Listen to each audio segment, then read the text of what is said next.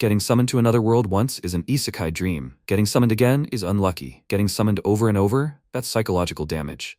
Each summoning stripped away a piece of his humanity, until emotions became optional. Now he doesn't care about heroes, kings, or saving worlds. Only stats, power, and survival. When you've been isekai'd too many times, you stop being human and start becoming the final boss. Let's go. This story began rather unusually. The goddess greeted Inori and said that she was what humans often call a goddess, and that she would briefly explain his current situation. Then she looked at MC and asked, "Didn't he come by some time ago?" Inori looked at her and answered positively, then said that it had been a while since they had seen each other. Or should he have said it had been 10 minutes or so? If possible, he would like an explanation of his current situation in 20 words or less. Takafuji Inori, humanoid stats.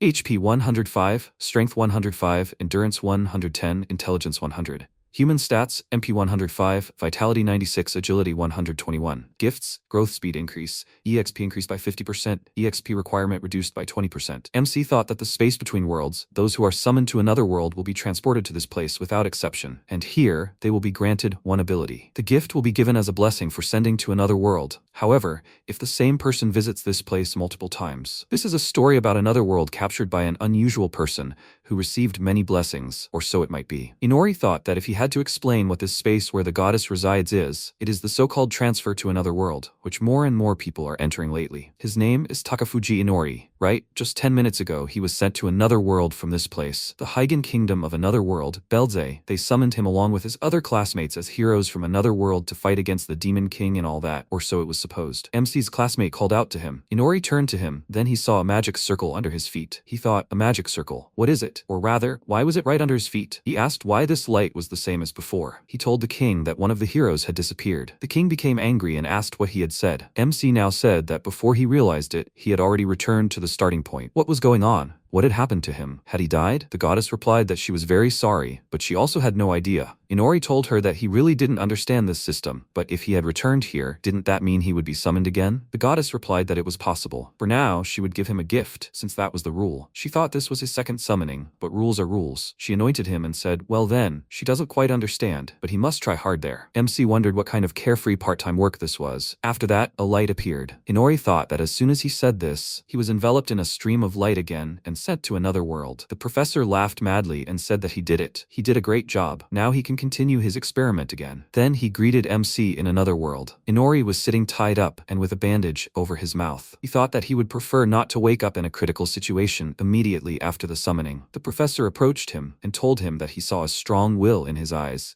The thought that from now on he would be able to conduct experiments on his body excited him. MC thought, God, this creepy man is irritating him. He's too close. His nose is about to touch him. By the way, what the hell is going on? He can't move because of the chain. The professor said enthusiastically that it looks like his magical eye of restraint is working just fine. This is excellent work. Noticing the knight's eye, Inori thought, this eye. The professor, noticing his gaze, said that it was a magical eye, and as for the subject he would be experimenting on, he would be experimenting with the magical eye he possessed. After this, the professor frantically said that those summoned from another world appeared with magical eyes without exception, and it was his job to conduct experiments on them. MC at this moment thought he understood. This magical eye was a gift from the goddess before arriving in this world. The professor said that then he should stop chatting and it was time for him to begin. It was time to evaluate his eyes. Then the knight said that he understood. After that, he approached Inori and picked him up. Looking at MC, the knight said that, looking at him with his magical eye of evaluation, it seemed to him that he had two magical eyes. The black right eye is the magical eye of vision. The magical eye of vision specializes in vision, that is, evaluation and photographic memory. The golden left eye is the magical eye of formation. The magical eye formation allows him to store magical information in his eye. Inori thought, weren't both his eyes black? He now has different eyes. What? It makes him feel like he's got 8th grader syndrome. At that moment, the professor laughed madly again and said, so he has two of these. This is brilliant. It makes his heart flutter. He should put it on the bed and bring his tools. They should start the experiment. At that moment, the professor looked at MC. Inori began to disappear and said, what a great time.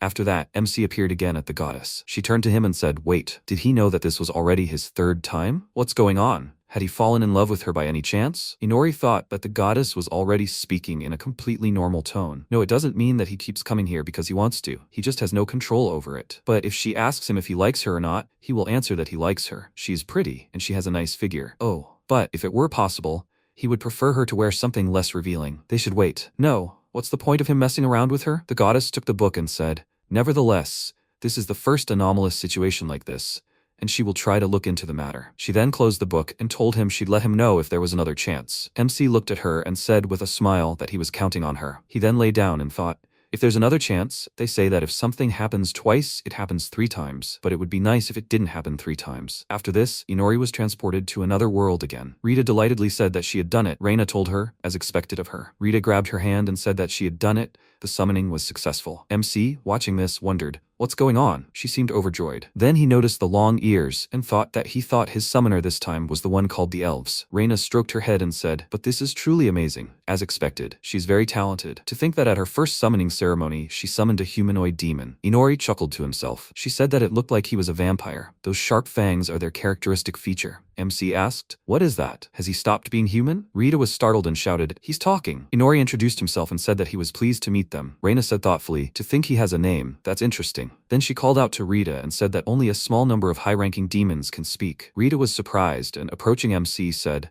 Baron, no, perhaps he's an Earl-class demon. Inori thought he knew she was happy, but at that moment she started touching his head. MC wondered if they took too much time. Can they see? It's a pity, but time was up. Inori teleported to the goddess again. She asked him if he felt sick of being summoned again and again. Well, if he wanted to get it over with quickly, maybe he should make a contract the next time he was summoned and bind his soul to that world. MC thought, a contract, right? The first time he was summoned with everyone, compared to that creepy professor the second time.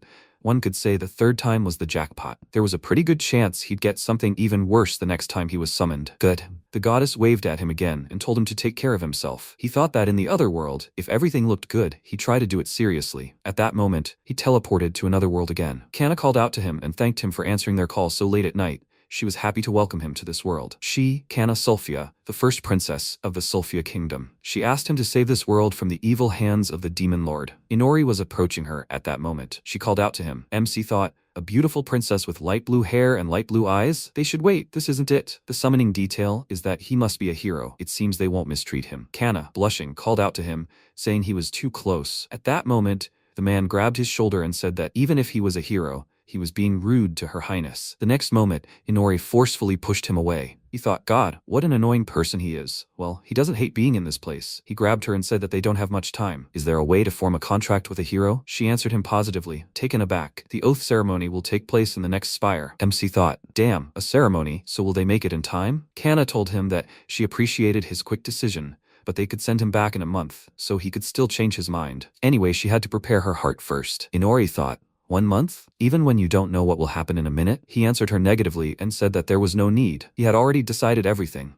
He wanted to exchange vows with her as soon as possible and spend the rest of his life here with her. Kana was shocked by his words, vows, the rest of his life. MC let out a sigh and thought that he should hold on to this pure-hearted girl and quickly seal the contract. But just when he was saying all that, damn it. After that, he apologized to her and said that time was up. It wasn't long, but it was fun. She, watching him disappear, said that he should wait. The goddess welcomed him back and said, what a misfortune, isn't it? He almost got himself a princess. Inori thought that he didn't care at all. The goddess said he was sulking. MC meanwhile lay down and just decided to laze around. The goddess thought that, however, every time he came here, he became less and less like a human. She told him that it might be strange to hear from her who gave him these abilities, but right now he has several of them, and one could already say that he's a cheater. Inori just laughed at this. Then he thought, he got it. That's how they accumulate status, right? Oh, it appeared. MC summoned the information window. He thought there were more of them than he expected. The information window listed growth speed increase, 5-fold increase in experience, half the required experience, magical eye of vision, magical eye of formation, hatred of the sun god, vampire, baron class, skill robber. He thought about demonization and magical eyes, and each of them was different, which is why it began to stand out. What should he do? Maybe he should start wearing an eye patch. Skill robber. Well, there are also skills. Or rather, it was exhausting him mentally. The goddess asked him if he had relaxed too much. He should get up already. Inori pretended not to hear her. He thought it was so bad that he just wanted to spend his whole life with the goddess. Come to think of it.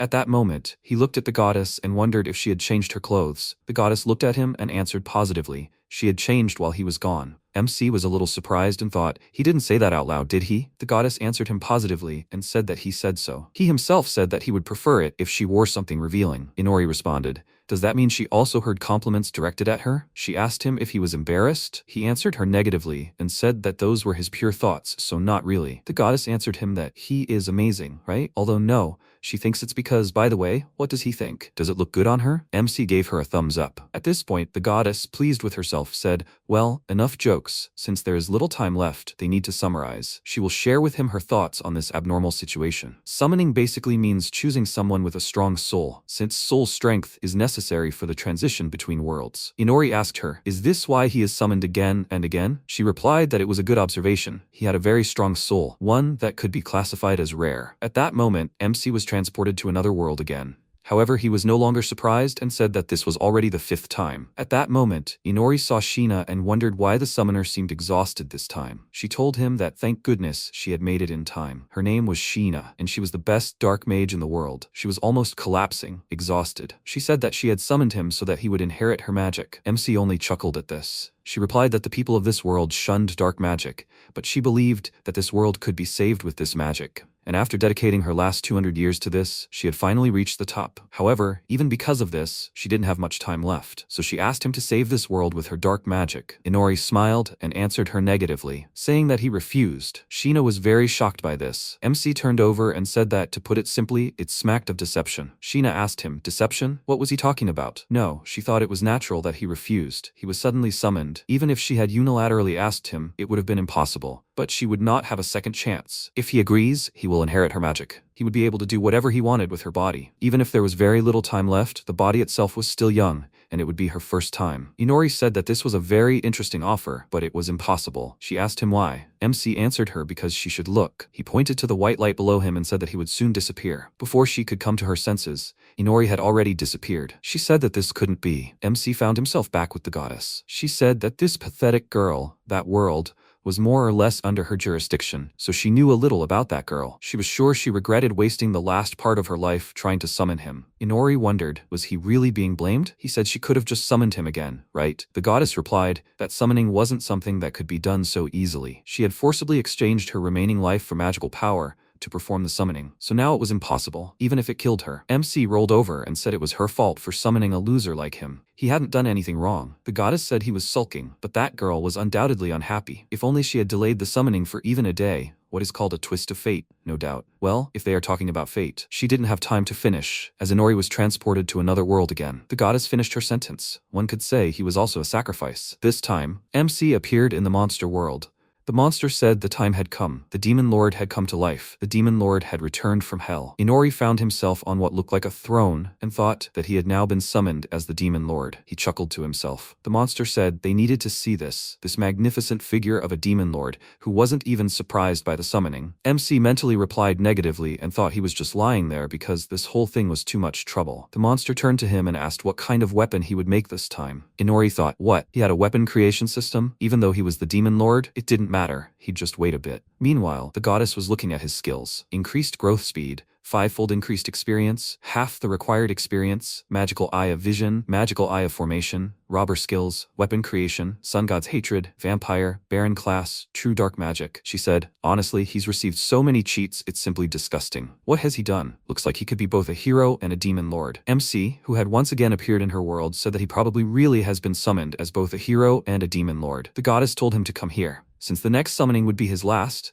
she would put all the cheats he'd accumulated in order. She touched his head and said, well, this time she's saying goodbye to him for real. It's been a long time since she's had such a long conversation with a human. It was fun. Inori's surroundings glowed again, and he told her he had fun too. At that moment, MC found himself in another world again. The king looked at him and said there were supposed to be 3 heroes. Inori got angry and asked if he had been caught in another summon at the last moment. MC thought he had shouted. Miara said she understood what was going on. They should be thanking her. The 3 of them were the heroes they had summoned. She looked at Inori and said, that's usually a commoner who got caught in a summon. In any case, they should be grateful to her, since she was the one who summoned them. She is the first princess of the kingdom of the rising sun. They should be falling on their knees and thanking her. MC looked at her and thought with disgust, how many times should he thank her? Miara said they only wished for one thing. For them to become their special squad and help them fight the Demon Lord's army and, in general, demons. Inori thought, and here's the Demon Lord with his army. Miara said that in this world, there are races such as humans, demi-humans, and demons. The demons are trying to establish their own country with a Demon Lord at their head, so their attacks on human lands continue. Therefore, the Makard Empire, the head of the Confederation of Nations, summoned the rulers of all countries, and to prevent a crisis, it was decided to summon heroes, and also, by raising and training them in each country, create an army of heroes. MC thought, not quality, but quantity, right? Miara asked them, did they understand? They should become worthy heroes, so as not to disgrace their country. MC thought that after this, they all received the blessing of heroes. Shinzaki Ryuto, blessing, breaking the limit. Hirasawa Tamaki, blessing, magical affinity. Isogai Aoi, blessing, barrier art. Takafuji Inori, blessing, surveillance. Inori wondered, a blessing? Spying? He didn't know what it was, but somehow he felt like it was something bad. After testing their physical and magical abilities, Ryuto showed superhuman strength in the physical test, while Aoi and Tamaki showed extraordinary results in the magical test. And what about him? He was weak, his physical strength below average, his magical power almost non-existent. And then night fell. Each of them was assigned a room in the castle. MC used the status skill. After that, an information window appeared which said Takafuji Inori, Demon, Vampire, HP 815, MP 8067, Strength 956, Vitality 856, Endurance 935, Agility 1056, Intelligence 2556. Increasing the speed of growth, acquiring abilities, gaining a level, and learning new techniques takes less time. Experience increased 5-fold. The experience gained increases 5-fold. The required experience is half as much. To level up, you need half as much experience as usual. The magical eye of vision, it remembers everything it sees, down to the smallest detail. The magical eye of formation, it can create what it sees. A magic circle of summoning.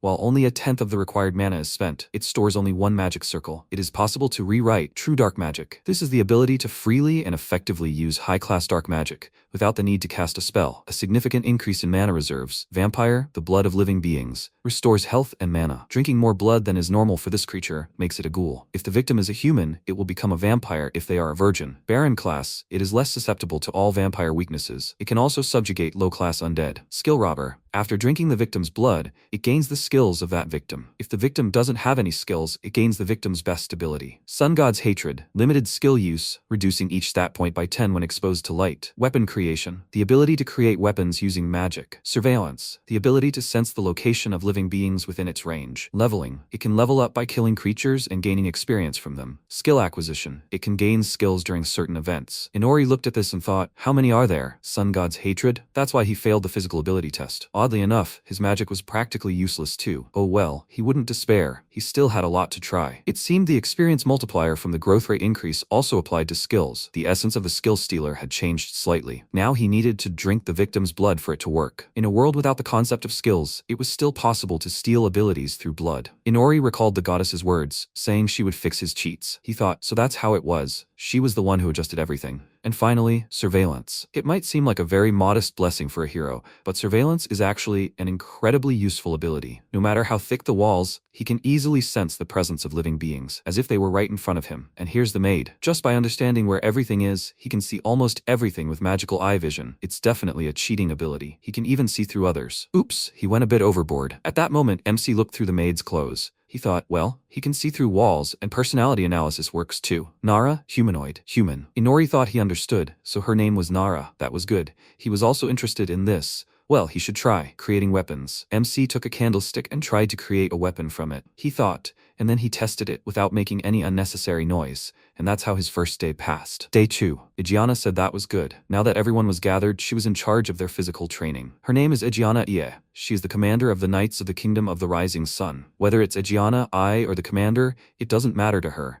They can call her whatever they want. Inori thought, so in this country the knight commander is a girl. Igiana said, well, they should start training. The Valkyrie squad will be training Ryuto, Tamaki, and Aoi. They should approach them. And he. After that, she looked at MC. After a while, Inori thought, seriously, why is he the only one working out? MC looked really tired. Sweat was pouring down his body. Igiana said that he needed to really tone his muscles first. Inori answered her positively and thought that was cruel. Well, fine, he'll just wait and try to escape. Igiana said that she was keeping a close eye on him. He should give it his all. MC thought there was no escaping her. Igiana called him and asked, why is he lying down? He only did 30 push-ups and was already tired. Inori thought she should have mercy on him. Besides the fact that he hadn't slept all night, this sunlight was just killing him. He mentally addressed her and said that he was actually a vampire. At that moment, Miara approached them and apologized. Igiana turned to her and asked what brought her here. Miara said she personally came to observe her training. They should thank her. Igiana asked her, is that so? Then she should sit down in this place. MC thought, this is her? Thank her? Which everyone ignores, some kind of habit or something? By the way, after training there are supposed to be theoretical lessons with the princess. Okay, first thing he does is use analysis on them. Inori used analysis and saw. First princess, humanoid, human, HP 75, MP 3000, blessing, witch's blood, titles, princess of the rising sun, gratitude collector. MC thought, what kind of gratitude collector is this? And one more. Inori looked at the second princess and an information window appeared. Second princess, humanoid, human, HP 150, MP 1048, blessing, witch's blood, genius, titles, princess of the rising sun, princess of tragedy, doll princess. MC wondered if they both had princess written instead of their real names, or if princess was their name. And there was another strange thing, the second princess. So she's her younger sister? But no matter how you look at it, she doesn't look younger than the first one.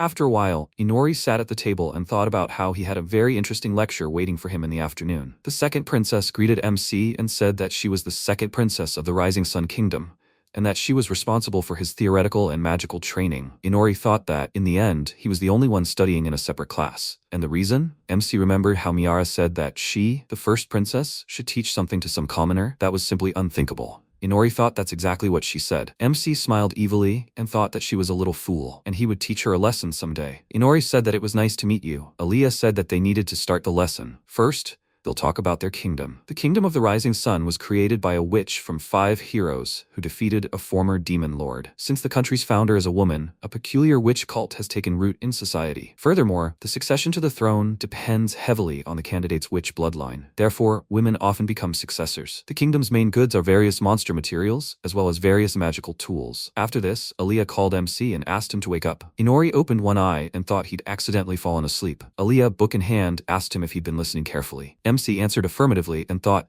in short, this is a country where power passes from hand to hand among women. It's only logical that there's a Valkyrie squad here, and the knight commander is a woman. Aaliyah asked him if he had any questions then. Inori answered affirmatively and asked what magical tools were. Aaliyah said that these are devices that are powered by the user's magic. MC thought he understood now, meaning magical technology must be well developed in this world. Apparently, this pen was one of those devices. It wrote smoothly even without ink. Aaliyah asked him if he had any more questions. Inori answered yes, and asked what her name was. Aaliyah said she didn't have a name. Basically, the second princess was her name. When a royal daughter gains the right to inherit the throne, she is stripped of her name. MC thought, what? So that's it? But then, what about their usual conversation? Inori imagined the first and second princesses conversing with each other. He thought, really? This was nonsense. He dozed off several more times before the end of the lesson, but the princess, without showing any anger, woke up a lazy person like him each time. She simply continued to smile, her expression unchanged. She behaved like a proper princess, unlike that capricious girl. But for some reason, he sensed something strange about her. And finally, night fell. With the onset of night,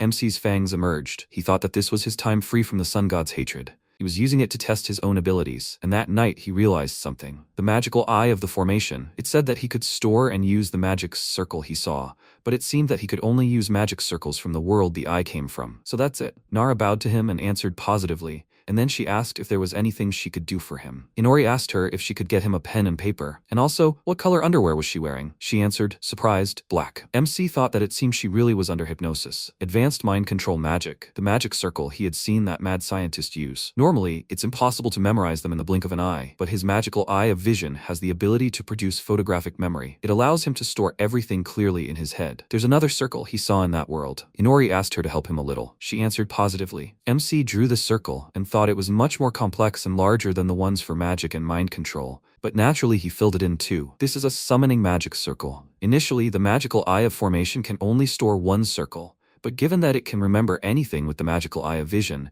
he only needs to draw the desired magic circle on paper. This way he can switch between 2 different magic circles. Inori said with a smile that this is excellent. He thought, well, he should overwrite this circle in the magical eye of formation in place of the old circle. It's a combination of both eyes at once. Magic eye of vision, long-range application. Magic eye of formation, summoning magic. After that, a glow appeared around MC again, and he thought, this is it, this feeling. After that, Inori teleported to another location. He said that the teleportation was successful. Now he can go outside freely. Good, he doesn't have to hold back here. At that moment, a monster appeared in front of him. MC looked at it and asked, what is that, a bird? No, is that some kind of monster? An information window next to the monster stating, unnamed monster Ketso bird.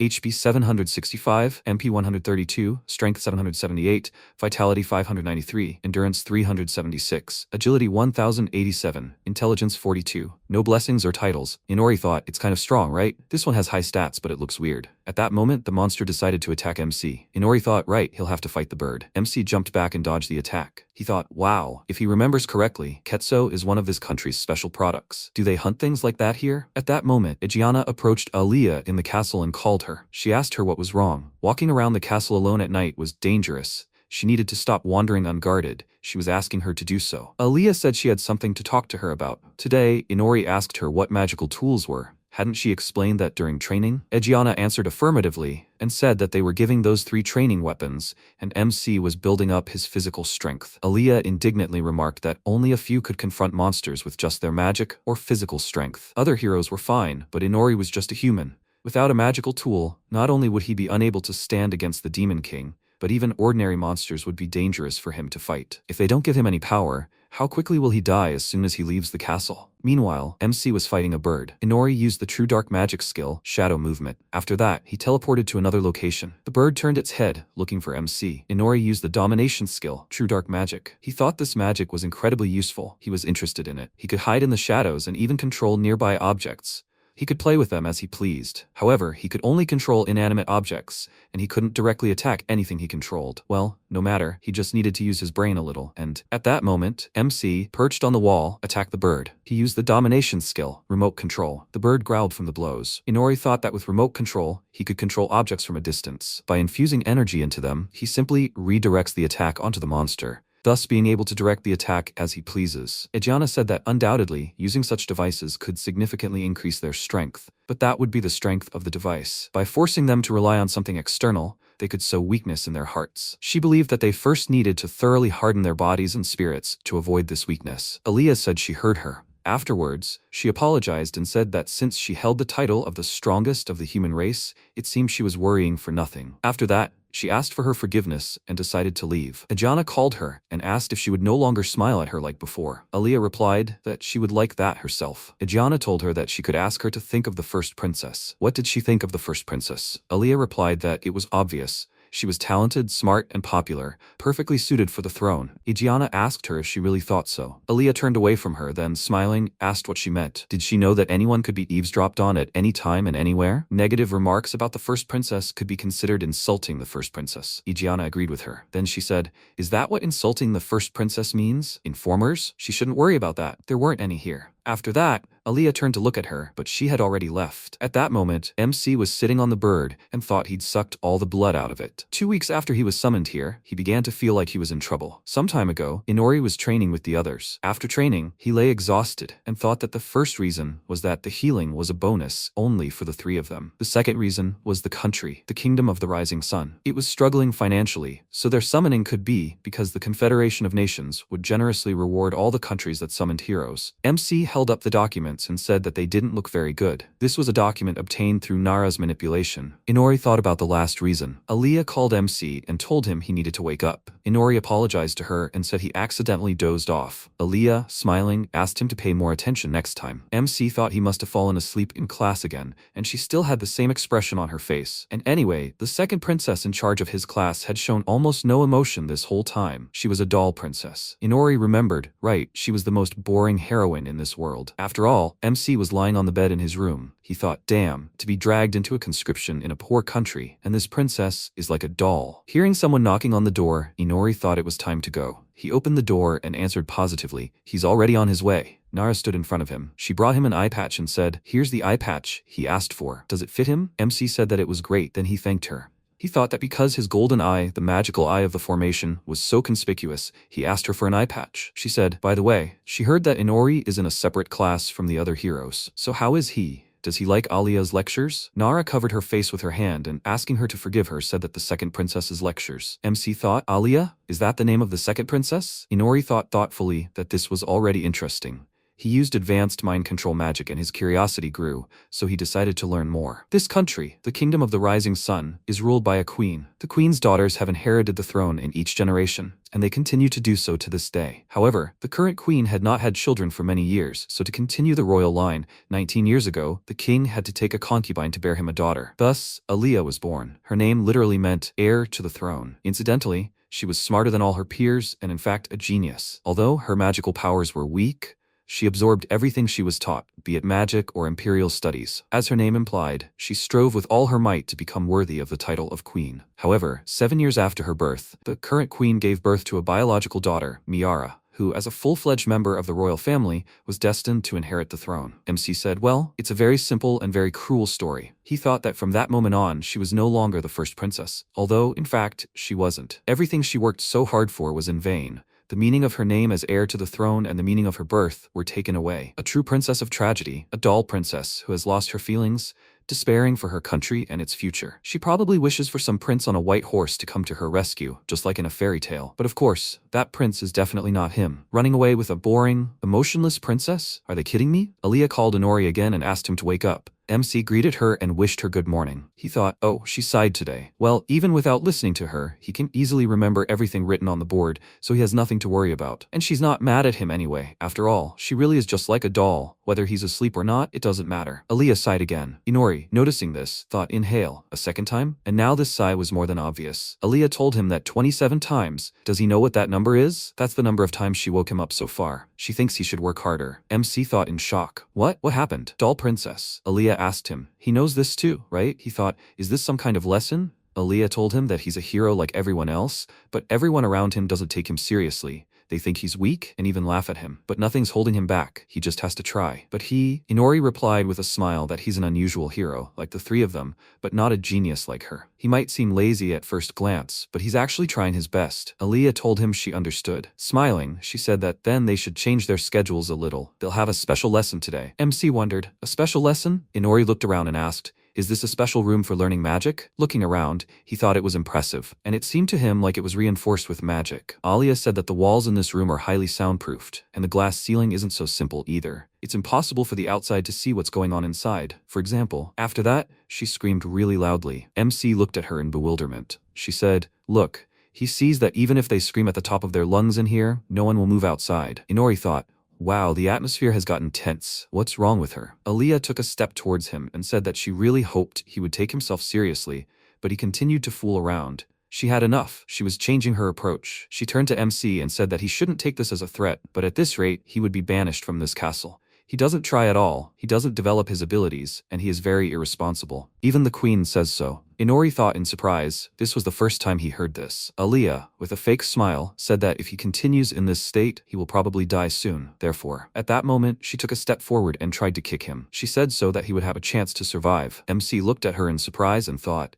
this is a princess. As soon as she led him into a soundproofed closed room, she immediately started beating him. She acts like some kind of tomboy. Aaliyah continued to attack him and said she would force him to evolve. Inori thought in shock. Where had the former doll-like princess gone? Aaliyah turned away from him and asked if he wasn't ashamed. He'd been summoned as a hero, and all he could do was run from the enemy. MC mentally answered no and thought it would be better for him not to engage in battle, but he couldn't handle it without his tricks. Aaliyah calmly said that his behavior now proved it. Everyone knew what would happen to him if he were left alone against an enemy, even a weak foe like her. Her words were like a blow to Inori. He thought, how is she? Is his helplessness already on everyone's lips? Aaliyah loudly asked him if he was happy with this. He could still become stronger. After all, he's not like her. He's not yet left behind. He's not stuck in a bad situation. MC looked at her and thought that from the very beginning, her behavior towards him was simply a desire to assert herself. Dodging another of her blows, Inori laughed. His fangs emerged again. The next moment, he was gone. Aaliyah lost track of him and started looking around. She looked back and saw that he had appeared behind her, still laughing. She looked at him in shock and asked how he dodged. MC used a true dark magic skill, shadow movement. Inori, grinning madly, replied that it was a secret. He thought it didn't matter now. He told her that she had cleverly fooled him. She was just playing a role. In reality, she was more than that simple. Now he sees this storm in her, this envy. Emotionless? A doll princess? This is genius. She asked him why he was laughing like crazy. MC laughed even crazier and said that she was strong-willed and never gave up. Now he was really interested, the second princess of the Kingdom of the Rising Sun.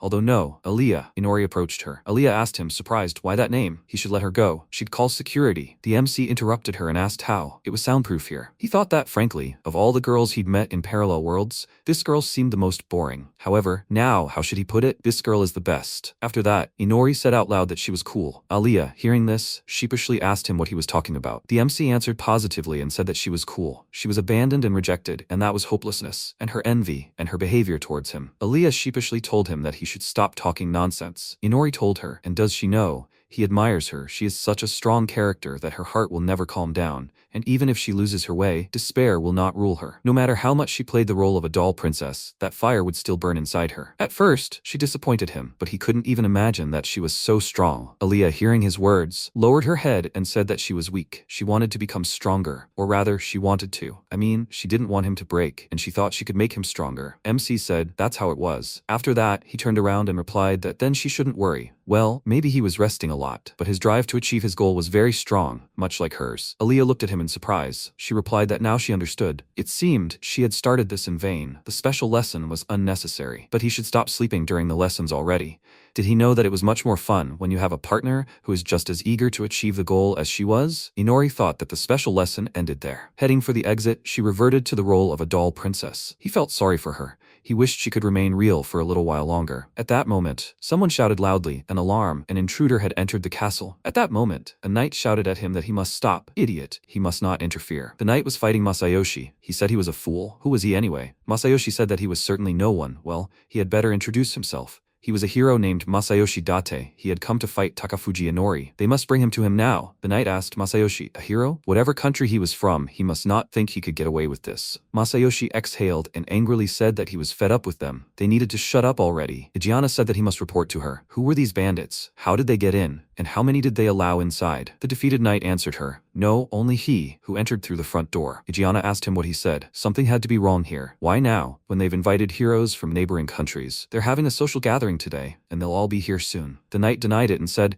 it's hard to believe, but this bandit says it is. Ryuto ran up to Masayoshi at that moment and asked, what the hell happened here? Did this guy really do this alone? Masayoshi noticed them and said, modern clothes. He thought, are these the heroes of this country? 2 girls and 1 guy. Then by process of elimination, he must be the MC. At that moment, Masayoshi started attacking Ryuto. He asked him, here he is? Aoi said in surprise. He's fast so suddenly? The knight asked them to be careful. He's a hero. Masayoshi said he came all this way to meet him. They need to duel. As they continued to fight, Ryuto wondered what kind of sword that was. He was just swinging it awkwardly and stupidly. There was no sense or style to his movements. But this sword is sharp and refined, as if driven solely by the idea of slaying the enemy. It's strong, too strong for a human. No, he's a hero. His power comes from a blessing, but he doesn't know what kind of blessing it is. Afterwards, he said, that's excellent. In that case, so am I. At that moment, he began to use the blessing of limit breaking. However, before he could finish, Masayoshi knocked the sword from his hands. Everyone was very surprised. Masayoshi told him it was over. Ryuto thought it couldn't be. He was going to die like this. At that moment, Ijeana approached them and said thoughtfully,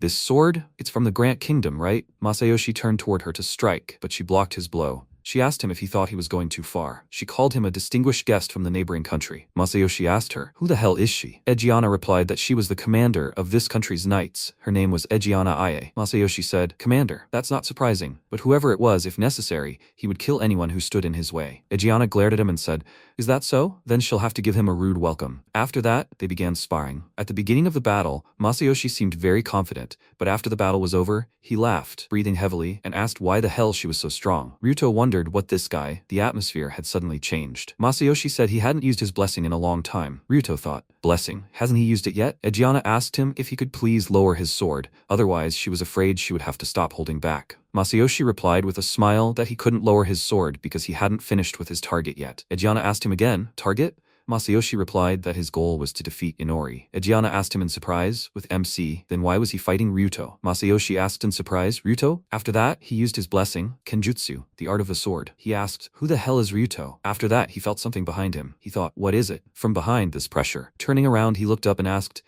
who is he? He thought, is it his imagination? Inori stood above and said in surprise, wow, he's attacking him so suddenly. MC thought, but what's going on here? Beaten soldiers apologizing high-ranking officials from a neighboring country. As for Ryuto, what happened to him and his harem? And this guy? Masayoshi asked, did he find him? Is he Inori? MC answered positively and said that it was him, Inori. But who is he? After his question, everyone standing nearby was very surprised by this. Aaliyah asked him, don't you know him? MC thought he didn't know anyone who would be so eager to beat him up. Judging by his status, his name was Masayoshi. Masayoshi. Seriously? A brilliant name? Well, the name Masayoshi, justice. He could practically smell the hypocrisy emanating from his name. Well, that was another headache. Masayoshi called him out and said he was challenging him to a duel. Inori was surprised by his offer. Masayoshi approached him, and calling him an idiot, said he would prove himself unworthy of the goddess. MC looked at him with a smile and asked, goddess? He recalled the image of the goddess he met when he traveled to parallel worlds many times. The goddess thought, a pure white place. a complex world beyond human understanding, and in this world, all alone, there lies a beautiful guide to another world. That's right, it's her, the goddess of the transformation of souls. She was relaxing and basking in the sun. However, she took off her glasses and said it was a summons after a long time, but she thought everything was as usual. She changed her clothes and returned to her usual state. She said it was just that when he appeared, everything was so abnormal. Well, she welcomed a new hero to a place called the intersection of worlds, where she is what they call a goddess. So, Masayoshi interrupted her and said, "She." The goddess asked him again, "She." Masayoshi looked at her and said, "She." After that, he abruptly asked her to marry him. The goddess abruptly refused him. She thought it was a conditioned reflex, and the one she shocked by her rejection was Masayoshi. Afterwards, he was summoned to the same world as Inori, and in the present, Masayoshi said that he had met a goddess. MC responded in confusion, saying he didn't quite understand what he was talking about. Masayoshi asked him, "Really?" Inori thought the only thing he'd learned from his story was that he'd been rejected by a goddess. So why had he suddenly proposed? Was he crazy? He didn't like this guy. He knew he shouldn't have gotten involved. Masayoshi told him that he should listen then. He asked the goddess, didn't he? He knew it was useless. The goddess awkwardly apologized to him and said it was very sweet of him. But could he see that she was a goddess? Masayoshi asked her, "Then is there a guy she's in love with? At least she should give at least one reason." The goddess thought for a moment and said, "That's right, he was summoned, just like him. A guy named Takafuji Inori. She fell in love with him at first sight, so if his soul is stronger than his, then he might consider proposing to her." Masayoshi said it, and there he was. MC thought, what? It seems he realized what was going on. This goddess just decided to dump all the troubles on him. The next time he saw her, he'd hit her on the head. So what should he do? Masayoshi said they needed to stop talking. He'd let him activate his blessing and trample him completely. Inori thought he was a real pain in the ass. At that moment, Ryudo appeared in front of MC and told him not to give in to his provocations. He probably had a strong blessing. He could be seriously hurt. Inori thought that he wasn't planning on fighting him, and he wasn't advised to. This guy was fighting the commander on equal terms without her blessing. He was an idiot, but that's the situation. He remembered Aaliyah telling him he'd be banished from the castle if he continued like this. MC thought, why not try using him to his advantage? He answered positively and said he wasn't quite sure what he wanted, but he accepted his challenge. Everyone was shocked by his statement. She told him to think again. He was going to die. She told him that the most he could do was 30 push-ups. Inori thought he didn't care about those 30 push-ups. Masayoshi said that was a good answer. Apparently, he was worth something. MC smiled and said, by the way, what format of duel would he like to fight in? Masayoshi asked in surprise. Format? What format? He was going to fight him right there. Inori said, well, for example, if a person with a firearm and a person with bare hands were to fight, it's time for a fair fight. Can it really be considered a duel? Masayoshi asked him what he meant by that. MC smiled crazily and said that his blessing is surveillance, and his blessing is kenjutsu, right? He's afraid that his blessing isn't quite suitable for combat, but he has some advantage. Does he really want to use it to surpass his opponent? Masayoshi got angry and replied that he must be joking. Who would make such a cowardly lunge? Everyone present thought it was very clever. Inori thought he finally got it, that's better. MC looked with his skill and saw, Masayoshi Date, blessing, kenjutsu. Inori thought he was a simpleton. Takafuji Inori, blessing surveillance, magical eye of sight, magical eye formation, true dark magic, vampire, weapon creation, robber skills, and so on. Masayoshi asked, then what duel format should they choose? MC answered then. The next day, Inori asked, how about this? Masayoshi asked him, is this a dungeon capture? MC answered positively. He thought he noticed this place during his nightly strolls. The night commander told him that the small floors of this dungeon are used for night training. Inori said the victory condition is defeating the boss. In that case, he could use his blessing of surveillance and he could use his blessing of kenjutsu, so they would be on almost equal terms. Masayoshi agreed with him. MC told him the deadline was the day after tomorrow, before the public meeting. He didn't have time to finish, as Masayoshi rushed straight to the dungeon. Inori chuckled to himself and thought,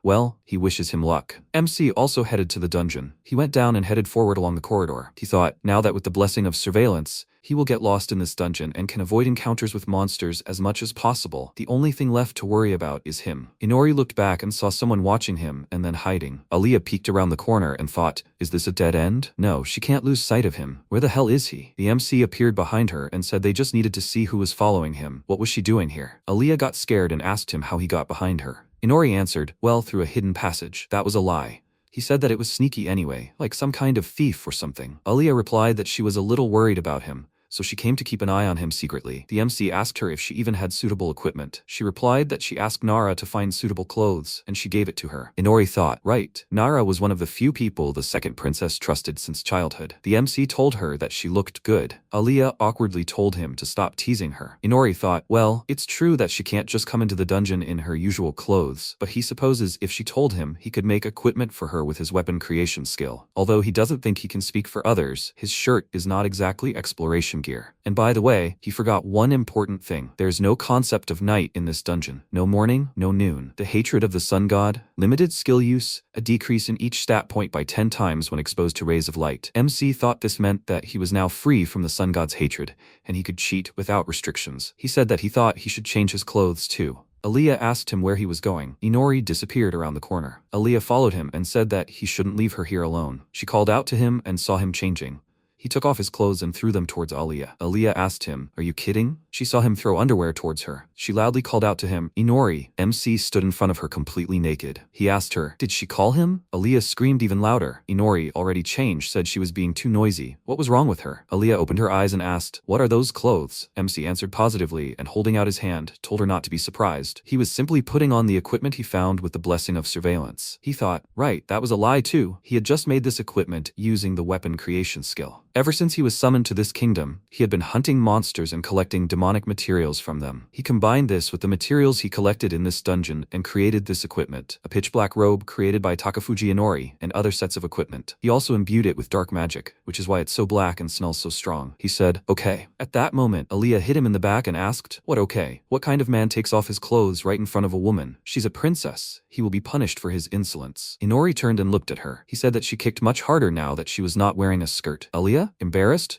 said that he was not even going to repent for his misdeed. MC at that moment saw a monster behind her. He agreed with her, and then he pulled out throwing knives from the ground and used skills, true dark magic, throwing technique, dark silver daggers, creator Takafuji Inori, dark threads, creator Takafuji Inori. After that, he attacked the monster. He told her that they should stop with this childishness. They were in the middle of their game. Aaliyah turned around and saw that Inori had defeated the monster. He told her that she should follow him. He would show her his way of fighting. Takafuji Inori versus Masayoshi Dade, 6 hours after the start of the battle for the goddess. And finally, one of the heroes reached the waiting boss. Masayoshi reached the boss. Then he entered the room and began to fight it. After some time, Masayoshi cut the monster in half. The result, the winner, is Masayoshi. He looked at the monster and said that it sucks. He thought about MC and asked where the hell he was. At this time, Aaliyah returned home. Nara turned around and greeted her. However, when she turned around, she saw that Aaliyah was covered in dirt. Aaliyah told her that she was too loud. She'd like to take a bath. She needs to get it ready. Nara responded positively and said that everything would be ready in a minute. After that,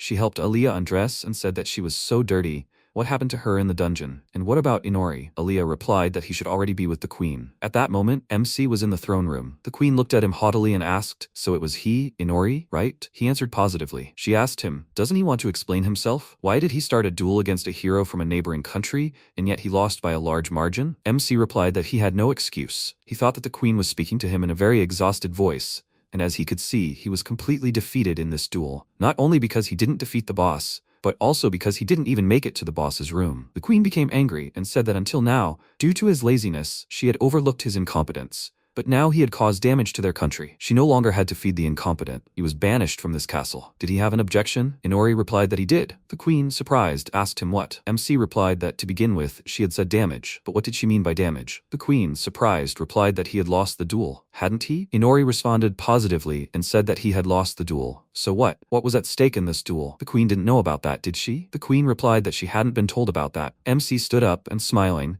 said that this duel was about dignity. The condition was that whoever won this duel would be worthy of a certain woman. The queen covered her face in confusion and told him that he should wait. And that was it? Inori answered positively. He thought that dueling was a long-standing tradition, and they say that anything wagered in advance has absolute power. But this time, that wasn't the case in this duel, so the country wouldn't suffer any losses from losing this duel, and he said that besides, in that dungeon, not only did he do nothing, if he couldn't win, he thought he should at least take something with him. After that, MC handed the queen the bag. He said, "Well, now, they need to look inside." The queen looked into the bag and was very shocked. A few hours ago in the dungeon, Aaliyah called Inori and asked him if he really wanted to abandon the duel and hunt for treasure. MC opened the chest and answered positively, saying no problem. The Knight Commander knows. Duel? This is complete nonsense. First of all, what benefit does he gain from fighting this monster? His goal in entering this dungeon from the start was treasure. He can feed his tasteless victory to a dog, but when he puts aside his shame, beauty, and humanity, he can find another way to profit from everything. If he doesn't know how to do something right or successfully from the start, then he can simply do everything wrong from the start and he will do anything for it. Aaliyah didn't answer him and just sighed. Some sounds were heard behind him, and Inori said, "Wow, well, they need to finish here already." MC took the bag and headed forward. At that moment, Aaliyah looked back and told him that there was still one left. Inori responded positively and said that it was fine, she should leave it alone. Aaliyah began to open the chest and said that it was a great loss not to explore the precious treasure chest. If he didn't want to, then she would. At that moment, a monster emerged from the chest. MC turned around and said he'd told her so. Coming closer, he saw that Aaliyah was half in the chest. He said it was funny how royalty in this country could need such help. At that moment, Aaliyah loudly called out to Inori and asked him if he could hear her. He had to help her. How disgusting. MC thought, well, judging by the monster's status, it didn't look like it was threatening her life, so he thought he could just watch for a while. Back at home, Aaliyah put her dirty clothes in the hamper and took a bath. She said that the opportunity to explore the dungeon under the pretext of a duel and prove the usefulness of surveillance in the country, bringing back treasures, in which case, instead of being blamed for defeat, he even solved the problem of exile. She said that Inori was much stronger and more sinister than she thought. MC lay in the room and thought that, in addition, when he checked his status after returning to the room, he noticed that he had gained the new skill Cheating at level 1, and the new title, Bad Actor. Inori thought that this damned status should be silenced. The queen said that was good, and now they should begin their social gathering between the heroes and heroines of the Kingdom of the Rising Sun and the Kingdom of Grant. Everyone there raised their glasses. MC thought, oh right, he'd completely forgotten, but originally it was only planned to be a social gathering of heroes and heroines between the two kingdoms, and a duel wasn't part of the plan. The main culprits were Ryuto and his harem from the Kingdom of the Rising Sun, and two other heroes along with Masayoshi from the Kingdom of Grant, and the incompetent hero sitting in the corner. That was him. He sarcastically thanked everyone in his mind and thought that originally they were just going to ignore him, excluding his existence and presence at this gathering.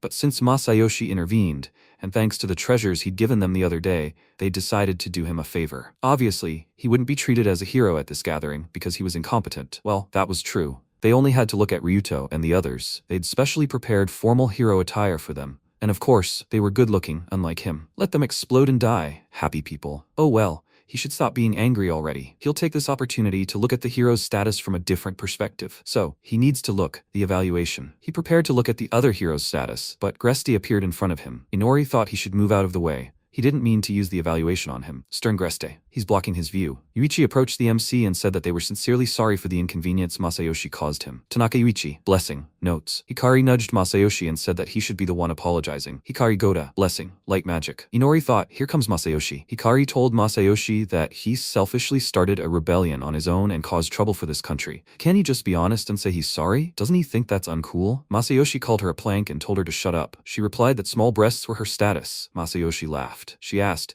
did that blonde idiot just laugh? Okay, then it's war. Yuichi said she should calm down. MC thought, right, it looks like they have a lot to do there. Anyway, if Masayoshi sees him, he'll be in trouble, so he better get out of here quickly. Hikari noticed Inori and asked, is this guy one of this country's heroes? He dueled against Masayoshi. She pointed at him and asked how strong he was. Tamaki tilted her head and replied that he didn't even pass the physical fitness test. Did he? Aoi answered positively and said that he can barely do 30 push-ups. Ryuto agreed with them. Hikari asked, is he that weak? So Masayoshi got to this country before everyone else, alone, to bully the weak? At that moment, Masayoshi heard her and looked at her madly. He asked her what she said. She was scared and said that violence was forbidden. Masayoshi was rude to her and then asked if she thought he bullied the weak for no reason or raised his hand against them for nothing. That's not true, and he doesn't care if it's not cool. She's an idiot. She should stop crying. As if he made her cry. She should stop. Ryuto looked at Yuichi and asked, does this happen often? Yuichi replied that it happened again. He apologized for bothering him. He wondered if the hero Masayoshi had started the duel with had one eye.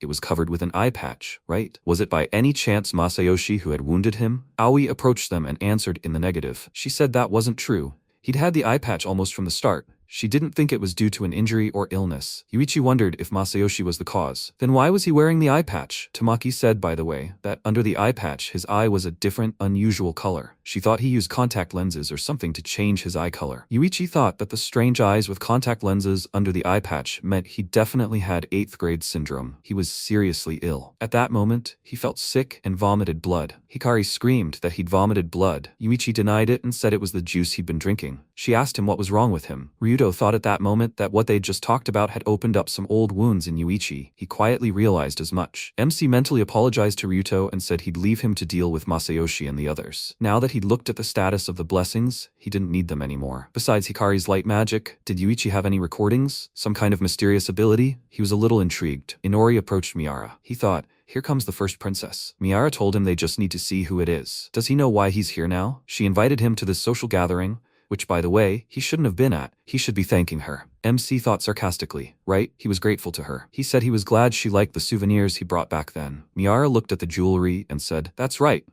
She put it on for him. He should be thanking her. And anyway, if this gift had been given to her. Inori wondered in surprise, what happened to her? When did this happen? Miara said, in any case, he should be grateful and he should continue to enjoy the feast. He thought, but this feast in honor of the gathering is quite luxurious, considering how poor this country is. True, this country's finances are in a very sorry state, so the treasures he brought back the other day played a huge role. But then he thinks, it's no wonder all the nobles here are so fat and the queen is covered in expensive jewelry. Apparently, they are the type of people who waste money and then don't understand where it went. It's funny, and yet, in a place like this, it's quite hard to be alone. He doesn't even know what to do. At that moment, MC noticed Aliyah. He approached her and said that he was saved. That's where she was. Inori called her by name, but she didn't react at all. After that, MC called her the second princess. And finally, Aliyah answered him. Inori thought he understood. It was all because of this place. Aliyah asked him how she could help him. MC thought she was back to being a doll princess, and that didn't make sense either. Damn, what should he do? Where else could he go? At that moment, Masayoshi approached him and greeted him. Inori thought in surprise, come on, Masayoshi. Masayoshi called him aside. He asked him why he'd even agreed to duel him. He'd heard that he'd simply given up on dueling him and gone treasure hunting. MC thought, oh, right? Masayoshi asked him, dueling for a goddess, more nonsense? Inori mentally answered him, something like that. Masayoshi told him, well, no matter how much he regretted it now, it won't change the fact that he won. MC thought he didn't regret it. Masayoshi looked at him and said what a smug and creepy idiot he was. He wondered how a goddess could even like such a freak. As he said this, he took a bite of food and then, without looking, threw the rest at Inori. MC, seeing this, instinctively dodged. He thought, damn. He reflexively dodged. Masayoshi, seeing this, laughed and called him nimble. Inori then thought, this damn goddess, how annoying she is. At that moment, somewhere in another dimension, the goddess sneezed and asked, she wondered who remembers her. God, how hard is it for her to be a beautiful goddess who can be proposed to within seconds of meeting someone? Speaking of which, she wonders how he's doing. She thinks he's already causing a stir in the neighboring area, although she doesn't think he'll be easy to defeat. It's his soul power. She even thinks defeating him is completely impossible. Soul power is the power of the spirit, meaning he's more arrogant, more greedy, more selfish, more insane, and more exceptional than anyone else in the world. A man who could be called the complete opposite of justice. A man who can make everyone in the world his enemy and destroy them one by one with complete impunity. She's very excited about what will happen next. MC looked thoughtfully at the information window, which stated, Takafuji Inori, Demon Vampire, Baron Class, Level 8, HP 6000, MP 18,073, Strength 6,167, Endurance 5,709, Vitality 5,747, Agility 6,497, Intelligence 4,580. Inori said, leveling up is getting more and more difficult. Although this is not surprising, there are no other monsters here besides Ketso. There are so many of them that they are enough for mass production of something. MC thought, Commander, Masayoshi, it seems this world is full of cruel and strong people. He thinks he should expand his search to areas with stronger monsters. Now, a few days after Masayoshi's appearance, he's finally done it. He's entered this place. He doesn't know that his first defeat and impending death await him here. A fantastical forest amid ordinary mountains. This place was hidden by hallucinations, illusions, and other special powers, but his magical eye's ability, Illusion Breaker, revealed it. In the fantastical forest, cut off from the outside world, he saw magnificent nature, as well as a wolf-like monster he'd never encountered before. And Inori walked through the forest and came to a large field with a huge tree in it. MC said this was definitely a bad place. This looks like some kind of RPG, right? Apparently this is the boss stage. Now he understands everything. It's dangerous.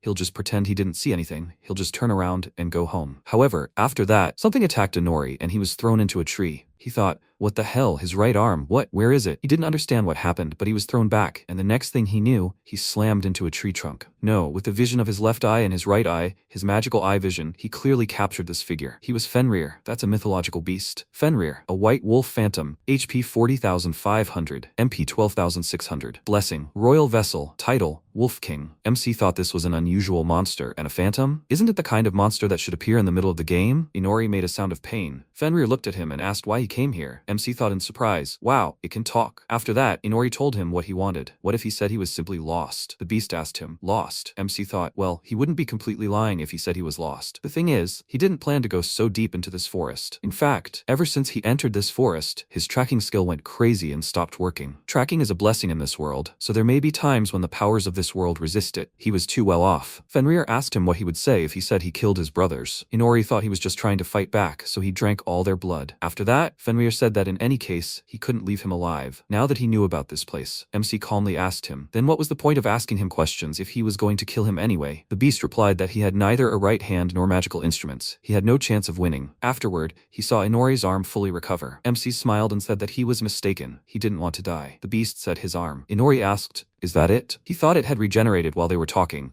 although he was losing HP in return. Fenrir told him he wasn't human. MC responded positively and said he was a vampire. After his words, the beast pounced on him, declaring him dangerous. Inori thought he needed to act as quickly as possible right now. Afterward, he dodged the beast's attack and leaped high into the air. MC thought he was about 3 times more agile than him. But when it came to reaction time, he had the advantage because he had a magical eye of vision. If he hadn't missed the first move of the attack, he wouldn't have been able to dodge its blow. The beast, noticing Inori, ran at him and growled. MC tried to defend himself from its attack. He thought, was it his fur? Damn, this is really bad. After that, Inori dodged the attack again and used the skill True Dark Magic, Control, Cancel. Numerous daggers appeared around the beast, and then they all headed straight for it. MC thought that right now he had no aces up his sleeve to kill it. In other words, if he continued fighting, he would die. He would gladly use summoning magic to teleport to another location and escape, but there was one problem. Right now, a mind-altering spell was active in the formation's magical eye, and he wouldn't be able to switch until he saw the summoning magic circle again. And by the way, the paper he drew that circle on, this is what it looked like after his surprise attack. He doesn't know what to do now. Fenrir told him that such a simple attack wouldn't harm him. He's wasting his time. After that, Inori saw Fenrir attack him with his fur, which pierced MC. The attack caused Inori's eye to fall out. Fenrir told MC that he should finally understand that no matter how much he tried,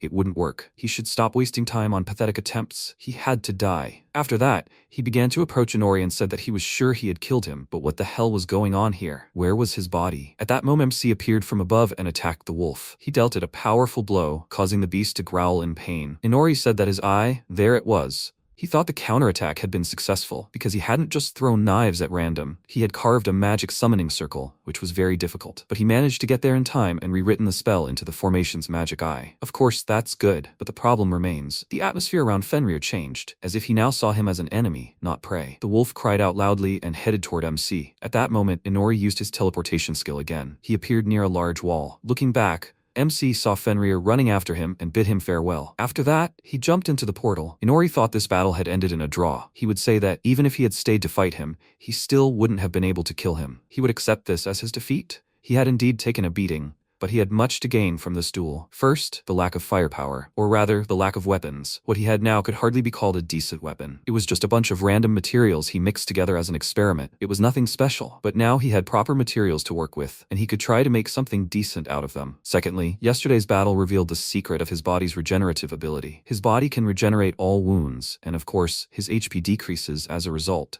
but the law of HP decrease is a mystery to him. He could sustain multiple internal injuries and still lose almost no HP. But on the other hand, there were times when he lost more HP than he thought, even when it turned out he was fine. Fenrir's attack. The needles from his fur hit various points on his body. If they hit his head, they only deal 5 damage, but if his arm were torn off under any circumstances, he would take around 80 damage. He believes the damage is precisely proportional to the volume of the body parts that were lost. And regarding the weaknesses of such a body, his regeneration works on the principle that his blood becomes flesh. Since he is a vampire, his blood has the ability to regenerate. Therefore, the heart, which is the pump for blood, is most likely his kryptonite. That is, a vampire's weakness. This also has nothing to do with Fenrir. He did some research on other vampire weaknesses, and it turns out there are vampires in this world too, and their weakness is mithril. But for him, mithril isn't a weakness. His weakness is silver. He became a vampire in the third world, which means he's different from the vampires in this world. In a world where the concept of leveling up and skills doesn't even exist, he can still level up and acquire skills. The magical eye of the formation can record the magic circles of this world in this world, and the magical dimension in this world can't even measure his strength. His skills operate against the laws of this world. Increased growth speed, Increased experience by 5 times. Required experience is halved. Magical eye vision, magical eye formation, true dark magic, baron class, robber skills, hatred of the sun god, equipment creation, surveillance leveling up, obtaining skills, kenjutsu level 5, stealth art level 5, throwing technique level 5, tenkenjutsu, technique of handling knives and daggers level 5, tobi mei geri, a kick in the Kyokushinkai karate system performed in a jump, level 10, cheating level 1. MC thought negatively, or perhaps he ignores the laws of this world. It was funny how much he'd learned about his abilities in the last few months. He'd researched, he'd developed his own skills, and now it was time for him to move on. Well, now that he'd sharpened the daggers, he needed to cut something to test them. As his curiosity grew, he wondered what he could do in this world. And right now, he had a suitable enemy to take revenge on. He'd return there tonight. He was his enemy, and it would be a shame to miss such an opportunity to fight and kill him with his own hands. Inori nevertheless headed back to the same forest. Fenrir said that these forests were lands under a witch's contract. The witch gave them safe haven, and in exchange, they were bound by the contract to destroy those who threatened their land. MC looked at him and asked, was it because of him that the forest was almost empty except for Ketso? The wolf responded positively and said, but he's still alive, and he can't forgive him for this. He can't allow him to continue to exist. He once let him go, and he dared to come here again. This time, he won't let him leave alive. Inori laughed and said he was very angry. MC thought, well, he's waiting for him to take action. Inori asked him, what's the matter? Has he already forgotten how much pain he caused him? MC thought he should be even more angry. First, he needs to fuel his hatred for him. To defeat Fenrir, who overwhelmingly outranks his other opponents and himself, he needs him to take the bait. Inori asked him, is this place really that important? The beast responded positively and said that this place, his brothers, they are worth his life. MC thought, from the very beginning, his motives were the same, protecting this land, protecting his brothers. It all comes down to this. It's as if protection is a way of life. It's better than he thought. It's great. It makes him want to kill him. At that moment, Inori decided to attack the wolf. Fenrir asked what? MC asked him if he had a good sense of smell. Then he surely knew what it was, right? Fenrir sniffed and said that it couldn't be. It's his brother, right? Inori smiled madly and said that he was very sorry. His former brothers were now his followers. How does he feel now? How does it feel to be attacked by those he tries to protect? How does it feel to see the manipulated dead bodies of his brothers? They are not his brothers anymore. Fenrir became very angry at his words and shouted at him that he was an idiot. After that, he rushed to attack him. The wolf's eyes glowed black. MC said, okay, he needs to get going. His anger level should be at its maximum now. He's planning to destroy everything around him to make it easier to attack, but he can't let him do that even though everything is going as planned. The wolf continued to attack Inori. MC thought it was time to use his family, since they were so good at blocking Fenrir's movement. Fenrir asked, what's the reason for all this? Inori wondered how many times he'd said he, and the wolf finally managed to land a blow on MC. Inori fell to the floor from the blow and thought his ribs were broken and they'd pierced his intestines. His body was being eaten away by the escaping stomach acid. He laughed to himself and thought that there was only one downside to all this. Vampires don't care about such injuries. Just when Fenrir was about to bite MC, he used teleportation. The wolf told him he couldn't escape. Inori thought, doesn't he understand yet? Teleportation is an excellent emergency escape, but it uses a lot of mana.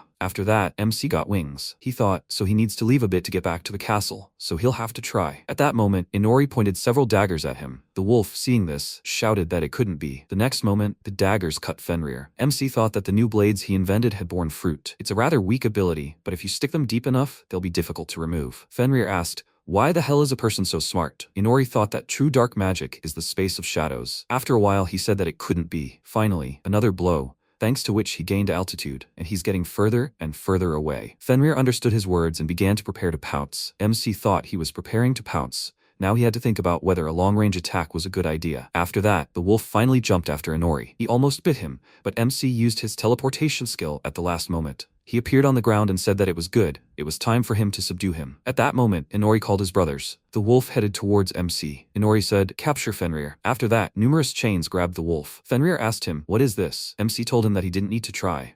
The trees around him were 300 meters long, and besides, he had woven everything so that the power was distributed evenly. He wouldn't be able to break free from this vine. He wouldn't be able to escape death. An information window appeared, which read, Vine, author Takafuji Inori, quality A+, price 5 million, abilities, binding, crystallization, hardening, compression. Fenrir asked him, when did he manage to do that? He didn't even notice. Inori said that he could completely control what he created. He could even erase the smell. He did everything, even the smell of the vine, after which he allowed himself to relax a little. MC thought, and in general, all the shadows of things he decided to control belonged to him, meaning things connected to his shadow space. And with the shadow knives he'd stabbed into various trees during the battle, he created a vine and controlled it remotely. He then used it as bait, then teleported into the sky and slowly, deliberately lured it into a trap. At that moment, the wolf tried to escape. Inori said that apparently he was resistant to cutting blows, but it wasn't enough to tear them apart. This was the end for him, so, at that moment, MC bared his fangs and wished him bon appetit. After a while, Inori stood next to Fenrir's body. An information window appeared. Takafuji Inori, level 13. He received unique skills, enhanced, tool of the king. Added some skills. Bite 2, jump 1, fly 1, dodge 2, thread weaving 1, control 1, set trap 2,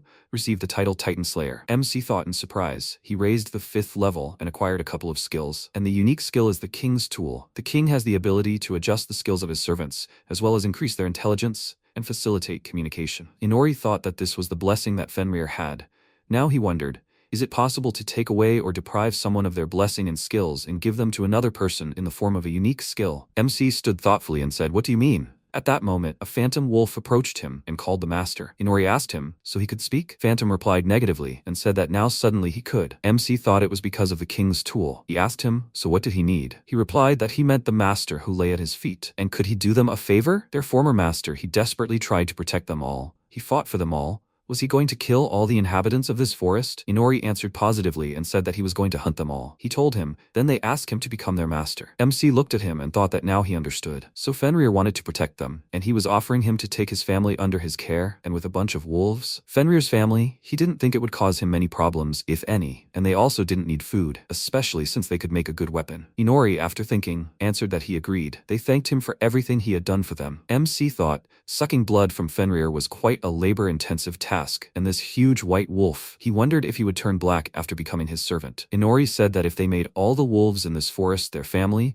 it would be a very large and powerful black family. By the way, his clothes were also black, and when all was said and done, the sky began to brighten. MC asked, did they ever return home in the morning? If not, he would say that it was utterly disgusting. He couldn't imagine how he would stay awake during class today. Inori sat with Egiana at the table. She asked him if he would like to join the order. MC asked in surprise, the order? He thought they would call him to expel him from the kingdom. But then he was offered to join the order. Egiana told him he could temporarily avoid worrying about exile by dueling a hero from a neighboring country. But this was only a temporary reprieve, as he wouldn't be able to fight the demon lord as a hero. Inori thought he understood now. He's a hero after all, and if he can't fight the overlord, then the special treatment he gets as a hero will soon come to an end. So she's asking him to join the order since he can't be a hero? Egiana said that before she continued, she'd say she didn't think he was useless because his skills could be channeled in a more positive direction. MC looked at her in surprise. She asked him if she surprised him. Inori replied that he wasn't surprised at all. It was because everyone generally considered him completely useless. He thought that, frankly, he'd always tried to spend as much time as possible training, but even so, they still thought of him as a loser or something. But that was fine, because if it weren't for that, he'd fall asleep in an instant during these training sessions, and besides, thanks to it, he observes and memorizes the skills of other heroes and trains them at night. MC took the cup and said he couldn't give her an answer right now, but Egiana interrupted him and said that when he had nowhere else to turn, he could come to her. Inori replied that he would remember that. He thought he had nowhere else to turn? That meant when he was kicked out. At that moment, someone knocked on the door, and Egiana said he could come in. Ryuto apologized and entered. Egiana asked him if something was wrong. He replied that he had been told to tell MC that the first princess wanted him to come to her chambers, preferably alone. Inori looked at him in surprise. Egiana asked him if he could tell her what he had done. MC went to the first princess's room. He thought that he had done nothing, that he had no idea what was happening now. Ryuto called him and said that he had actually been the one who had suggested the first princess to talk to him. Inori, surprised, thought, what? He said that he had noticed for a long time that the first princess liked him, and thanks to this, she had been more open lately and was willing to discuss various topics with him. MC wondered, why was he telling him about their romantic comedy? What was he getting at? Ryuto said that she had actually been worried about the second princess all this time. That's why he needed his help. Entering the room, he said that they had arrived. Miara ran up to Inori and said that she had done everything she could to talk to someone like him, so he should thank her. MC asked her if he could just go back. Miara asked him why. Inori exhaled and thought that the moment he entered the room and saw her, he had an overwhelming desire to go back. Miara asked, she heard from Ryuto that he is on good terms with the second princess, although she absolutely didn't care how she was. MC asked her if they had a fight. She replied that he didn't need to know. Inori asked, then maybe she was worried? Miara turned to him and said that she wasn't worried about anyone. MC thought he couldn't help her. He turned around and said, Well, if she was okay, then he was going. Miara suddenly answered positively and said that there was no need. He was so incompetent that he had to use Ryuto, who was like a goblin with the authority of an ogre. Inori, surprised, thought, is this some kind of fantasy proverb? She, as always, was acting like a stupid first princess. Miara said, so he was on good terms with the second princess? MC thought they were finally getting down to business. Ryuto had told him what he needed to do on their way here. Ryuto told him that the first princess wanted to make peace with the second princess, and since he and the second princess were getting along well. At that moment, he looked at Inori and told him that he shouldn't look at him like that. He better listen further. He wasn't asking him to do this for free. In exchange for the favor he provided, he would find a way to invite him to the next banquet. He again asked him not to make such a face. MC asked, what? You mean he's going to throw another lame party? Ryuto asked him, what, so he doesn't know? The first princess's birthday is coming soon. Inori replied that he hadn't heard about it. Ryuto apologized to him and said, then? MC thought he understood that the lives of these two were taken away without any hope, because for them, the titles of first princess and second princess are a curse. Miara said that she calls her her sister, but she wants her to treat her like her sister too. Inori replied that he understood her feelings. The thing is, she also wants to make peace with her and call her her sister, and she's not going to cut her out of her life. Okay, then he'll talk to her sister, and she'll take the opportunity to make peace with her. Miara happily asked, is that true? MC said, so when that happens, she'll have to be honest with herself. Miara said that if everything goes well, she'd like to thank him. After that, she thanked him. Inori asked, so what about going to the first princess's birthday banquet? Aaliyah asked him, what, a banquet? MC said he wouldn't be invited anyway. He thought he didn't have to say that. She said she didn't need to attend the banquet. Nara said no, and it wasn't that she didn't need to attend. It was that she wasn't worthy of attending. Because it's a banquet in honor of the first princess, there's a lot of flattery and extremely silly grandstanding, as well as food, more decorations than usual, and all this is done to please the first princess as much as possible. Because of this, the second princess is left alone again and again. Inori thought that Nara seemed very angry. Well, it's because of the first princess, and nothing can be done about it. She talks so much when it comes to Aaliyah, and because of this, she might say something that might hurt Aaliyah's heart. Nara said it was because she was denied the opportunity to enter the banquet, but she still continued to smile and laugh sweetly. She's not sure the first princess will say this, but she must do what she wants. Aaliyah hesitantly said that she would go. Aaliyah said that if this is what she really wants, then what should she do? Then she will reciprocate her feelings, so she will go. The MC asked, so, what's on their agenda today? Nara replied that the first thing they needed to do was go into town to find out about changes in market prices for goods. He needed to remember that. Today's lesson would be on social issues. She asked Aaliyah if that was a good idea, right? Aaliyah hesitantly answered yes, and said that today she thought they could act less respectfully. Inori thought that Aaliyah had used some kind of magical artifact to change the color of her hair, so she looked like they really were sisters. Today, they were going out to town to shop. This meant that the purpose of this trip was a gift for her. The MC said, okay, then they should begin their journey. By the way, what should he do? The girls simultaneously answered that he should be a guard, a servant, of course. Inori said that they urgently needed to have a conversation about how they treated him. Aaliyah said that, therefore, as her guard, he should use honorifics. MC thought she was stupid. After that, the three of them walked around the city,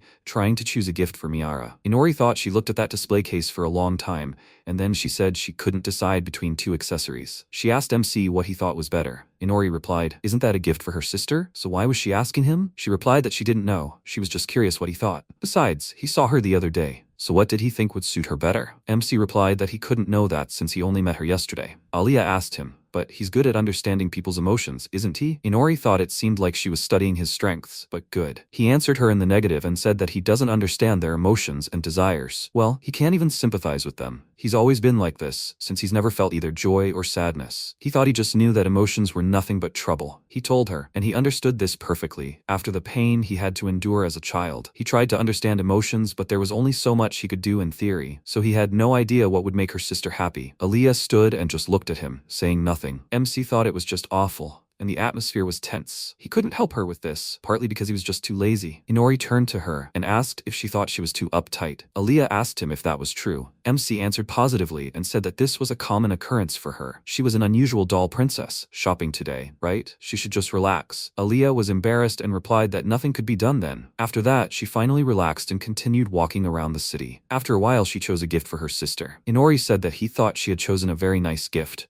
Aaliyah asked him if it was true. The first princess was used to receiving gifts, so she wasn't sure she'd be happy with what she was giving her. MC asked if she was used to receiving gifts from strangers and people, right? If Aaliyah chose what she wanted to give her, then that's the most important thing, right? Aaliyah didn't answer him, but only looked a little embarrassed. Nara said he was very kind. Inori bowed his head and said he didn't do it on purpose. She said Aaliyah was gradually changing, and she was absolutely sure it was thanks to him. She would never have gone out like that before. Even last year, she decided to refuse a gift for her sister. If he can't do it right, then can he do it wrong? She said the words MC had once said. Hearing this, he became angry and turned towards her, but she had already run off to Aliyah. She told her to wait a little. Inori felt like he'd been tricked. How frivolous Aliyah was. Night had fallen. Somewhere below the castle, Betray asked her what was on her mind. Ijeana replied that it was the kingdom's safety. He asked her what she wanted him to do. She replied that she wanted him to make a new sunrise. Betray asked, "Is this the sun?" She replied that it had already faded. After that, he asked her who she was. Ijeana replied that she was from the kingdom of the rising sun.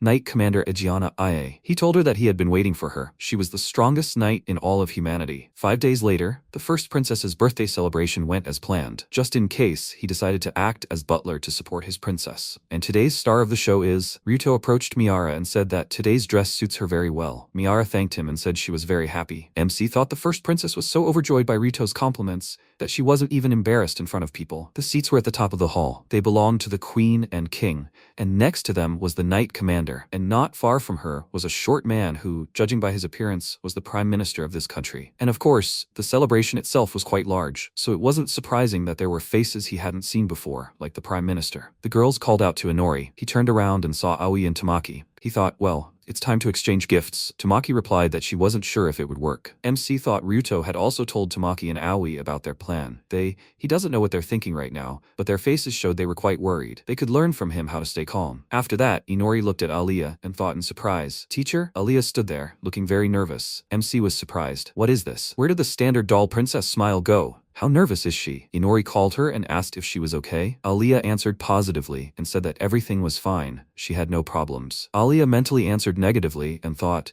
isn't she acting stupid now? She needed to have several rehearsals. MC said that he didn't understand her. Was it probably difficult for her to enter this hall? Aliyah answered positively and said that when it came down to it, she started to get a little nervous. She didn't know what she was allowed to say in these situations. Inori said, however, after that, he pushed her to go forward. He said that this was her holiday too, and she was needed there for it to be perfect. Because of his push, she found herself in the room. She was standing right in front of Miara. They were awkward. Afterwards, Aliyah told her that it was her birthday and that she was congratulating her. Miara laughed awkwardly and said that she should be grateful for letting her attend the celebration. Aliyah smiled and said that she was here today to give a gift to the first princess. Miara asked her, a gift? Aliyah opened the box and said that she had chosen the gift that she thought would best suit the first princess. Miara was initially delighted with the gift, but then her expression changed as she heard someone in the crowd say, "Oh my god, what a shame, she couldn't even choose a decent gift. This gift clearly isn't suitable for the first princess." However, Miara wasn't afraid and saw that Aliyah's hands were shaking. She ordered that they put it on. The assistant said that she would obey her. Miara hurried her and said that she should hurry. After that, the assistant helped her put Aliyah's gift on. Miara asked, "So how is it?" She turned and asked Ryuto what he thought of it. He replied that it was very beautiful. MC thought he was extremely surprised, such a simple accessory, but it suited her so well. Miara hesitantly asked if she could ask for another gift. Aliyah asked confusedly, "One more, right?" Miara replied that it was from her for her. Could she call her sister? Everyone present was surprised by her request and stood waiting for an answer. Aliyah answered positively. After that, Miara became happy and rushed to hug Aliyah, calling her sister. Inori thought that this was just great. The operation was a success. Next, he would see what the queen thought about it. He looked at the queen, who was crying, and said that she called her sister, how happy she was for her. MC thought in surprise, "She's crying, what the hell? What are they both crying? Are these people stupid? What foolish parents they were." Ryuto approached Inori and thanked him for it. After all, he had to trust him with everything. MC replied that he was right. 90% of the credit went to him, so he would definitely have to pay extra for it. Ryuto laughed and said he would think about it. But really, he was very grateful to him. He looked at the first princess's sad face every day, and it made him quite sad too. The queen and all the princes, they were much better people than he thought. Did he know? When he was first summoned, he was very worried, but now he began to understand that he could succeed in this world. After all, at the end of the evening, Betray approached the queen. He said she'd lived the best of her days. The queen didn't understand, so Betray continued. Now she had nothing to regret. After his words, he killed the queen and the king and said that they were witches. They were a nation of witches that stood on their own 2 feet. Miara was shocked by what she saw. Betray said their country was in dire straits, and instead of doing anything, they were summoning fools from another world to help them. It was outrageous. Aliyah, seeing this, decided to use magic. Inori thought the country's prime minister had everyone's attention on him, and even the heroes who were there couldn't do anything. But the magic circle that appeared before him meant only one person could do something about this situation. Aliyah tried to confront Betray. He shouted that witches are a brave people who should have a brave ruler, and it was the former queen who made the extremely foolish decision to summon heroes, and the former king who didn't even try to stop her, and who summoned them, the first princess. He looked at her with the desire to kill her too. At that moment, Ryuto stood in his way, protecting the princess. Betray said she was the one with witch blood in her veins, but she hadn't even tried to save the kingdom, so he would send her to the former queen by his own hands. She had to do it. Igiana approached Mayara, drew her sword, and prepared to cut off her head. Seeing this, Aliyah tried to stop her, but she was too late. Igiana struck and severed Mayara's head. Betray thought this country was rotten. Not only the royals, but also the aristocrats. Everything in this country had long been rotten and needed to be rebuilt. He must make sure a new sun rises in this country. Aliyah was shocked by what had happened and went to her sister, whose body Ryuto was holding. He turned to the knights and loudly declared that the witch was on their side. Then there were the aristocrats, who until now had allowed corruption to flourish and taint the glory of the lands that belonged to noble witches. Then there were the barbarians from another world. All of them must be killed. The knights began to kill all the people in this building, and they screamed loudly in pain and horror. Inori looked around and thought that he had a feeling that this country was in great danger. He had been summoned a few days ago, but he sensed it immediately. The people are extremely poor, and the aristocrats can't stop spending money on all sorts of nonsense. They even called upon heroes just to get financial aid. He knew it wouldn't end well. However, he never imagined a coup d'etat would occur. In the midst of the financial crisis, the only thing that could keep people from a coup d'etat was the belief in witches and their bloodline. However, the queen was killed along with the king. And now that the first princess, the heir to the throne, is dead, this belief is over. At least the current Rising Sun Kingdom is over. The man lying on the floor loudly asked, if it was because of the barbarians from another world, then why was he killing them too? Betray looked at him and asked, does he think he doesn't know? This banquet was organized through massive embezzlement, which was only possible because of bribery and excessive taxes. He only kills those who cause the country and the royal family to rot. He will say this, no one present deserves to live. Ryuto gritted his teeth in anger at what had happened and called out to the princess. He used limit break and his lightsaber. He tried to attack, but Aegiana blocked his attack. He said loudly in a very angry tone that there were no people who could deserve death. Tamaki noticed that the knight was about to attack Aliyah and used a blade of light spell to stop him. Her magic had no effect, so she turned around, called out to the protagonist,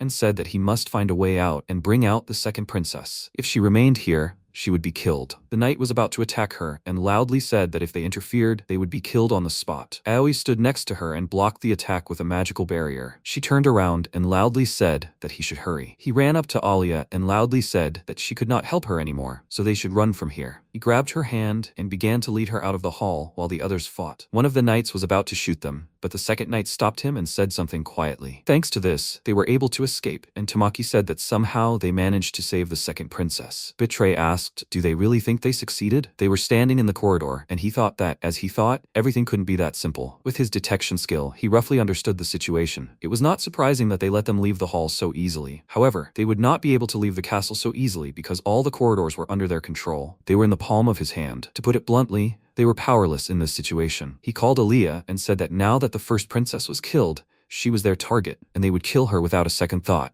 Since she was an obstacle to their desired kingdom, although he, of course, had no idea how he was going to rule people who believed in witches. Aliyah said that the prime minister, or rather Betray, is a distant relative of the royal family who possesses royal blood. MC was shocked by what he heard and said that this is the end. He thought that either his chances of carrying out a coup d'etat have become many times higher. He said that in this case, they are left with two options, escape or surrender, life or death. They can still take revenge. She said that the king was quite a loving father, and although the queen did not show her love, she was still her mother. The first princess was also very kind, and they finally became real sisters. However, the prime minister, she hates him with all her heart. She wants to kill him with her own hands. He smiled and thought that he could not remove the smile from his face after hearing this. She said in a serious tone that she could not die here, so she will escape and survive for the sake of revenge. He thought that he knew that she was strong. He extended his hand to her with a wide smile and said that he would do it for her. He would use his detection skill to find the enemy and protect her, so they should escape from here together and survive. At the same time, two knights were walking down the corridor and said that they needed to find two people who had escaped. The first was the second princess. Whether she would be alive or dead, it didn't matter. One of them started to choke. The second knight walked on and said that they needed to go around everywhere, although they were unlikely to escape anyway. He turned around,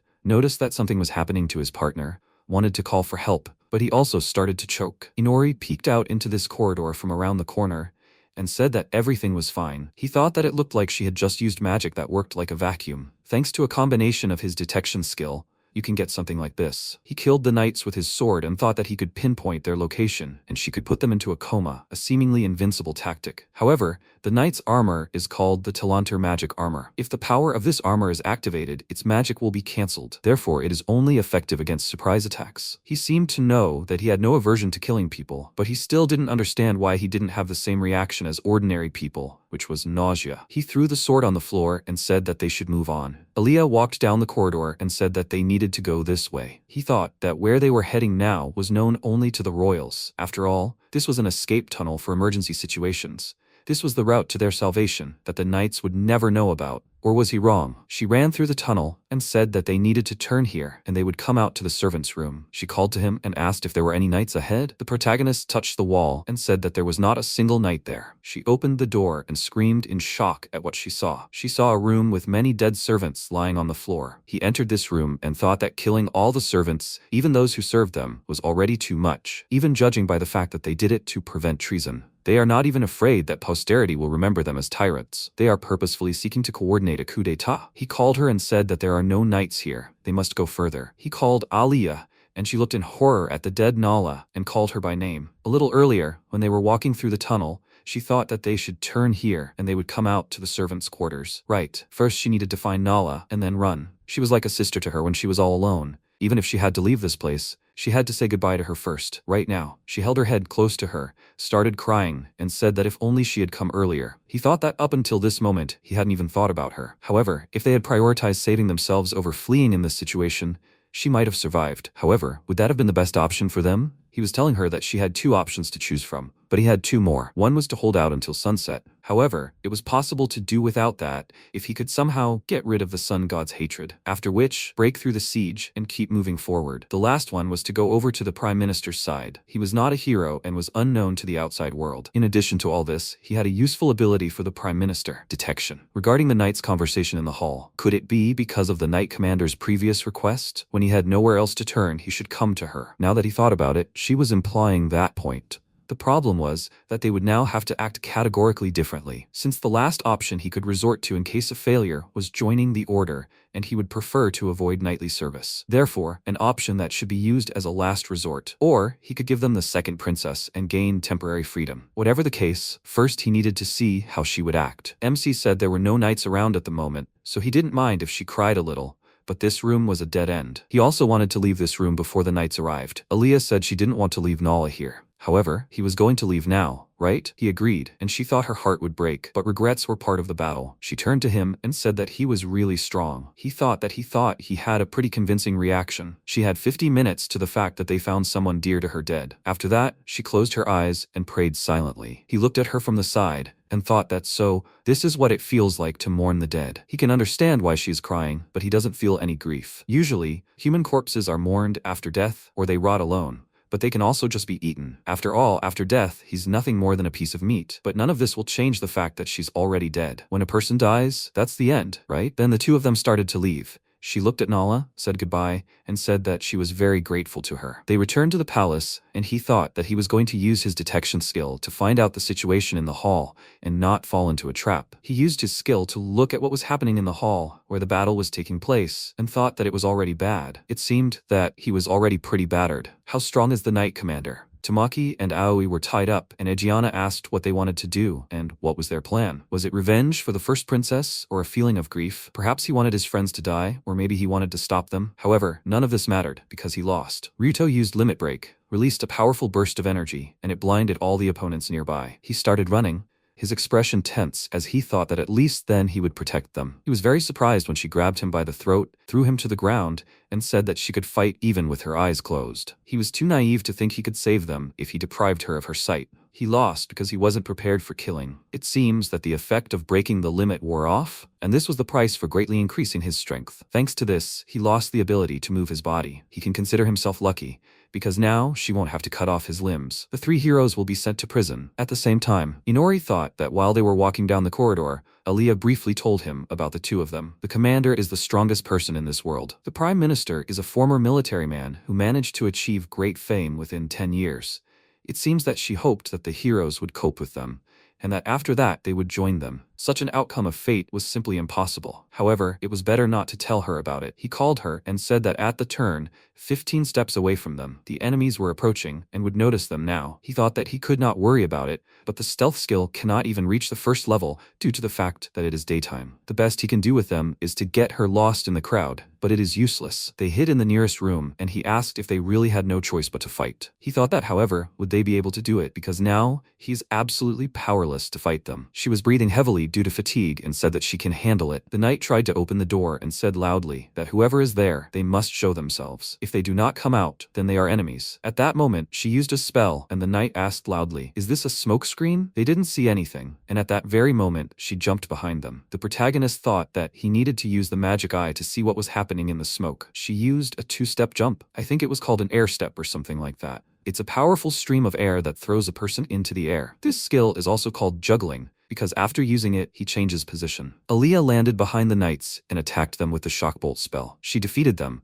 and he thought that the knights raised their shields, thereby creating a barrier in front of themselves, but they didn't take into account that their backs are their weakest point. He began to applaud her, praised her, and thought that she shouldn't look at him like that. Does she really want him to go into battle with his characteristics? He refuses. He looked away and said that because of the commotion that the second princess escaped, they would meet more and more knights. They went further, and she said that the hidden escape passage was already nearby. He thought that, judging by her words, they had one last turn left. After going down the corridor, opening the secret door to the underground passage, and that's it. He asked her to wait and thought that he was sorry, but they would have to stop here. He said that they had fallen into an ambush from which there was no way out. He thought that after that, he decided to try every means of escape known to mankind, and the result was the same. For her, this fact was the same as a death sentence. He already knew that they would find themselves in this situation, but he decided to remain silent until now. Her parents, sister, and also Nala's death, it was immeasurable emotional damage for her. However, be that as it may, they were still walking to their deaths, so he wanted her to keep her last hope of salvation until the last minute. Later,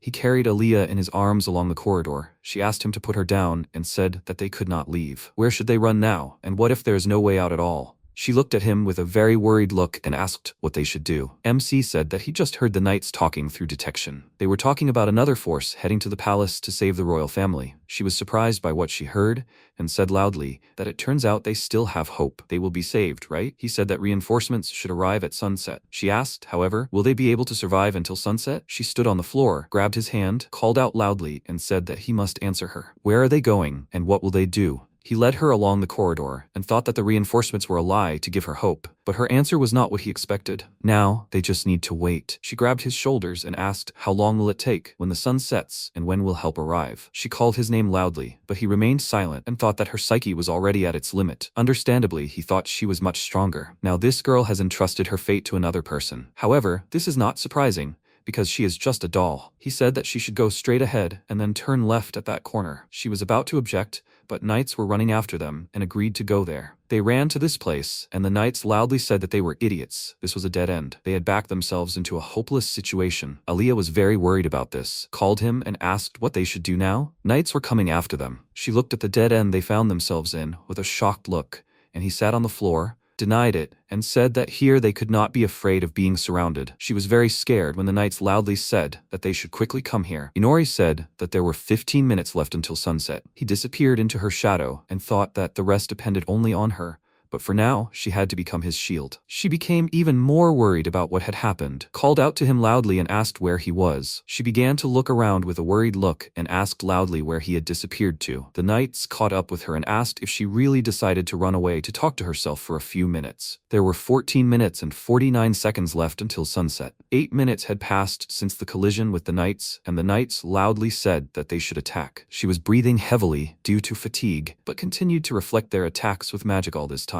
The knights were surprised by this and asked what was wrong with her anyway. One of them wondered how many minutes she had been fighting in this state. Every time their blades almost reached her, they were immediately reflected by her magical defense. The weapons of the knights in this castle are powerful magical tools that simply cannot be reflected so easily time after time. She said that by reducing it to an extremely small size and then increasing its strength to the limit, she would be able to deflect any angular strike. Over 10 years of practice, she developed and improved this spell and brought it to perfection. This is a spell that only she can use. The knight loudly said that she should give up already and finally die. She refused, held out for another minute, and said loudly that help would come for her and she would be rescued before sunset. So if she held out, she would be saved. He told her the truth, because it was he who said it. A large army was coming here, so she had to hold out until they arrived. A voice in her head said that they would not come. No one would come to her aid. She had to face reality, because it would be better this way. Besides, she believed him, but he had already abandoned her. So does she think that she was believing in nonsense? She loudly denied it and said that he definitely had not run away. He had found a passage and simply found a hidden exit. Otherwise,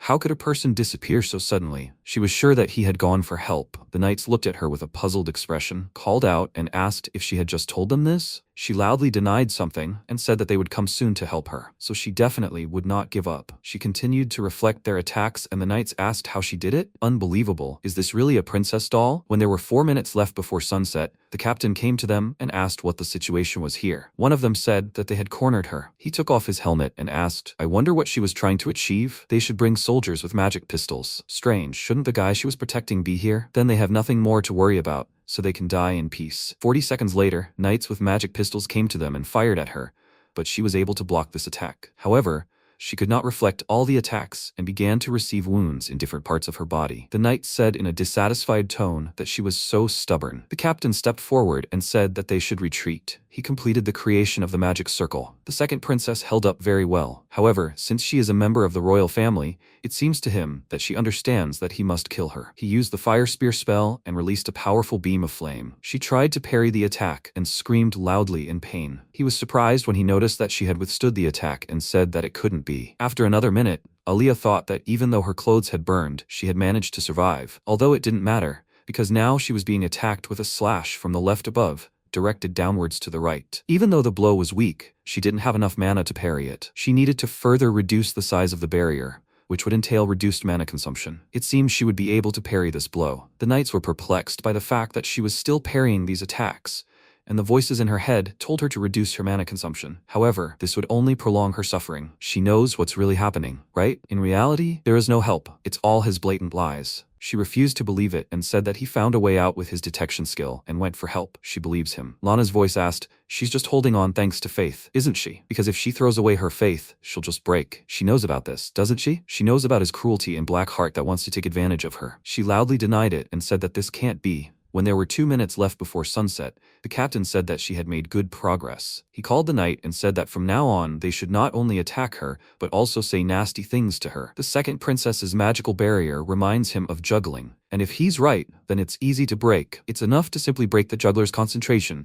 and he will immediately make a mistake. The same with her barrier. As soon as they break her concentration, her barrier will immediately disappear. The topic of tonight will be, although what difference does it make? They just have to call the first princess, who died so tragically, and how fun it was to kill her. The knights ran to her and told her not to worry. He would cut off her head as carefully as he could, after which he placed her head next to her sister, so that they could talk. Because of this, she lost concentration, and they were able to strike her with a sword. He stood to the side and said that let this vile royal family die a horrible death, in the name of a new rising sun and for the good of the kingdom. They hope for a new morning sun to rise. Blood flowed from her wounds, and the queen's voice said that she was cursed from birth and trapped in a trap from which there was no escape. She lived like this her whole life, receiving nothing even from her parents. In the end, she will die like a doll that he manipulated. Can we even say that she ever lived? Aaliyah didn't lose hope and said loudly that help would definitely come soon, because he had promised her. She had to listen. The sound of reinforcements' boots could already be heard. The voice said there wasn't a single sound. What was she even talking about? When less than half a minute remained, she said loudly that she needed to hold out for a few seconds. They were already approaching. She started calling loudly for help, but the voice said no one was coming. She continued to repel the attacks, loudly asked the voice to shut up, and said they were already approaching. She called loudly for help. The knights were a little confused by this and asked what she was talking about. Had she really gone crazy? Although it didn't matter. They had to hurry and kill her already. She raised her hands and said that reinforcements were almost here. The voice said how pathetic she was. She didn't pay attention to it and said that they should come here. She was here. They should have arrived already. The knight ran up to her and struck her stomach with his sword, causing a very deep wound. She felt intense pain,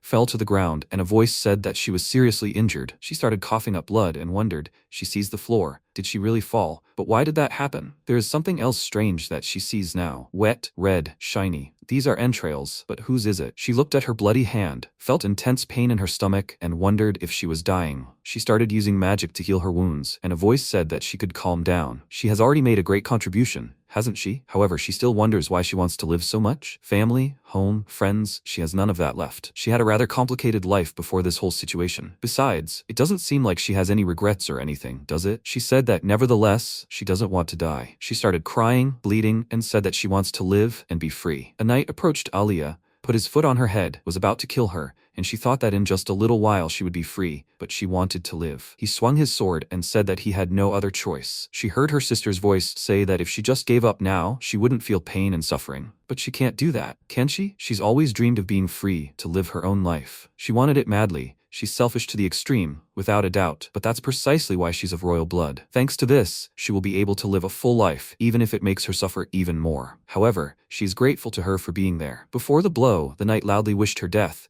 but at that moment the protagonist said loudly that a new dawn would now come. The knight who was about to attack her dropped his sword because something attacked him. The knight standing nearby was surprised when he saw that part of his comrade's head was missing. Several small objects flew along this corridor and extinguished all the candles in this place. Immediately after this, something began to attack the knights, and they died one after another. The captain stood to the side, only hearing his comrades screaming, and loudly asked, "What's going on there?" He was very surprised when many monster faces appeared from the darkness. The monsters attacked him, and he began to emerge from the darkness and said that it was time for sunset. The knights became very worried when they saw their comrades being killed. MC walked towards them and began to attack with chains, and they began to scream loudly in pain. He looked back and saw Aliyah lying on the ground and asked if she was still alive. It was amazing. She was all dirty. Her clothes were torn to shreds, and she was lying on the floor with a large wound on her stomach. She was still clinging to life and still managed to survive. She looked at him and breathed heavily, and he thought that by looking at her status, he saw that her health points and mana points were decreasing at the same time. She continued to use healing magic and was barely hanging on the brink of life and death. He said that, frankly speaking, escaping with a princess exiled from her country is not an easy task. If she had been nothing but a burden until now would have been the perfect time to put her out of her misery by simply killing her. However, she managed to hold out for 15 minutes without breaking down or dying. He lifted her head and told her that her family had been killed,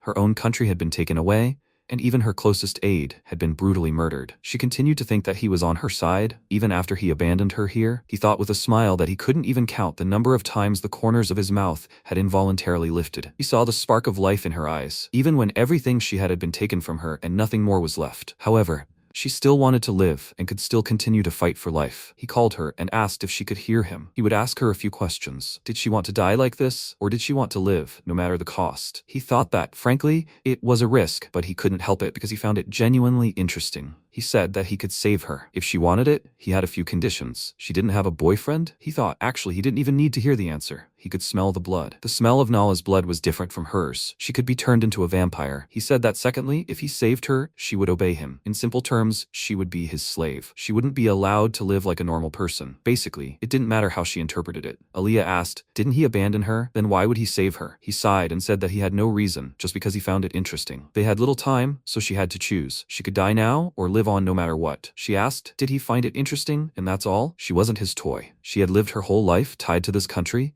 and now she would have to live tied to him? She started pushing him away and asking for help from the one who abandoned her, the one who used her, while being humiliated and insulted, to throw everything away and stop being human, and yet she wants to live. Inori laughed and said that she lost absolutely everything. It was taken from her, but she still clings to life. It's wonderful. She said that, of course, she would sell her soul to the devil just to survive. He asked the devil, is this too much, don't you think? However, it is true, it seems he is much closer to the devil than to gods or angels. Then they should end this quickly. He bit her on the neck and said that she should become his servant. It began to work, and Aliyah began to convulse.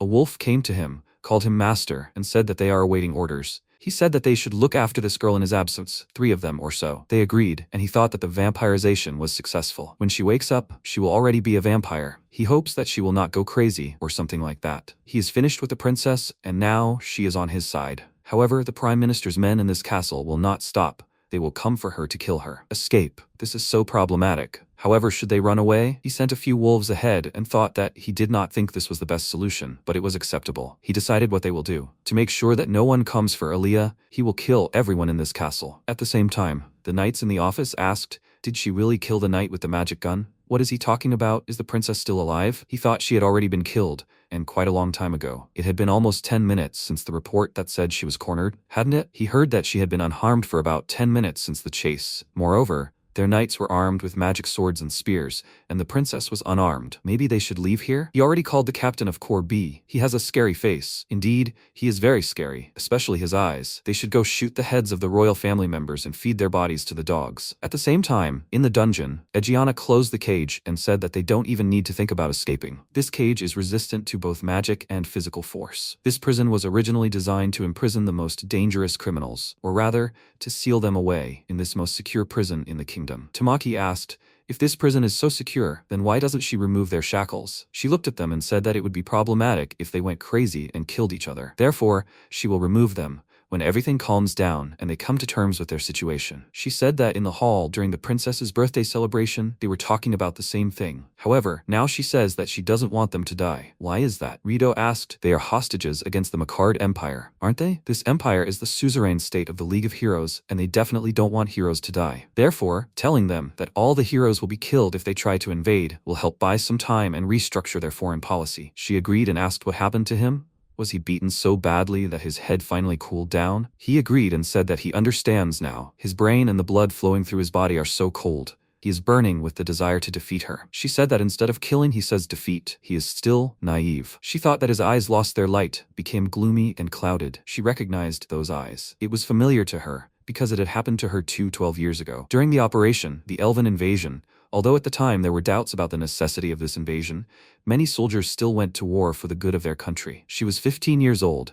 She was the commander of a platoon in her first battle, consisting of her peers who trained with her. Against 300 elves, the Kingdom of the Rising Sun sent a battalion of 1,000 men. It was expected that the elves would not be able to put up serious resistance and would quickly surrender, so the invasion was unconditional, a war with a huge difference in forces. This must have caught her by surprise, and in the midst of the battle, she began to hesitate. She saw the face of a young elf hidden under a helmet, a minor but turning point. But other factors also influenced the course of the battle, and because of her indecision, her platoon was destroyed. The resistance was unexpectedly strong, and the damage was not limited to that. As a result of a war that the royalty and nobility began with the thought of an easy victory. 2 of the 5 companies were completely destroyed, and 1 was half destroyed, with about 500 men killed or seriously wounded. She no longer believed in the justice of her country and continued to fight, resentful of the royal power and nobility who had ordered this invasion. After all her comrades with whom she had trained were killed, and she found herself completely alone. No longer hoping for anyone's help, she without a second thought cast aside her indecision and naivety. She survived, single-handedly destroying 3 platoons. Ironically, she was traumatized by this first battle, and legends began to be created about her origins. After this battle, she disappeared for some time, and 4 years later, she would be recognized as the strongest of the human race. In the midst of that battlefield, she pondered those doubts about the necessity and danger of the invasion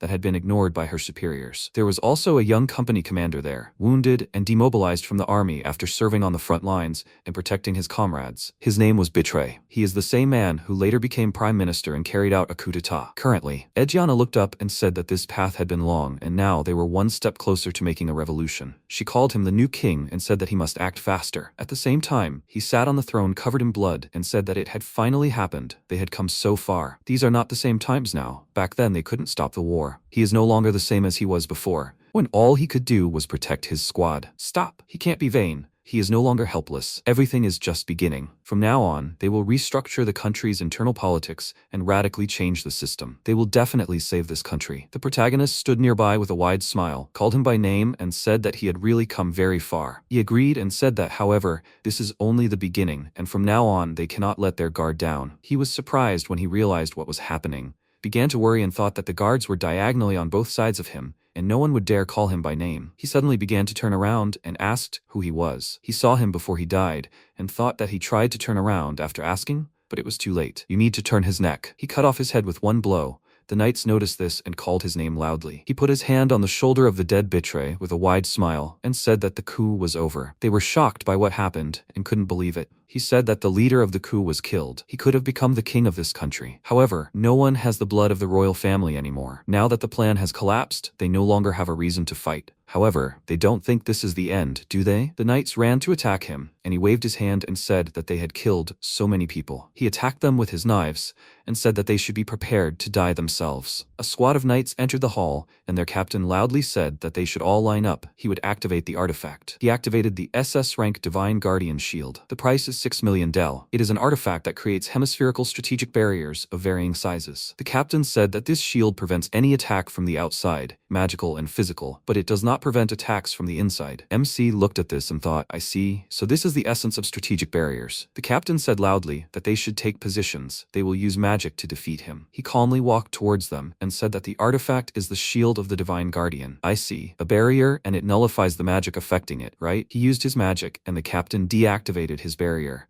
which greatly surprised the knights standing nearby. They loudly called out to the captain and asked what happened to him. He silently looked forward, and all this is because Inori used advanced mind control magic. He waved his hands with a wide smile and said that unfortunately for them, the solution is that this world is different. He thought that his magic is not from this world. His magic system is completely different. Therefore, it is impossible to protect against this with the magical barrier of this world. He is a being that ignores the laws of the universe, a walking absurdity. The shocked knights watched intently as he used magic to quickly manipulate several daggers above his head. He continued to smile and said that he had personal reasons for doing so. The knights screamed loudly in fear, and he pointed the daggers at them and said that therefore he would now kill everyone present. If they offered even the slightest futile resistance, he would be very happy. After these words, he pointed all his daggers at them. The protagonist swung his weapon, thinking about the knife's trajectory, its bizarre and unstoppable trajectory, completely ignoring the laws of physics. One by one, it snuffed out the lives of his enemies. It had no blind spots, and could pinpoint the location of any enemy, a magical eye of vision. Destroying another enemy, he thought again about the knife, as well as how it could replicate the blow at any speed and trajectory,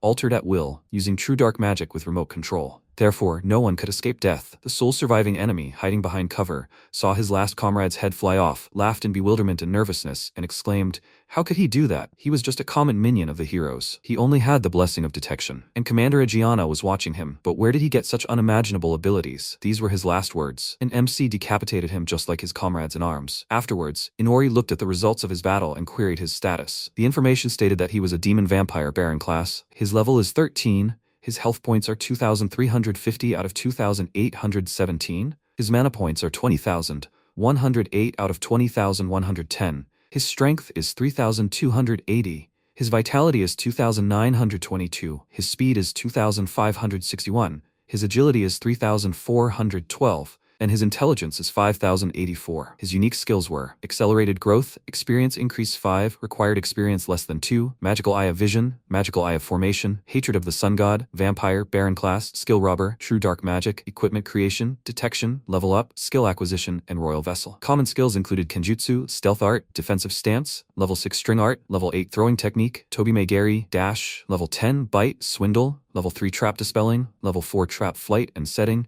and level 2 evasion. He held the titles of Strong Soul, Engaged, Bad Actor, Giant Slayer, and Trash of Trash. The protagonist wondered, surprised. What did he do to deserve that last title? That was something new. Otherwise, it means that regenerating damage taken during the day requires 10 times the HP he took while carrying Alaya to safety. That's quite unpleasant. Fenrir told him this vulnerability was pitiful. That's what it means to be a knight protecting the land of witches. The protagonist told him not to say that. That was an attack even he couldn't parry, wasn't it? The magical beast answered him, but he dealt with them all. MC thought wryly, yes, the first round is his. He's had enough of competing with him. Out loud, he said, it doesn't matter. Let him work harder. Fenrir stood on the balcony and told the royal knights that they had already killed most of them inside the palace. The knights should join in and help, because it seemed the blood his subordinates were sucking was the same as the blood he was sucking. Let them kill everyone they could. One of the knights exclaimed in bewilderment. What the hell was this? Fenrir continued telling them to suck the blood from corpses and turn them into zombies. He leaped down from the balcony. The knights were stunned, and again the same knight exclaimed, it's an animal. No, it's a huge monster. Fenrir pounced on him, biting him in half. The knights cried out in fear. What was he doing in the palace? The magical demon had dispatched the remaining knights in the blink of an eye. The protagonist thought he'd decided to kill everyone in the palace. But of course, he had his reasons. There would be several advantages. The first was eliminating any pursuers of Aaliyah, her immediate survival, and eliminating any witnesses who might know she'd escaped. The palace was completely destroyed, and the princess was dead. This would have been the best possible outcome if there had been no survivors, and the second was their death and blood. By killing them, he gained experience, and by sucking their blood, he gained their skills. Now he had a new skill, level 1 Bojutsu and level 2 mental arithmetic. He activated his magical vision, and declaring that both big and small fish would be caught, rushed up the stairs. Having eliminated another enemy, he thought about killing everyone who crossed his path as soon as they entered his detection range. After eliminating several more people, the protagonist approached the library door. He looked at the sign above the door and noted that after all these kills, he began to think about what he had left undone. He hadn't finished reading all the books in the palace. Since he wanted to learn as much as possible about this world, he decided to return and read them. He picked up one of the books and opened it. Clairvoyance, clairaudience, and visual memory are used to store a book's contents in the brain. This process can be accomplished simply by holding the book in hand. However, if he decided to read them now, it would already be daylight, so he would leave half in the shadows. The rest would be finished later. Entering the closed room, he was surprised to see an elderly father with his young daughter, sitting frightened on the floor. Seeing him, the girl asked him in surprise, "Who is he?" MC thought, "No, who are they?" The girl continued, "He's a knight." She turned to her old father and asked, "Did this guy come to save them?" The man asked him, "He's a squire, right?" "Of course, the valiant squire of the heroes." The old man threw himself on his chest and begged him to help them. He was an honest man. He didn't bribe anyone, and yet the evil prime minister ordered the knights to destroy them. The girl stared at the protagonist, trying to tear her father away from him. The protagonist realized that the two had obviously been running from the knights and were hiding here. The old man continued to beg him, "Please, let him save them from the hands of the evil prime minister." MC answered indifferently, "He doesn't want to do that." The old man and the girl fell silent in surprise and looked at him. Inori continued, "Because they didn't deserve it." The man let out a strange sigh and again began offering him whatever he wanted: money, drinks, women. Inori pushed the old man away and said, "That's not right." He decided he'd kill everyone. The girl's father froze, as if frozen, and the young girl reeked of something. Well, he understood that well. It would be wise to lose at least a little weight to escape. The protagonist smiled cheerfully. The girl pressed herself against her father and perplexedly asked the protagonist, "What's so funny about this?" At first, MC didn't understand. Funny? Why the question? Then he realized it was because he was smiling. Well, actually, he was having a little fun. But why? He doesn't particularly enjoy killing, to put it simply. Inori answered her, because he decided to have some fun. They are aristocrats, aren't they? They know how to have fun. He leaned toward the girl and added, "They know life is wasted if they don't enjoy it, right?" The protagonist stepped even closer to her, so the girl leaned away from him in fright. He opened the door slightly and said, "So, if someone is going to exterminate people, they better do it without remorse or without emotion in the face of it, but rather enjoy the killing." The girl looked at him in fear. He activated his deadly magic and said, "Well, no offense." His victims tried to resist and screamed at him not to do it, but they were finished. The protagonist thought, the Black Night has not yet dawned. After some time, the protagonist thought about the Corps of War Maidens. This is a unit of female knights under the direct command of Commander Aegeon, an elite group of knights trained by the commander. If he wants to gain experience fighting knights before facing the commander, he won't find better opponents. The girls, pacing the corridor, discussed the topic of their interest. Alice remarked that it was difficult to find him. Ara answered her. They reported that he ran off with the princess. She hadn't heard anything about the other knights. Alice cursed and said, "He really is a walking problem. I wonder why the commander pays so much attention to him." Miranda told them with a smile. "He's young, isn't he? He's so cute." Alice indignantly declared, "Not for her and not for bean sprouts. If he doesn't have six-pack abs, then she has nothing to talk about with him." Miranda had teased her. Her tastes are easy to understand. She turned to Urf and asked her what she would say to this. Let her forgive her. She knew she'd always had a thing for Alec. Urf irritably replied, "Stop teasing her." Ara told her comrades to stop joking around. Even though they'd nearly succeeded in a coup d'etat, it was too early to relax. Miranda apologized to the second in command. Suddenly, Urf was the first to see the protagonist, who was holding Alec's head in his hand. The protagonist addressed her respectfully and asked if it was her. Ara, stepping forward, said in amazement, "She doesn't think so. That voice, that face, could it really be him, Inori?" Urf's legs gave way and she collapsed to the floor with a gasp. Miranda hurried to calm her down. The girl, unable to believe her eyes, said, "Alec, it can't be." Ara asked MC, "That head in his hand, does it belong to Alec's body? Why did he kill him?" Although no, if they find him, the commander ordered them to guard him and bring him to her. He'll tell her what happened later. The protagonist countered, "No, he'll tell you right here and now. He killed him, like so many others, something like that." The protagonist added, "He decided to kill all the knights and everyone else who was in the hall." The deputy commander said in bewilderment, "What did he just say?" She couldn't believe he could kill all the knights in the hall. How could he have done it? Moreover, she couldn't even imagine why he would do it at all. MC stopped her and asked why she even asked such a question and expected an answer. They were enemies. He'd already given them enough information for them to draw that conclusion. Was that enough, or was this the only way to get it across? At these words, Inori took Alec's head in his hands, opened his jaw, and noted that he was telling them to help him. Urf, unable to bear it, rushed at him. Miranda tried to stop her, but it was all in vain. The protagonist joyfully threw Alec's head back and exclaimed, "That's it." The girl, heading toward him, shouted, "She'll kill him." The protagonist answered with a smile. That's what he wanted. Earth ran her sword through him, blood gushing from his mouth. The knight tried to draw her weapon, but couldn't do it and looked at him in surprise. MC, as if nothing had happened, told her that she still needed more self-control. The girl spoke in confusion. "He's still alive, and she can't pull the sword out of him." He replied that he felt pressure in his abdomen, so she should get it out quickly. Hadn't they taught them this in training? Inori slashed his blade across her neck, and the girl went limp. He tossed her body aside and looked at the others. Ara commanded Alice and Miranda to form a line. She added, "What they see before them is not human. Don't let them be fooled." The second in command stepped forward and declared, "She will create a breach in his defense, and they should both take advantage of the opportunity and finish him off." The protagonist grinned and told them that they finally understood and they had motivation. Ara attacked him, but he deftly avoided her attack and thought, this swordsmanship is about the same as what he saw in training. But Miranda's active ice magic, blocking his escape routes, and then Alice's arrows flying between the ice, aiming straight for their target, that was something else. The ice magic had indeed cut off his escape route, and Alice's arrows had pierced his body in several places. He looked at the girls and thought, an expert in magic and ice, a skilled archer, all as expected from the commander's subordinates. A highly skilled, coordinated attack.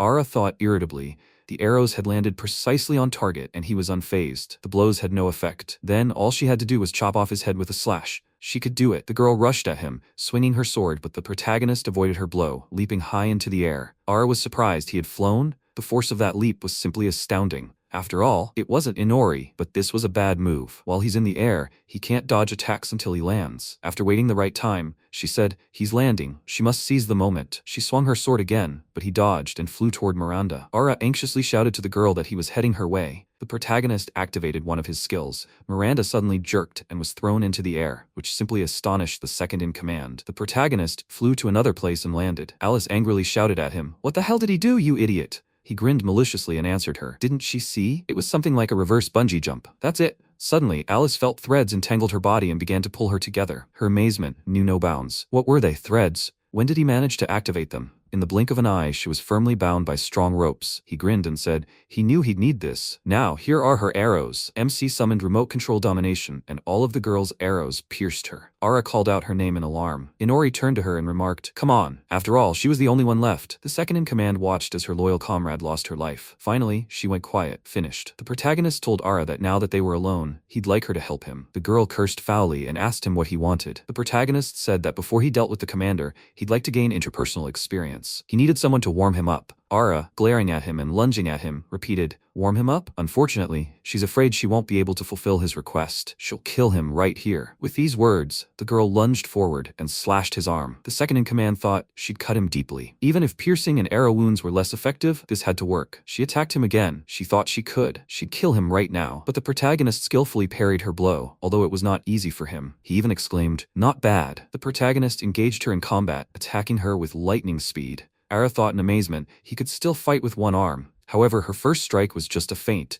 but the second was genuine. Seizing the moment when her opponent revealed himself, she pounced on him again, shouting that she would rip his head off. Let him die. But MC easily stopped her weapon with just his hand and said, he was watching her training. She has a habit of using deception against anyone who tries to counter her attacks. Knowing this, it's easy to avoid falling for this trick. The girl looked at him in bewilderment and noted with surprise, "This is absurd. His left shoulder is injured," he exclaimed. "Ah, his shoulder. What a pity. He'd already reattached it." The protagonist offered to continue their fight. They still had 5 rounds left. He didn't want the warm-up to end so quickly. Ara looked at him in confusion. Who the hell was he? After a while, when he suspended her by the thread, Inori examined his sword and said that, since he could fight so comfortably for so long with a black sword, he didn't think it was worth creating a new iron sword to replace the black one. Then it would be better to use the materials for mass-producing knives. Inori looked at Ara indifferently and thanked her for her cooperation. The girl, losing her strength, grinned and said, "She will kill him." The protagonist answered her. He'd said from the start that he'd kill everyone in the castle. He's actually not very fond of oaths. They're a bit off-putting. By the way, has the corpse transformation finished yet? Ara looked at him in confusion and asked what he was talking about. MC chuckled and said he was talking about something else, not her. He pointed to her companions, noting he was talking about them. The girls, transformed into ghouls, slowly walked toward her. She called them by name in amazement. They merely grinned and continued walking. The protagonist, a Fenrir appearing next to him, told her that he'd like her to help him with another experiment. This was the first time he'd given the ghouls an order. Ara, realizing his intention, jerked forward and asked him to stop. The protagonist, ignoring her pleas, turned to the former Alice, Urf, and Miranda, offering them the fresh human flesh he'd prepared for them. Her former allies pounced on her, tearing her apart, gnawing at her flesh. MC told them to eat slowly. Ara tried to break free, screaming loudly in resistance, but the ghouls were relentless. When the deputy was also dispatched, the protagonist, looking at her remains, said, "Okay, now he's ready for the end. Well, he thinks it's time for him to go." Meanwhile, a wounded knight walked down the palace corridor, cursing. Blood dripped from his wound. He wondered in amazement, what's going on? There are corpses everywhere in the palace, like in hell. When he turned into the next corridor, he saw Era's torn body. Taking a closer look, the knight said in fear, "This isn't a hero. It's someone from the royal family. What have they done? Who the hell have they summoned?" At that moment, he felt a presence, and before he could process it, he was mortally wounded by a jagged bite to his neck. When he saw his attacker, his last thoughts were, "What the hell is this? Who is this? A wolf? A demon?" Before he could even comprehend, the monster had crept up behind him. No, it had leaped out from the princess's shadow. As he fell to the floor, he saw Aaliyah, blood streaming from her hand. She passed by, and his body began to be torn apart by monsters. He still had time to think, what the hell? What happened to this country? At the same time, Adriana, peering into the distance from the observation deck, said irritably, "They're slow. Aren't the rest of the squad taking longer than they should?" Even if they were, it was already too late. It was against orders, but she thought she'd better return to the palace. Suddenly, she heard a strange sound and asked in confusion, "What was that?" The flapping of wings. The protagonist was descending from the sky toward her. Landing on the wall, he asked her, "The moon is beautiful, isn't it?" The girl uttered his name in surprise and asked in response, "Are those wings demonic? Did he really sell his soul to demons? What the hell has he done? Where's his pride as a man?" She believed in him. Did he know that? The protagonist smirked. Did she believe him? Did she feel sorry for an incompetent, worthless, ordinary man? Don't let her make him laugh. He'd never been proud of himself. Ijana had called him a rude word. He smiled and remarked, "But be that as it may, he would never sell his soul to the devil." The commander chuckled, and looking at him, thought that at first glance this question and answer seemed a contradiction. But for Inori, it was natural. He has no pride. He's a man who uses everything he can and discards everything he doesn't need. But selling his soul and being bound are extreme measures. It means submission to the devil, or whatever. Such an unbearable option for the soul is self-denial. As long as Inori is Inori, he will never agree to such a thing. Self-sufficient, independent, and egotistical, that is the being called Inori. He added that he lives on his own. He has no need for the devil. He possessed this power from the very beginning. He simply hid it. Having revealed his dark essence to her, he laughingly exclaimed how foolish it was to summon a demon to become a hero. Adriana was indignant. From the very beginning, that was a blatant lie. He was a fool, fleeing from his own weakness and relying on the power of demons. It was not too late to turn everything around. The protagonist thought, so he was a demon from the very beginning. The girl continued, "He is a weak man at heart, and what does he want from his life if he ceases to be human? What does he live for?" The commander looked at him expectantly. The protagonist chuckled and answered her, "To live." Adriana said doubtfully, "He wants to live. He doesn't want to die. Such experiences are very weak. In this world, the stronger a person is, the more lives are at stake. Therefore, he needs a more compelling reason to live. Simply living is a path on which he will inevitably fail." MC asked her with a smile, then, if Daphnia had a meaning in life. The girl looked at him in confusion. He continued, "They were more resilient than all of them. But these creatures probably didn't think about the meaning of life. Of course, he had no idea whether Daphnia were known in this world, but that wasn't the point. Adriana still saw him as a student, not an enemy. That was out of the question. Inori asked her, what was the meaning of her life? The girl gripped the hilt of her weapon tighter and answered him. Her reason for living was her country, for which she would give her soul. He chuckled and thought, that's it. Finally, he'd had enough. The protagonist told her he believed the essence of life was rejection. Living, after all, meant resisting the influence of the hostile outside world. There was no meaning in that. Adriana said in surprise she didn't understand what he was talking about. He replied that he didn't need her to understand, but he also didn't want to refuse her. He wanted to fight her. The protagonist smirked and summoned his assistants. A black aura instantly emanated from him, and creatures began to appear. The commander exclaimed in astonishment, "What are these demons?" The protagonist told her, well then he has a request of her. Whose country is so dear to her? Would she please renounce it? The demons had already surrounded her. She angrily asked him, he's asking for her country? The MC laughed and corrected her. No, she's a stupid commander. Should she betray him or not? They're not at that stage anymore. At that moment, the demons brought in several captive knights, who showed no signs of life, and dropped them near her. Adriana couldn't believe her eyes. The protagonist told her that the order had already been destroyed, and the prime minister had been captured. She was the only one left. Come to think of it, her reason for living was her country, if he wasn't mistaken. But she killed all the royalty and nobility, and now she was here, defeated by him. She no longer had a reason to live. And by the way, as she could see, the captured knight had come back to life. The girl saw one of the warriors actually stir and groan. MC continued, he had the right to decide his life and death, right now. and, of course, all the knights he held hostage. If she wanted him to spare them, she should surrender right now. But if she refused, he would kill them all. The one lying here would end up with his throat torn out, but the rest of the knights would be killed in the most brutal manner. He would say it was cruel, just a demon eating a person alive, and then they died. Like what happened to Ara. The fate of the remaining knights depended on her choice. One of the demons brought her what remained of her deputy. Egiana carefully took the remains of her comrade-in-arms' body in her hands, feeling anger and fury welling up within her. Inori, looking at her, said, as expected, she was too dangerous. He would kill her as soon as she surrendered. The commander remained silent, only holding Ara tighter. This surprised the protagonist. He asked the girl if she could hear him. What was she doing? Egiana carefully placed Ara on the floor, stood up and said, a moment of silence, in the name of all those who had been humiliated and killed, and the comrades who were about to die. The protagonist looked at her in bewilderment. What was she talking about? The girl swung her weapon with all her might, killed 2 demons with a single blow, looked at the protagonist with a piercing gaze, and told him her answer was no. Nodding toward the captured knights, she added, they will be sacrificed for the sake of the state. A knight must be prepared for anything, even to rot, no matter how brutally they were killed. And he, Inori, who single-handedly destroyed the order, poses a threat to this country. Therefore, to protect her people, she will eliminate this threat. MC, sitting on the ledge, looking at Aegean's determined stance, thought with a laugh. No king, no army. Where is the country? People. What's the point of protecting people? He was simply sure she had always had a vision of her ideal country in her head, where the state exists only to protect people. For this ideal, she betrayed the royal family, and now she wants to renounce the prime minister. She's terribly egocentric, extremely loyal, and insane. The commander, without taking her eyes off him, followed his every move. The protagonist already understood that no matter how distorted or destroyed the ideal, she is ready to give her life for it. This is not the merit of chivalry. It is pure anomaly. Its root is madness itself. He raised his hand and activated the knights, who transformed into ghouls, along with the prime minister. Egiana's eyes widened in amazement. Inori thought, isn't this wonderful? He addressed her aloud, asking her forgiveness for his lies and bluff, adding, it was inappropriate here. The prime minister, the war maidens, and the order were all dead. He himself had killed them all and turned them into ghouls. The commander exclaimed angrily, is that so? So that's what it means? She thought so. After all, he, her enemy. The protagonist noted with a smile. That's right, she was his enemy too. When she said this, MC's smile was unlike anything he'd ever seen in the palace. It was laced with a certain genuine amusement and murderous intent. A little earlier, after sunset, in the midst of hell within the palace,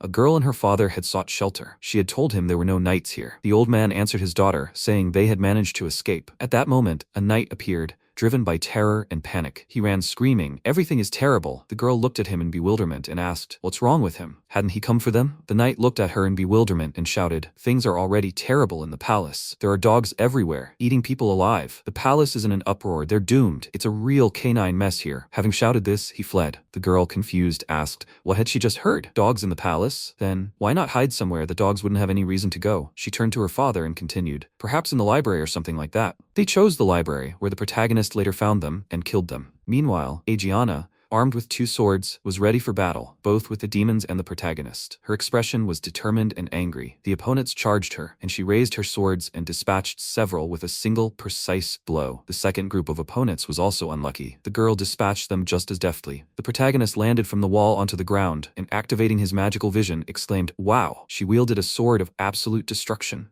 the creator of which was unknown. This weapon was SSS grade, cost 500 million DP, and possessed the skill of absolute destruction, an ancient weapon. The sword was discovered in ancient ruins. By infusing the blade with magical power, it became capable of cutting anything. While the ability was activated, regardless of the input, it cuts and crushes everything that comes into contact with its blade. Her second sword was made of pure mithril, and its creator was also unknown. This weapon was SS grade, cost 30 million DP. Its skills included magical augmentation and ancient weaponry. It could cast magic on the sword and activate magic without creating a magic circle. The commander also possessed magical armor of the leader, manufactured by the Kingdom of the Rising Sun. The armor was of class A quality, cost 5,100 DP. The tempering was a handcrafted replica of custom-made magical dynamic armor. Automatic control was disabled. Thus, the user is able to channel magical power separately into each part, ensuring high agility. MC also noted that the sword in his left hand and the armor almost perfectly matched what Aliyah had told him. But then, why was the sword in his right hand completely at odds with Aliyah's description? This was cheating. And what's most surprising is the synergy these combinations create. Meanwhile, Egiana, having dealt with the demons and ghouls, rushed toward him. The protagonist noticed that she focused on speed, strengthening her armor, and concentrating magic in the sword of absolute destruction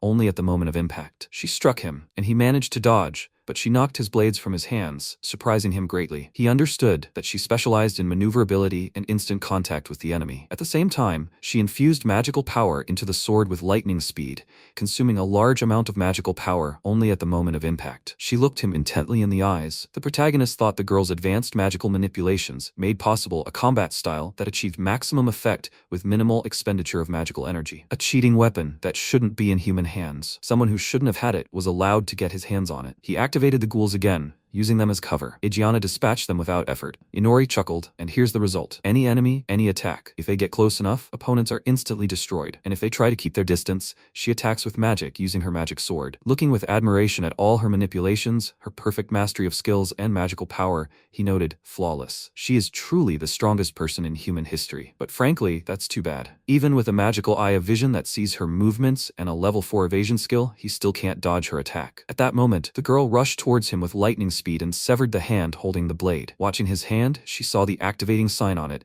and jumped back to a safe distance. The protagonist, returning his hand, noted, she's vigilant. In that case, he'll throw her 8 knives. Summoning his power and activating his skills, he carried out his plan. 5 of them would attack her from the front, and 1 would secretly behind her, moving into the shadow of her severed hand. While she deflected the 5 knives, he would strike her from her blind spot, catching her off guard. He thought maliciously, that's it, now she'll get what she deserves. He launched the secret blade at her back, but somehow, the weapon barely grazed her, bounced off to the side, and fell to the floor. The protagonist, surprised, thought, really? Egiana turned to him and said she'd never seen a throwing technique like that. Looks like he didn't cut corners during training. MC gasped with a smile and remarked, well, the night was amazing. They both hid their hidden sides, didn't they? He, personally, didn't know about her, only found out through detection. He never imagined she was capable of using her magical powers for something like this. The commander drawled, I see. So he figured out her defenses using his detection. Inori told her 3 layers of chain magic power, 1 layer for each weapon position, and the final layer covers this entire training ground. He doesn't know the details of how it works, but if she can sense anything within the range of this magic, that means she has a 360-degree field of view with no blind spots. Even a surprise attack would be practically impossible, is he right? Egiana, not taking her eyes off him, admitted that he was right. The protagonist, smiling, called her a monster. He continued, he means if she's capable of such a thing, then his detection isn't even close to her magical field? The girl replied, this ability isn't perfect either. As long as magic is in contact with the enemy, it will be detected by anyone with a good sense of smell, making it unsuitable for covert actions. MC said, I see, is that all? What had he been doing all day? She asked him. He means these threads? The protagonist remarked, she already knows? During their conversation, he tried to consider her potential weaknesses and his next steps. A surprise attack would be noticed, a blade cutting through all 3 layers of a chain, instantly using magic. As far as he could tell, there was no magic in the ground. Perhaps she couldn't sense anything underground. Yes, underground, but if it's a surprise attack, like with that knife, it'll just fly out from ground level, and she'll fight it off again. She needs to be more direct. Egiana asked him what his ability to manipulate knives and thread was. He replied that he wasn't obligated to answer her. Stamping his foot, MC summoned Fenrir, and at that very moment, a huge black demon in the form of a dog appeared next to him, asking his master what he would command him to do. The protagonist pointed at the girl and said, first, she needs to be immobilized. Let him just aim for her, and come what may. The commander chuckled and said, 2 against 1? Was he familiar with the words fairness and justice? The protagonist chuckled and replied, all's fair in war. Egiana, preparing to fight Fenrir, remarked, is that so? So that's what he was like in the dungeon, isn't it? The demon lunged at her, but the girl managed to parry his attack. Inori considered the attack, wondering if it could reach her. Any ranged attacks would be repelled. Close combat was out of the question. Therefore, the attack must come from an unknown source, at an unexpected time from an unexpected place. Whatever the attack, he would not have a second chance. Observing the fierce battle between the commander and Fenrir, he said, he only had 1 chance. Her sword of absolute destruction was an ancient weapon that cuts everything it touches. Therefore, there was no need to invest all her magical power into it. Mastery of this sword was designed for a swift slash. So did she even have an advantage in that? MC began to move, thinking, so far so good. He would press her, forcing her to defend herself from his attack. Inori gradually began to close the distance between them. The commander thought warily and he began to move. What was he planning this time? Inori used his shadow to summon a secret blade and with a dash was about to attack her. Egiana shouted at him, calling it a cheap trick. Fenrir awaited his master's command, ready to pounce on his opponent at any moment. But suddenly something abruptly stopped the protagonist, and he cursed. A magical barrier? The girl, without wasting a second, took advantage of his confusion and slashed his right arm several times from different angles. Watching his reaction, she thought about how the last time she slashed his right wrist, he had demonstrated the immense regenerative abilities of a demon. But if he was demonic, then she had a way to defeat him, since demon's weakness was mithril. She decided that as soon as he got within range, she would cleave him in 2 with a sword of pure mithril. MC exclaimed maliciously, Of course, a sword of pure mithril is just what you need. Aegiana looked at him in confusion and exclaimed in surprise. What? The protagonist answered. Threads! He still hadn't shown her his threads. He soared upward and activated his trump card. Even his severed arm was capable of summoning this. Aegiana hadn't expected this. The protagonist thought he'd been working on them for a long time. MC commanded his right hand to create a shadow over the girl. The commander assumed a fighting stance, trying to figure out how to proceed. Suddenly, fangs emerged from the floor near her foot, followed by a demon. It sank its fangs into her leg, viciously gnawing at the flesh. At that moment, Fenrir activated, and Inori shouted at it to stop her from recovering. Aegiana's leg was bleeding, pain radiating throughout her body. Fenrir pounced on her from above, but the girl managed to parry his attack with her mithril sword. Leaning on her healthy, undamaged leg, Aegiana spoke dejectedly. The protagonist looked at her battered leg in surprise and noticed that the wound was beginning to heal. Was this the effect of a sword made of pure mithril? This weapon allows one to skip the magic formula and cast the spell directly. However, its effectiveness may be less. Well, in that case, now is the time to resume the attack. Fenrir roared and began attacking the girl again. She cursed. His attacks were endless. The protagonist was rapidly approaching her. MC, using his magical vision, created a magic circle with spells near her face. Aegiana cut it with one blow. He cursed. She asked him what it was. The protagonist answered, something that affects the mind. He approached her, but the commander parried his attack, deflecting his blades. The protagonist smiled joyfully. She asked what he was laughing at. MC clarified. Did she mean he was smiling? The girl replied that that was exactly what she meant. He landed and told her, because it's fun, he supposes. Aegiana looked at him quizzically and remarked, isn't he having fun? The protagonist, secretly activating his dark magic power, asked her, isn't she having fun? The girl, sharply dodging his sneak attack, smiled and said, he's right, a little cheerfully. As she fought him, she thought, it had been a long time since she'd been called the strongest of humanity, and she hadn't had the chance to fight someone as strong as her like this. A mortal battle between the strongest, that really is fun. While dodging her attack and preparing for another,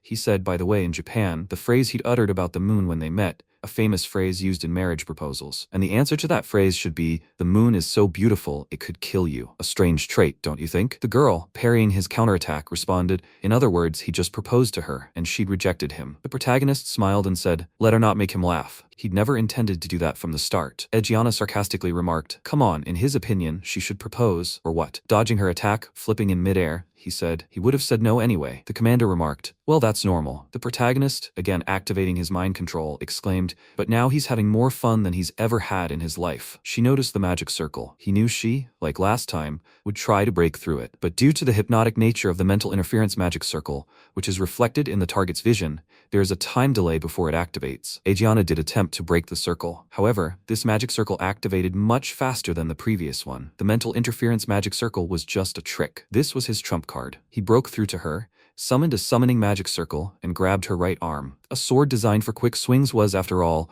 a sword that no longer had magical power. Simply holding it, preventing it from swinging, made it easy to counter. He looked her straight in the eyes and said, it's over. The girl tried to pull her hand away from him, thinking, this is bad, I need to dodge his attack. But MC, without wasting a second, plunged his blade into her body. Blood gushed from her wound. She thought frantically, her legs barely holding her. Whether he swung with his right or left hand, his knife would reach her before she could do anything. At this rate, she was finished. The commander activated the pneumatic hammer in her left hand and dealt a powerful blow to her opponent's arm, forcing him to retreat. He thought angrily, pneumatic hammer. She'd done something insane. Aegiana had used offensive wind magic on her arm. This driving force, it didn't weaken. The girl struck him again, which he barely dodged, and he considered at least deflecting her trajectory. But the commander, using her right hand, which he held as if in a vice, pierced his wrist with her sword, severing it. Drawing the weapon with lightning speed, she chopped it apart, severing his head and right arm. The sword flew from her weakened hand and plunged into the ground, ramming into the stone pavement. Trying to catch her breath after the most difficult battle, she looked at the severed head of the protagonist. An expression of complete amazement froze on her face.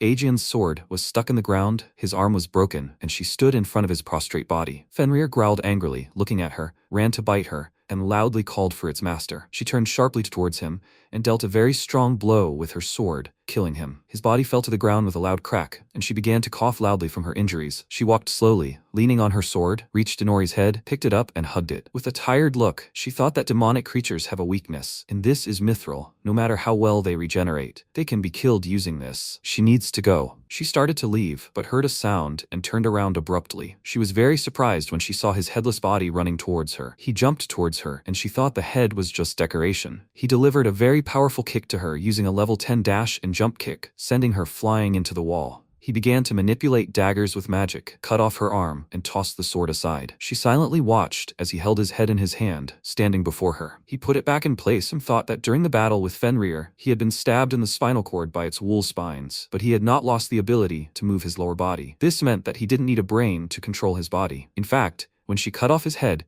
he could still consciously move his body. After all, the root of blood circulation, the heart, is at the core of a vampire. He finished this, and Aegiana, looking shocked, said that this was some kind of stupidity. After all, she had cut off his head with a sword made of mithril. The protagonist said with a smile that mithril is the weakness of demons. She was right about that. However, this is the weakness of the demons of this world. But he was summoned from an entirely different world. He showed his hand, which had already recovered, and said that, as she could see, mithril had no effect on him. She looked at him and said that she was defeated. He looked at her silently and thought that, frankly, the fact that he remained alive after the battle with her was more of a coincidence than something he could have foreseen. After all, before this, the only formidable opponent he had ever faced was Fenrir. He lacks combat experience and ordinary intelligence. Until now, he has compensated for this with a number of cheats, magical vision, analysis, and tactics. However, this is not enough. He feels a lack of practical experience. He realized this in the fight with her. However, if survival means victory, then he has won. He said that she has almost no mana left. She will no longer be able to strengthen her body, use detection, or attack. Aegiana agreed and said that she does not even have the strength to get up. What is he going to do with her now? Just kill her, kidnap her, or torture her? He thought that making her a servant was not an option. She would never abandon her country, and if she did,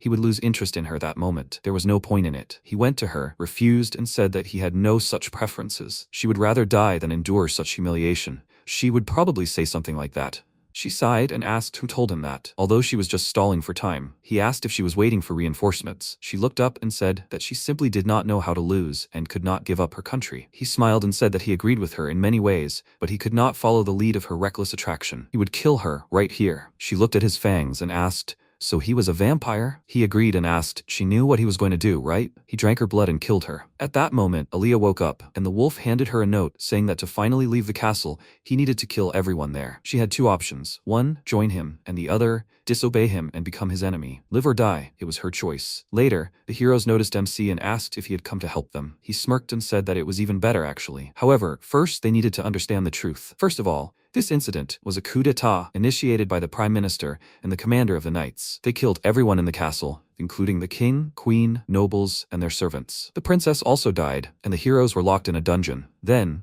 during this incident, a demon who had nothing to do with the coup invaded the castle. The demon, with a certain degree of menace, proposed marriage to the commander of the knights, but was refused and ultimately killed her. Ryuto was shocked by this, called out loudly, and asked what this even meant. He didn't answer and used the magic eye of formation skill, an advanced mental interference magic. After that, he touched the bars and used the equipment creation skill, turning the bars into needles. He said with a wide smile that the demon was him. He tried to resist the effect of his skill and called out to the other heroes, who were already under his control. Inori was a little surprised by this and ordered him to kneel, which he immediately did. He looked at him and thought he hadn't been able to completely hypnotize him, but he could control him. It seemed he lacked the fortitude to resist this power. Or had he still not realized his true nature? He went to the girls and said that now, the rest of the truth. Thanks to the demon's powers that killed the knight commander, the castle was burned to the ground. He gave Tamaki a staff and asked if it was possible to burn the entire castle to the ground with such force of fire that not even a corpse would remain with her magic. He called Aoi and said that he was asking her to create a powerful barrier that would prevent any flames from entering the dungeon. Ryudo became worried about this and called out to them both loudly, wanting to ask something. They started using magic, and he loudly asked them to stop.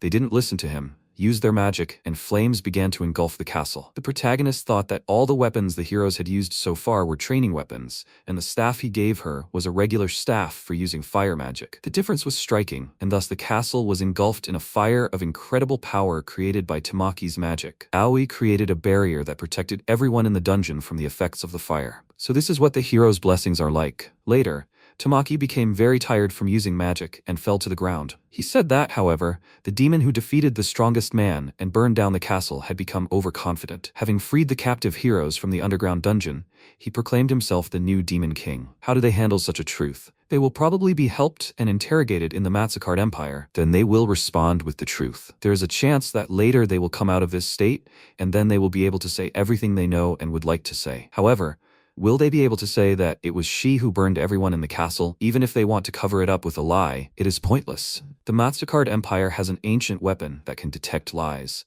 so trying to hide the truth about the burning of the knights is useless. Ryuto asked, then what about him? He turned to him and said that he was not joking about the demon. It is because he is telling the truth, right? He almost forgot something. This is a declaration of war from him, the new demon lord. They must remember that their true enemy is not the current demon lord, but him. Later, he looked at the castle from afar and thought that on this day, the kingdom of the rising sun fell with the sunrise. If you burn everything with fire that powerful, people, books, everything will turn to ashes. However, the communication capabilities in this world are such that even if a few corpses or books disappear, no one will notice. This is a good way to hide the evidence. After hearing the truth from Ryuto, the ISEKAI'D Empire became wary of the non-existent new demon king. He told him to tell him that a person with his name is no longer alive. It is true, so everyone will think that he really died. He looked at Alia, who was standing next to him, and said that there is one more thing. She looked at him calmly and said that it was time for them to go. MC asked if she was okay with everything. She said that she had some doubts, but now she has gained her freedom. There was no need to look back. He said he understood what she meant by freedom, but she was still his servant. What did she think about that? He never received an answer. She said it was better than when she lived in the royal castle,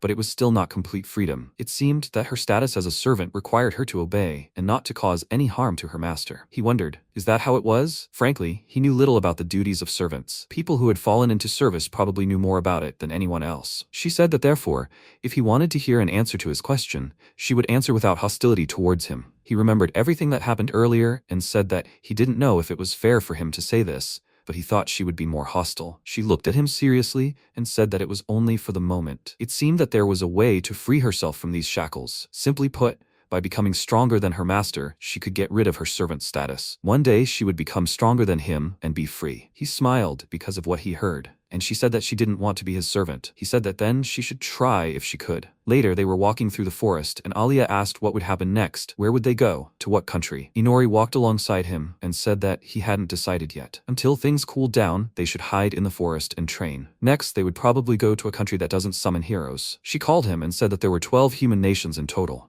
There wasn't a country in the world that didn't summon heroes. He was surprised by what he heard and asked if this was too much. She said it was called an army of heroes. In other words, 36 heroes were summoned, 3 heroes from each of the 12 countries. It seems that they really are summoning a lot of heroes. At the same time, Betray found himself in an empty space, grabbed his throat and asked where he had ended up. He had definitely been killed then. He heard a voice calling his name and saying that he must atone for his sins. He had killed 2 of his kin, and his plan had led to the deaths of 2,590 people. Moreover, these deaths did not contribute to the progress of the human species. Therefore, in the name of God, he will atone for his sins for 2,590 years in the abyss of purgatory. He became angry at what he heard and asked loudly, did he say God? He shouldn't mock him. Has God ever saved people? He is a child of a witch. If the witch who saved them were to sentence him, he would accept it wholeheartedly. However, he would not accept punishment from their God. At that moment, a large creature appeared behind him and asked, did he dare mock a god? He extended several hands towards him, hit his head on the floor,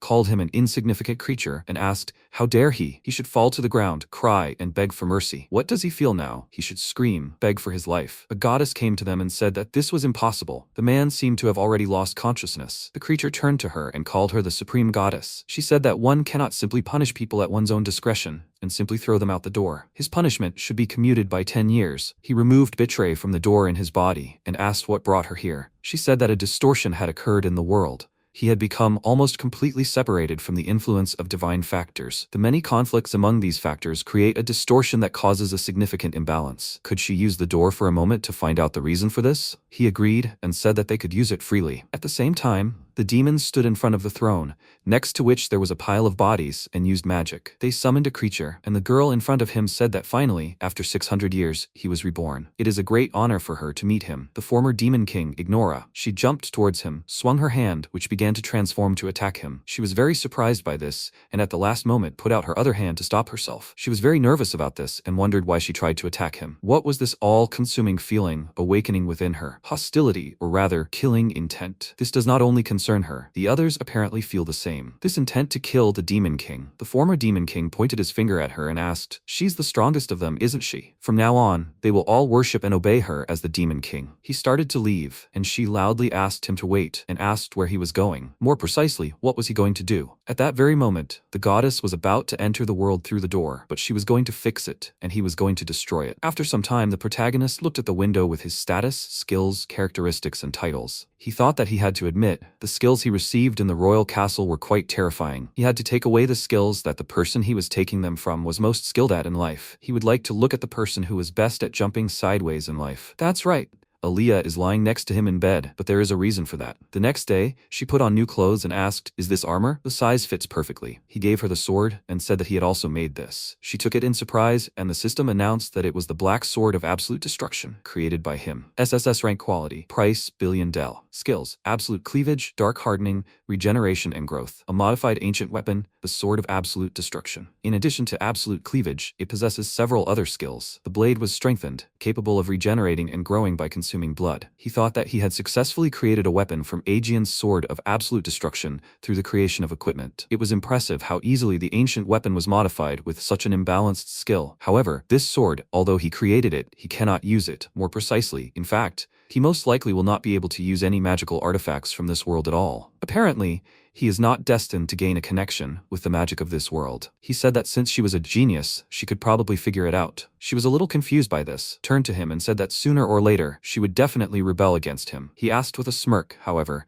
until then, she would be his servant, right? So, she must become stronger. If she died and her corpse was analyzed, there was a chance that his weaknesses could be revealed. In turn, this could become a danger to him. He would be more than happy to become her enemy. That day, he also said something similar. He smiled and thought that rather, he would be glad if she lashed out at him with complete hostility, intending to kill him. Because all things considered, she truly valued his existence, which is why he liked her the most. He said that in any case, first she should get used to the fact that she was a vampire. Once she was ready, he was thinking about going to some country and trying himself as an adventurer. After some time, he thought it was the sacred lands of Ren, the border town of Regen. Despite the town being on the outskirts, a brick-paved road ran through it, crowded with merchants and shoppers. A provincial town centered around trade, where the light of magical tools sparkled. In this town, 2 people entered the guild, and this attracted the attention of the people inside. The Adventurers Guild, Regen Branch. Most of the adventurers in this town are confident people with outstanding skills, which is why they live in the guild. They are usually assigned to their positions.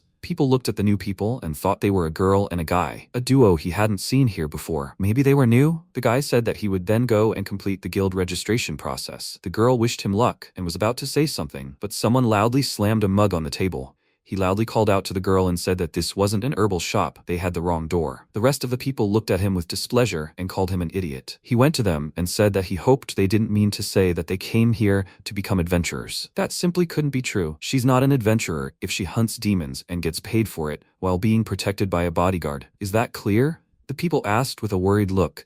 He didn't mean to say that this was the subordinate of the best of the rookies. Black Rose, surely. The guy said that she shouldn't pay attention to him. They should leave. The guy said loudly that they shouldn't ignore him. He was Black Rose's subordinate himself. The girl took off her hood, and he said loudly that they shouldn't underestimate him. Apparently, they wouldn't understand until they experienced hellish pain. Unexpectedly for everyone, she dealt a very strong blow and threw him aside. Her ally became very worried about this, loudly called her a fanatic, and asked what she was doing. She turned around and said it was just self-defense. The guild worker said there was no problem with it as long as there were no weapons involved or any casualties. The guild doesn't interfere in conflicts between adventurers. She agreed and said that she had already been gentle with him, so he should be grateful. The guy she hit said loudly that she was just lucky. They should go outside. A girl with black hair entered the room, and people called her Black Rose. She said that she apologized on behalf of her stupid subordinate for the inconvenience caused. The fanatic was surprised by this and said that it wasn't worth it. After all, he didn't really bother them. She said that she also apologized for the inconvenience caused to everyone else. She started to carry her subordinate away and said that she was sincerely sorry. It won't happen again. The people remaining in the building asked why Black Rose bothered with this idiot anyway. She said that if she could abandon him, she would, but it was some kind of curse. The Black Rose turned out to be Aaliyah. They went into an alleyway. She called the MC by name and asked what was the point of making such a fuss. He stood up and said that he thought that since there was no such cliché when they registered as adventurers, he should provoke this cliché himself. She was surprised by what she heard and asked if he did this just for that reason.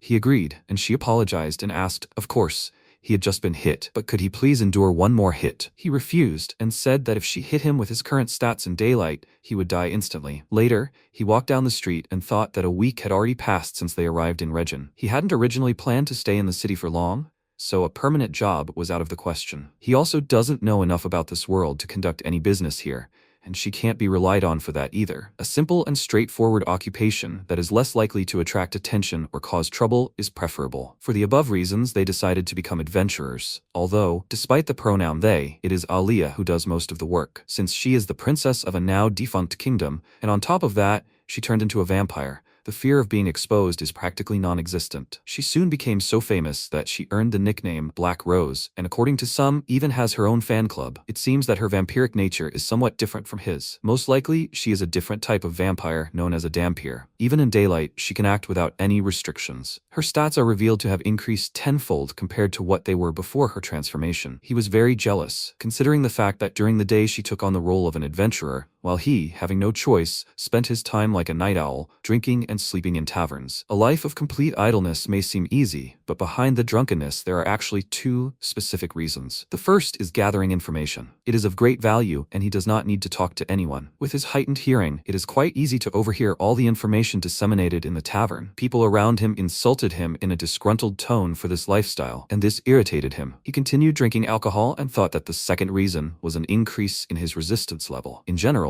seasoned adventurers drink quite often, but even they avoid the strongest drink in this tavern, which is on the border between alcohol and poison. However, by drinking it, his resistance level increases. Thus, during the day, he is busy gathering information and increasing his resistance level. At night, as always, he secretly sneaks out of the city to earn experience. However, he still hasn't leveled up. In any case, he wanted to make it clear that he's not just messing around. A fanatic entered the tavern. He noticed her and thought it was the girl from yesterday. She walked decisively towards him and said that this is where he is. He looked at her and wondered what she wanted from him. She slammed her hand on the table where he was sitting and, with shining eyes, said that from today on, he would be her apprentice. Inori was confused by this and wondered why she was saying something like that so loudly, and so loudly that it could be heard throughout the whole bar. She wasn't angry because of that conflict he caused earlier, trying to play the fool, was she? When he finally looked higher, he saw the glowing eyes of this girl. She pointed to her eye and said that he understood everything correctly. The eye. He didn't understand her, and she pointed at him and asked. He didn't respond to her attack, but he saw it with his eye, right? It's just perfect. He was worried about it and thought that he seemed to think the attack was really amazing, so he accidentally looked at her with his magical eye. However, he never thought that she would be interested in something like that. It became his blind spot. She said that she could compensate for her lack of physical strength with magical tools. Abilities like vision and dynamic visual acuity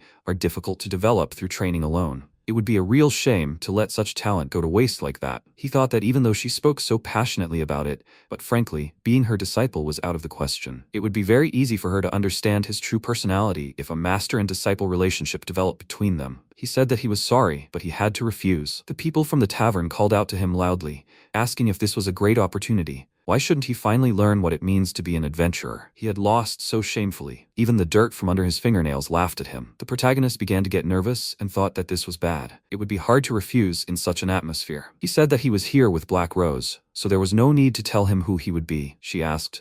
However, Black Rose is probably busy, right? He thought she had hit a sore spot. Of course, she, as Black Rose, was quite busy. The consequences of burdening Aliyah with adventurer duties were being returned in full. The guild worker loudly said that they were also requesting this from the guild's side. She pointed a finger at him with a displeased look and said that this man, a disgrace to their guild, who, on top of everything else, was a drunkard, who did not accept applications. They really didn't want to burden her with a problem they had to solve on their own, so she quickly drew his portrait, wrote something down, and said loudly that it would be a special guild request, so she asks them to take care of it and is grateful to her. The fanatic took it and said loudly that she accepts this request. The protagonist was worried about this and thought that now absolutely everything was weighing on him. Something needed to be done to turn the situation around. He heard a sound from the entrance, turned around, and thought it was an old man he knew. Just in time, he started waving to him, hoping for help.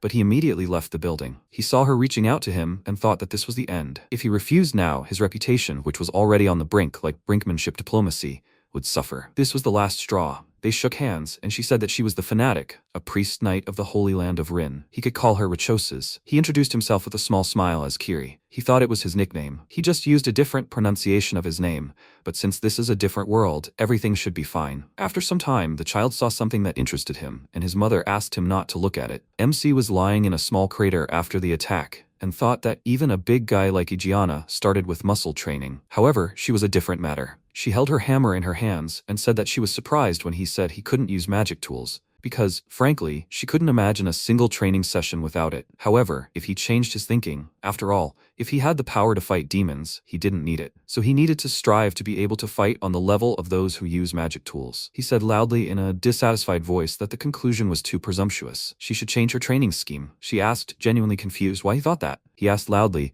does she understand that he's only human and can die? Starting training with sparring at the very least wasn't wise. Richosa said she simply wanted to assess his abilities. He ended up in the situation he's in now because he constantly runs away from things he doesn't like, right? Now that she's become his master, she won't tolerate such naivety. Is he ready to continue? She started trying to attack him with her hammer, and he tried his best to dodge her attack and run away. However, she still caught up with him and dealt him 25 blows with her hammer. After a while, she became a little exhausted and said, great, that's enough. They could take a break for a minute. He lay with his head in the water and wondered if this torture was really going to continue. He climbed out of there, called her master, and said that he had a question. She looked at him and asked what he wanted to know. He asked who the night priests were. She was surprised and asked if he knew about it. He said that unfortunately, he wasn't from around here, so he only knew their names. He thought, great, you just need to start a conversation, then it will smoothly turn into a lecture. She said with a thoughtful look that you could say that they are priests who specialize in battle. Their main duties include subduing monsters and demons and sacrificing them to the gods. There are other peculiarities, but more on that later. He was worried about what he heard, considering he was a demon,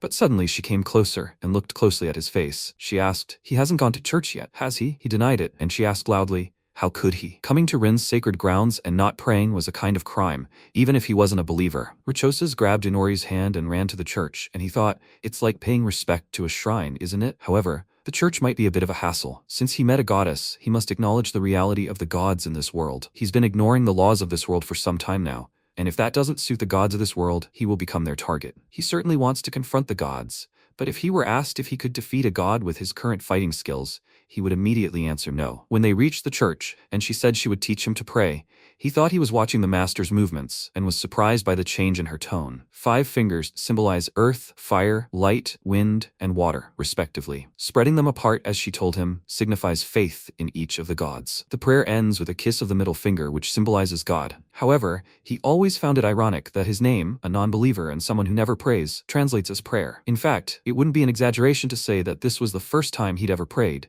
so it was best to get it over with and go home. He began to feel something that surprised him, and he thought it felt as if his soul were connected to someone, as if this wasn't just one thing. It felt like some kind of examination. What were they testing him for? It didn't matter who was doing it, whoever it was. He had to stop this. He managed to sever this strange connection. The girl from the water was surprised by what happened and asked if the connection was broken intentionally. She was bored and thought that the duties of the goddess of water included overseeing the mortal realm and governing them through her temples and sacred objects. Even for a deity, this is not a task that can be handled alone, so she created separate incarnations of herself. She has no complaints about the work and the god who entrusted it to her. She asked with a displeased look, however, it is quite unusual for someone considered a god to do routine office work, is it not? Her copies looked at her and said that the main body was muttering something under its breath again. A stream of thoughts washed over her, as befits a goddess of water. She waved her hands and said that no matter how talented she was, she could not shake the feeling that this was a dull, boring life that had lasted for tens of thousands of years. At that moment, the protagonist severed the connection with her. She sharply pointed at the clone and loudly said that she should quickly investigate this. The clones began to search for information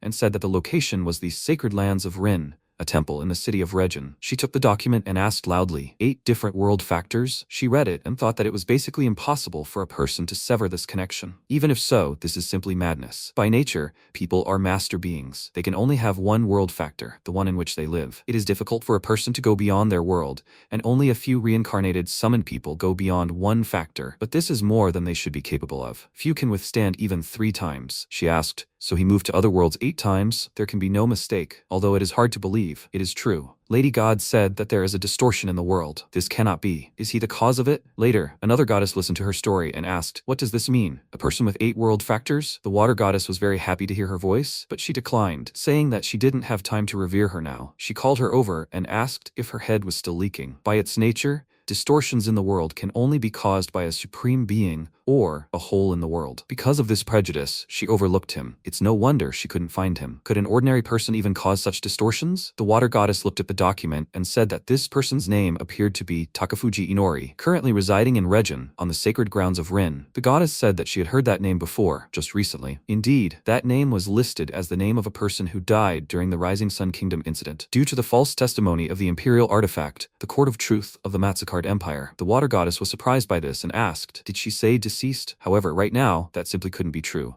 Did the divine artifact make a mistake? She denied it and said that it was probably just a matter of wording. The one who spoke about this said that a person by that name no longer exists, so he probably isn't human at all. The water goddess was angry about this and said that even an insignificant detail could be very insidious, and as a result, it caused her trouble. This is worth 1,000 deaths. Maybe they should send the fire goddess? She was confident that she could handle this. The goddess sighed calmly and said that she should calm down. One cannot interfere excessively in the affairs of the mortal world. The water goddess asked, in that case, maybe they should just leave things as they are. She refused and said that they will hope that in the end, their interference will not exceed the limits. Everything is fine as long as the gods do not interfere directly. At the same time, MC left the church and thought the discomfort had disappeared as if it were a dream. But he definitely felt someone influencing the surroundings. Who could it be and for what purpose? Even detection couldn't detect anything. Counteracting detection isn't something that can be done easily. The same goes for using blessings, ancient weapons, or magical tools. He had an idea, but Rachosis put her hand on his shoulder and said that he really scared her. It's just that when he started praying, his expression suddenly became so mysterious. He believes in the gods more than she thought. Later, he came to the tavern and wondered, hypothetically, if the gods of this world use temples as a conduit for communication with the mortal world, what if they control the mortal world based on this information? If so, then he has a small problem. If someone had something connected to the temple, then severing that connection could probably draw attention to its existence. However, if he hadn't cut the connection, the god could have gotten a lot more information. So, it's not the worst that could have happened, right? Brutus called him and said that the drink was too strong. Inori apologized and said that he was just in a bad mood. If a certain old man had offered him a helping hand back then, his peace might have been saved. He asked, what if he had brought even greater trouble upon himself? He said with a smirk that it was probably too late to think about anything. He thought that for some reason, everyone in the guild disliked the old man. No matter how crowded the bar was, there was always an empty seat at his table. He didn't know what he did in the past, but it was very convenient to have a place where no one would want to approach him. He constantly directed people to his table and, like fellow outcasts, they drank alcohol together. While he was sorting through the newly realized information, he suddenly realized something. He asked, the old man, is unpopular, so he always carries out requests alone, but his track record is pretty consistent, isn't it? When it comes to combat, he seems to have quite a bit of ability, doesn't he? Brutus began drinking alcohol from a mug and asked, if that's the case, then what? He asked if the old man became his mentor. It could serve as a good excuse to escape from the master's care, right? He wanted to say something else, but at that moment Rachosis entered the tavern, called him, and said that this is where he was. He was very worried about this, and she went to him and said that it was time for training. The protagonist said that he was sorry to say this, but there was no need for it anymore. From now on, he will be trained by this experienced adventurer. She was shocked by what she heard and asked, will it be him? He turned to Brutus and thought, this old man, just something? How does he manage to arouse hostility in people he meets for the first time? Maybe it is because of his smell? She grabbed him and said that they should go already. He loudly asked her to wait and said that she was now going to break his neck. He loudly asked the old man for help, but saw that he was no longer there. He started to leave, said goodbye, and he loudly called him a traitor and said that he did not want it. This was not training, but merciless mockery. They both turned around when they heard a sound, turned around and saw Aaliyah enter the tavern. She was surprised when she saw the two of them. He called her, asked her to save him, and said that she was just in time. She was very angry about this, and said that he makes her work alone while he has fun during the day. He is very lucky, right? He thought with a worried look that time was slowing down. In this tense situation, he saw her legs swaying ominously from side to side. In an instant, his mind replayed the scene that happened a few days ago. Earlier on the city street, a very disgruntled girl hit a man very hard between the legs. MC said that it hurt. She asked, it was so loud. What could have happened? He said, one quick kick between the legs in front of an audience is a knockout. He thought that love fights were so scary. He looked at her and wondered, why does she practice this? At the moment of the blow, he thought, now it's clear for whom she practiced this blow. He felt a lot of pain from this blow,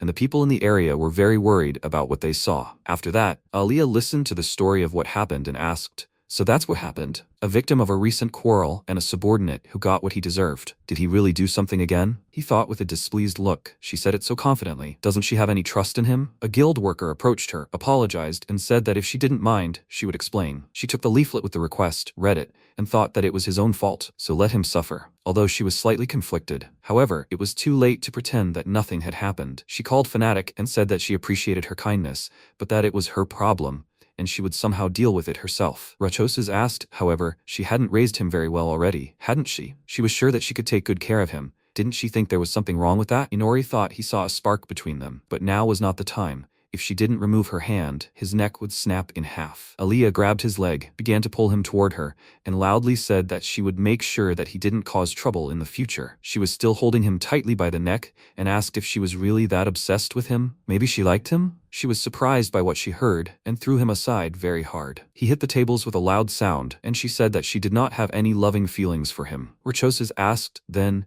isn't it the same between them as a man subordinating himself to a monster? He himself said that it was a rotten relationship. He lay on the ground and thought that it was more like a kill or be killed relationship. She said that if there was nothing special between them, there was nothing wrong with her training him. She didn't think he would like it if she restricted him too much. Aaliyah said loudly that it was not so. She did not treat him that terribly. She said with a satisfied look that then everything was fine, because she does not have relationships with her students. After all, she is a priest knight. She said loudly in a displeased tone that she had had enough. They could do whatever they wanted. The protagonist looked at them with a displeased expression and thought that she shouldn't give him to her. Rachoses turned to him and said that now that they had come to an agreement, she didn't finish her sentence, dragged him by the leg into the street, called him her student, and said that they should begin their lesson today. A few days later, outside the city. At night, he killed monsters and thought that at the moment, he was releasing the stress of the day. Several days had passed since the beginning of training under the priestess's guidance, and the stress that accumulates during these days is simply incredible. In terms of sleep, he is incredibly sleepy. Of course, vampires don't sleep at night. It feels like he drank a cup of strong coffee before bed. The priestess is also to blame for his lack of sleep,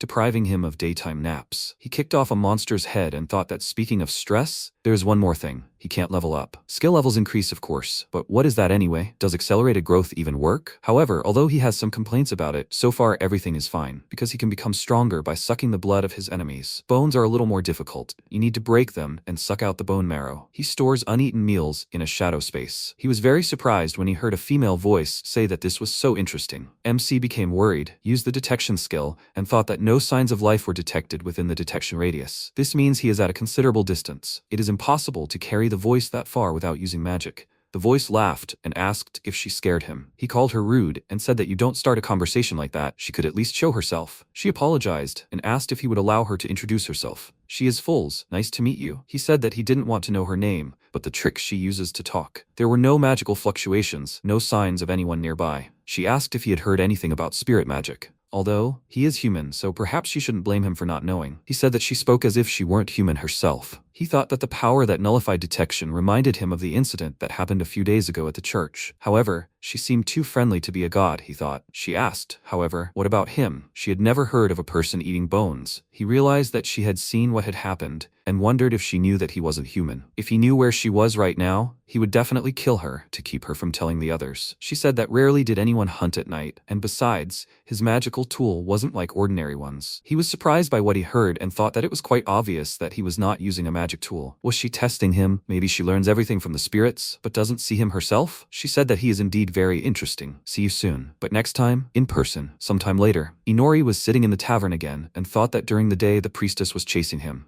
and at night an unknown spirit appeared. He wanted to calmly hunt monsters at night, but this brought up new sources of anxiety. He noticed the surprised reactions of the people around him, and wondered if a new adventurer had arrived in town. He was so sleepy that he didn't even want to look. A girl came up to him and said that he should wake up. He wondered if it was his imagination. It was as if they were talking to him. She hugged him, which surprised him greatly, and he loudly asked who the hell she was. Foles said that he was so confused. After all, they spent the previous night together. Aaliyah and Rachoses were very surprised by what happened. She put her hand on her shoulder and asked, how can I put it better? She shouldn't worry too much. The protagonist was surprised. Last night? What was she talking about? Was she mistaking him for someone else? Last night? What was that? Suddenly he thought, it can't be. The The protagonist activated the evaluation and saw that Fool's was a demi-human elf possessed by spirits. Her health points are 65, and her mana points are 7,012. She was blessed with the harmony of spirits and held the title of Spirit Priestess. He thought, yes, it was she, the one who controlled the spirits. So she was an elf? Elves have long ears, but she probably hides them with magic or something. Fools told him she came to meet him. She said she was looking forward to their next meeting.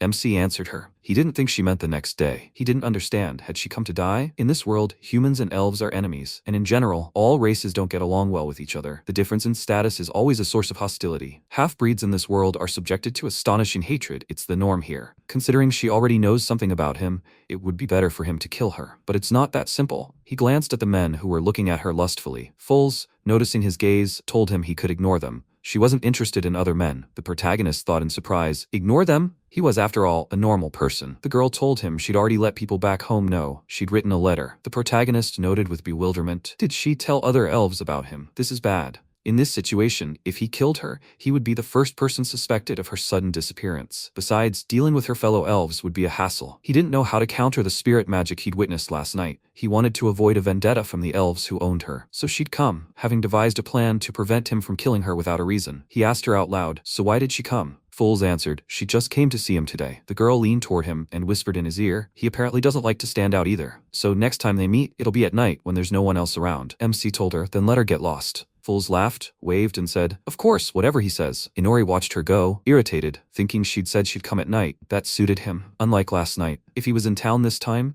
he could still use detection. He considered tracking her with Fenrir, but considering she had spirit magic, that was a bad idea. As he went about his business, he continued to think about the gods and spirit magic. He was critically short of information. Suddenly, Rachoses ran out to greet him joyfully and said that Aaliyah had already left. So, should they begin today's training? He told her he wanted to go to church today. Could he? The girl, accompanying him there, told him she was very happy about it. Who would have thought he'd want to go there again? The protagonist thought it wasn't because he wanted to avoid the hellishly difficult training. It was because he needed to go on reconnaissance. Entering the church, he activated his assessment out of habit and learned the characteristics of everything there. Then he looked at Rachoses and saw that this was the fanatic Rachoses, a human. Her health was 72, her mana 563. Her blessing was a minor divine revelation, bestowing upon her the titles of Priest Knight of the Holy Land of Rin and Devotee. The girl, noticing his gaze, looked at him with a puzzled smile. What was he doing? The protagonist thought that if the gods and the church were so closely connected, then it wouldn't be advisable to simply go there. But, as the saying goes, if you fear wolves, don't go into the forest. This was definitely worth the risk. He would appreciate everything here. His eye fell on a sacred light stone, forged from a sacred tree in the Holy Land of Rin. Its quality was SS grade, but it was priceless. This stone could have been the roots of a sacred tree. In churches, it is always placed on a pedestal.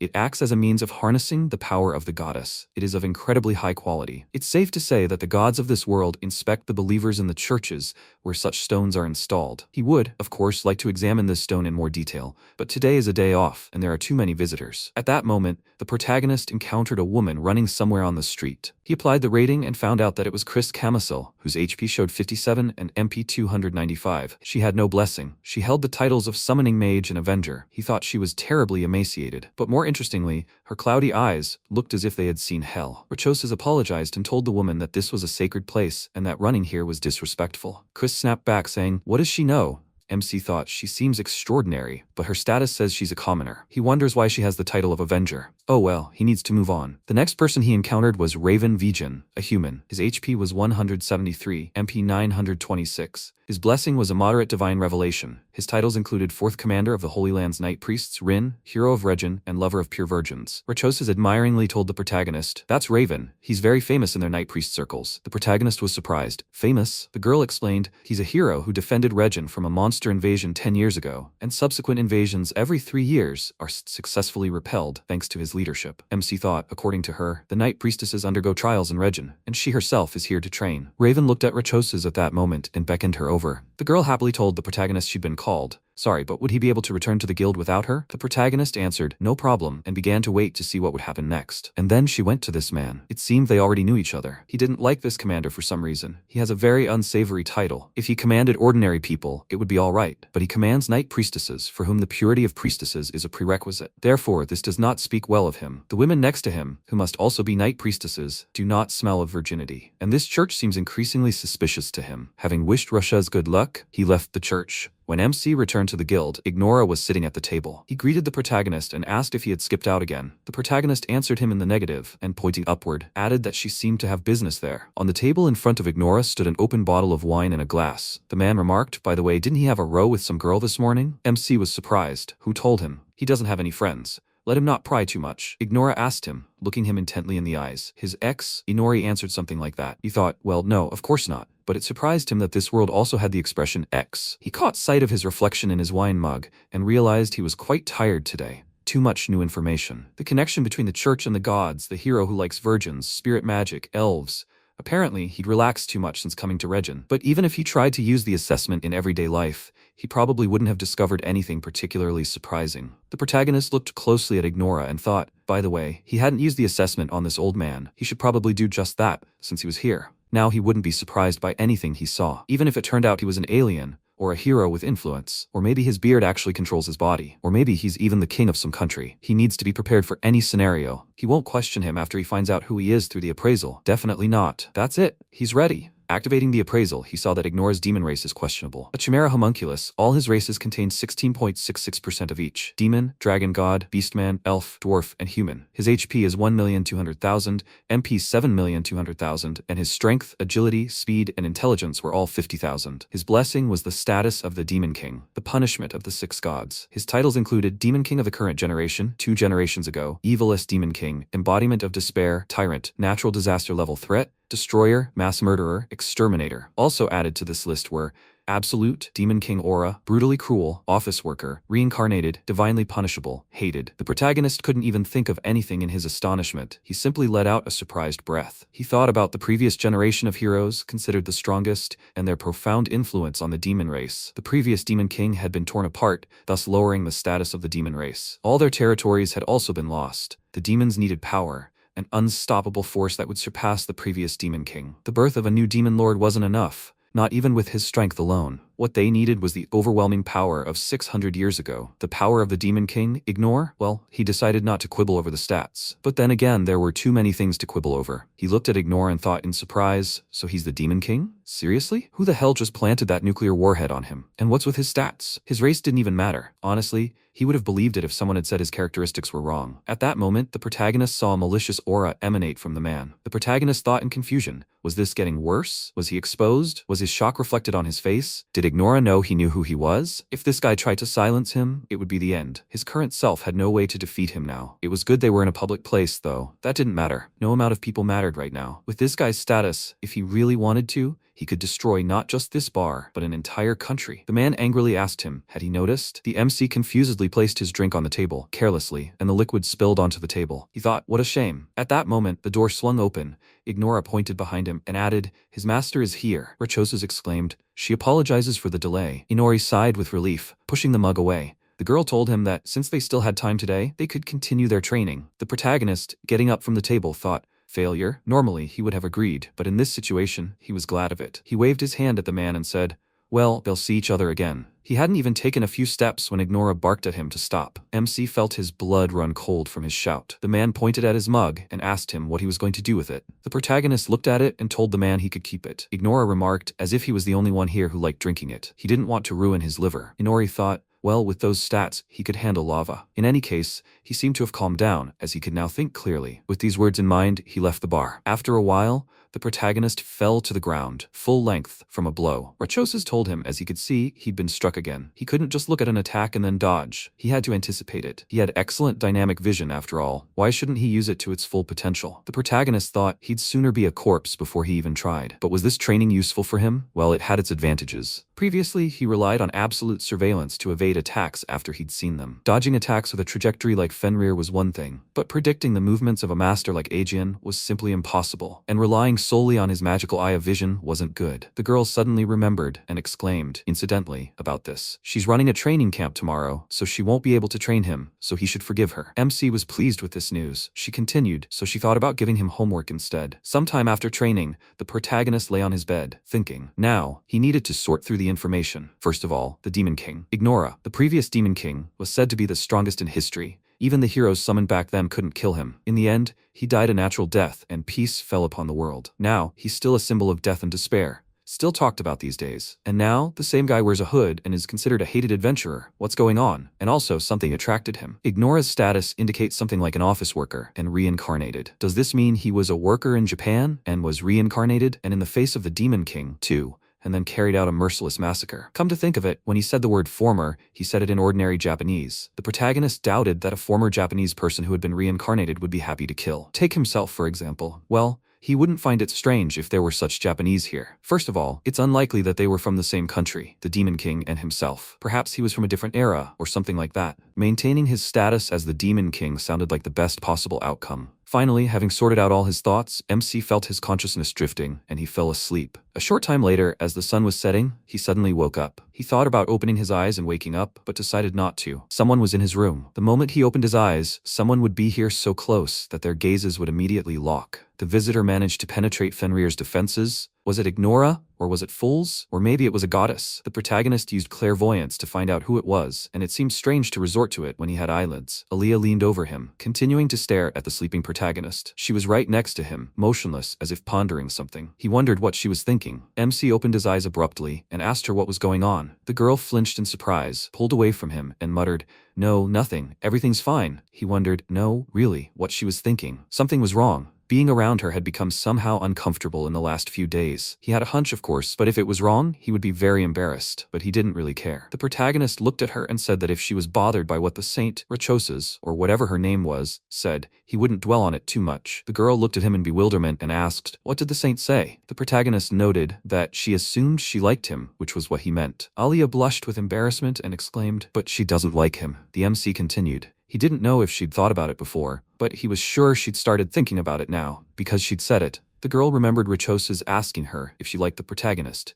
She didn't think he'd like it if she were too restrictive. The protagonist thought, in most cases, love relationships are accompanied by pleasure from it.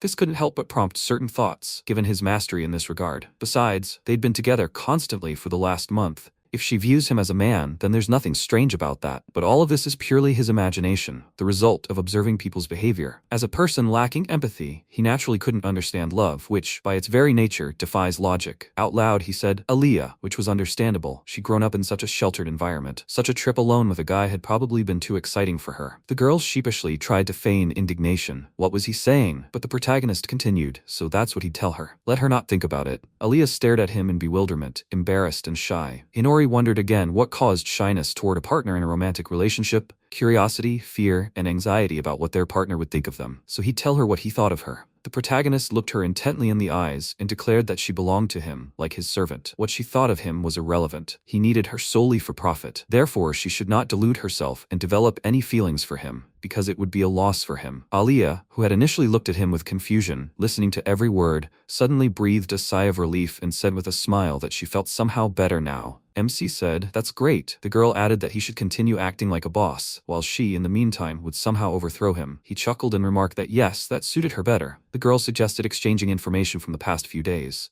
Inori agreed. He said that tomorrow he would go into town to shop, and she could join him. Aaliyah asked him in amazement, "What is that?" As Fauna would say now, it's a date. The next day, the allies set off together. They went into the weapons shop. The main character told the girl that this was a task from the saint. They needed to find a weapon to use in training. Taking one of the swords, he said he could see the weapon's characteristics through evaluation, but he didn't know what it would feel like to use it. He needed her help so he wouldn't embarrass himself. Aaliyah, surprised, asked him if he couldn't use what he'd made himself. The protagonist clarified, asking if she meant the knives and everything else he'd made using equipment crafting. They were made of metal, crafted with dark magic. Such things cannot be shown to a saint. The girl agreed with his reasoning. Looking at what MC was currently examining, she expressed hope he wasn't going to buy that scythe. He asked her if he couldn't. Aaliyah was indignant. Was he out of his mind? He wasn't old enough to be daydreaming. He thought she'd turned on her snarky commentary mode full blast. She'd rejected every weapon he'd chosen, calling them all sorts of offensive names. Then she'd laughed and said, well, she wasn't opposed. But who knows how the training program would change if he chose a weapon that was so difficult to wield. The protagonist admitted, yeah, if he chose something like a scythe, it would definitely require even more training. The protagonist suggested she pick something for herself. He couldn't just use that sword she had all the time. He thought about the black sword of absolute destruction he'd given her. It wasn't just an ancient weapon. It had dark magic applied to it. Something like that would make people's eyes pop out of their heads. It was a sword that could only be wielded alone. Aaliyah paused, selected a blade, and asked the protagonist what he thought of it. He examined the item and bought it for Aaliyah. The merchant looked at him carefully. He wondered why she was looking at him like that. The woman asked if he really had such a relationship with the Black Rose. The protagonist looked at her, confused. What was she talking about? The merchant explained that when a man gives a woman a mithril dagger, it essentially means she should stab him if he cheats on her. So, it's practically a proposal. The MC was confused and thought in amazement. So it's like an engagement ring then? He apologized to the merchant and told her he was from the countryside, only just now realizing the meaning. Was the weapon so decorated because that's what it was meant for? The woman told him no, it was for ceremonies. Also, silver was added for decoration, so it's not very strong. Essentially, it's not suitable for cutting. The protagonist asked, puzzled, what did she say? Silver was added? The merchant noted that it was. The protagonist approached Aaliyah and told her, excuse me, but I'd like to return the knife. But the girl, overjoyed, couldn't hear him and exclaimed, they bought a good weapon. He thought silver weapons were his weakness, but Aaliyah insisted, so they bought it. This dagger would be easier to kill him with. He didn't know if that's what she meant when she called it a good weapon. After a while, the girl told him they'd been to several shops, but all he bought was a gun. MC replied that was true. He added that there weren't many things he could use that weren't magical. So, for now, he bought this one, simply for the sake of experimentation. Now all that was left was to stop at one more shop, and that would be it. They stopped at another weapons shop, where the owner himself greeted them. He informed them that his shop took special orders. They could make unique weapons to suit their requirements. Aaliyah and the protagonist looked at him in surprise. Then the protagonist decided to place an order. After a while, they sat down at a table in some establishment. Aaliyah told Inori that last shop was a bit unusual. He agreed. The shop itself was rather shabby, and its owner turned out to be an elderly butler, and on top of that, he made weapons to order. This combination wasn't just a bit unusual, it was disconcerting. The protagonist concluded, well, that's all for today. They finished faster than he thought. Looking around, the protagonist noticed that the place was very elegant. Flower pots hung everywhere. All the plants were well kept. Aaliyah told him yes, she'd seen this place before and had been meaning to stop by sometime. MC chuckled. They were having lunch in such a place. He wondered what the saint would say if they met her now. As if on cue, Rachosas appeared next to them. She exclaimed joyfully, training ended early today. What? Are they having a date here? He shuddered at the thought. Aaliyah responded indignantly, it's not a date. Rachosas had insisted, but dining on the terrace in a place like this sounded very much like a date. Aaliyah irritably denied it. The saint then added, well, if that's the case, could she join them? Aaliyah was indignant. At such a table, then things reached the point of absurdity. A table on the terrace in a sunny spot, a verbal altercation ensues, and he's being ignored. Yeah, he even felt sleepy. After a while, the protagonist sitting at the table with Ignora said after his story, that's it, and he ran off here. The man grimly remarked, as usual. The protagonist sipping his drink thought, he, as usual, evacuated to the bar. Yes, as usual. If he suddenly changes his behavior and the Demon King suspects something, it won't be good. Right now, he's acting naturally, it seems. There shouldn't be anything strange. Ignora suddenly spoke up, but the secret will quickly become clear. MC looked at him, puzzled. The man added, that sister will come here looking for him first. Inori was forced to agree. He mentally breathed a sigh of relief, so he meant that. The protagonist had asked him, so what should he do? Ignora told him to go on a mission. They'd hardly find him outside the city. If anything, he'd go on a mission with him. The protagonist looked at him in confusion. He definitely didn't expect to hear this. Ignora continued. There was something he'd like to talk to him about alone. At that moment, Inori heard his heart pounding. A slight panic gripped him. He wanted to talk to him alone? Somewhere. No one would see them? Outside the city? He could only suggest such a thing for one reason. The Demon King had guessed his identity. Ignora, noticing his agitation, told him he needn't be afraid. He wasn't going to kill him. No, more accurately, he couldn't kill him. After some time they arrived. Ignora said this is a good place. Inori looked at him questioningly and thought, he can't kill him? It seemed he wasn't lying. With his status, there was no point in lying. It was a risk worth taking. That was his decision after some thought.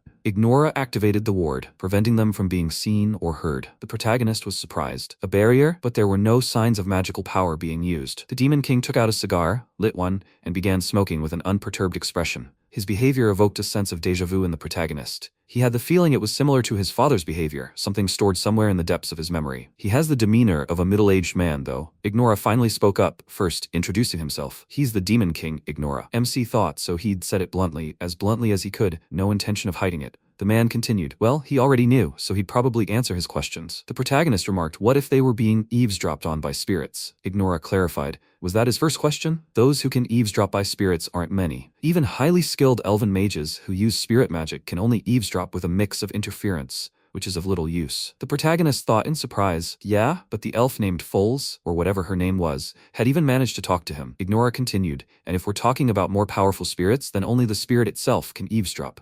But he's forcibly subjugated all the spirits in the area, so he shouldn't be afraid. The protagonist replied, okay then, Cat, we can move on to questions. He thought he couldn't find spirits with his detection yet, but he still felt the atmosphere around him was different. He continued, wondering why he couldn't kill him. Inori chuckled and noted that he thought he'd ask what the Demon King was doing here, or something like that. Well, he was going to tell him that anyway. Now, let him watch. With the help of magic, Inori had regained his true form. He'd acquired long ears, horns, and dragon eyes. He exclaimed, "A chimera homunculus." Apparently, that's what his race is called now. Inori thought, it must be hard for him. With a head like that, he said it out loud.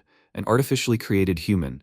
A fusion of several races, huh? Inori said yes, and his soul entered him. But when he was the Demon King 2 generations ago, he was just a demon. Now he combines all the races, and yet he is different from each one taken separately. The protagonist remarked on how complicated it all was. But how did that relate to the fact that he couldn't kill him? The man answered, the problem was his blessing. Punishment from the 6 gods, whether direct or indirect. If he intentionally kills someone of his race, he himself will die. Inori calmly stubbed out his cigar in his palm. MC mused, I see, the death penalty for killing one's own kind then. It's less a blessing than an influence. But didn't he say he had all the races within him? Inori said so. Killing a demon, dragon man, elf, dwarf, or human meant he would die. Inori pointed out that he was human, so he couldn't kill him. The man agreed. The protagonist continued, well then it was clear why he was here. The protagonist had specifically told him he was human. It seemed he hadn't yet realized he was a vampire. He added that he couldn't fulfill his duties as Demon King if he died simply by giving the order. Inori said yes, that was one reason. The MC inquired if there were others. Inori sighed and said he would tell him about his past. Ever since he was born, he had possessed extraordinary power. At a certain age, he was told that among demons, his status in society was determined solely by his power. As time passed, he quickly became the Demon King. All the demons honored him, addressing him obsequiously. He could use his power to compel anyone to do his bidding, and he could take money, alcohol, and women from others as much as he wanted. He lived, reveling in his power. Many tried to kill him. One of the summoned heroes, the only one left alive, also tried to kill him, but he tore him in half and threw the upper half outside the city. Gilyu, his faithful assistant, was amazed at his strength. Then she told him he had destroyed the heroes. It was a magnificent job. He turned to her and asked her how the situation was at the front. She replied that everything was fine. They greatly outnumbered the enemy. Gilyu continued that if they continued to advance in this manner, all human lands would fall under the control of the demons. He thoughtfully remarked, and the girl looked at him in confusion, not understanding his question. Ignora said, no, it's nothing, let them advance. He thought then, humans, elves, dwarves, beastmen, and other opponents to fight never run out. But what next? No matter what he mastered, something was always missing, right up until the very end. After his death, in some incomprehensible white space, he met the one who called herself the world's chief goddess. According to her, he had overdone it. He had caused enormous damage that the gods could not have foreseen, and for this, he was punished. The protagonist asked him in surprise, is this the punishment of the 6 gods? Ignora answered him, no, that was different. As punishment, they took away his strength, talent, memory, everything, and forced him to be reborn in an abandoned world. The protagonist thought in bewilderment. He had never heard such a name before. An abandoned world. Ignora looked at him carefully and said, this is the world from which he came. Inori was dumbfounded by what he heard. The Demon King looked at him with pity and added,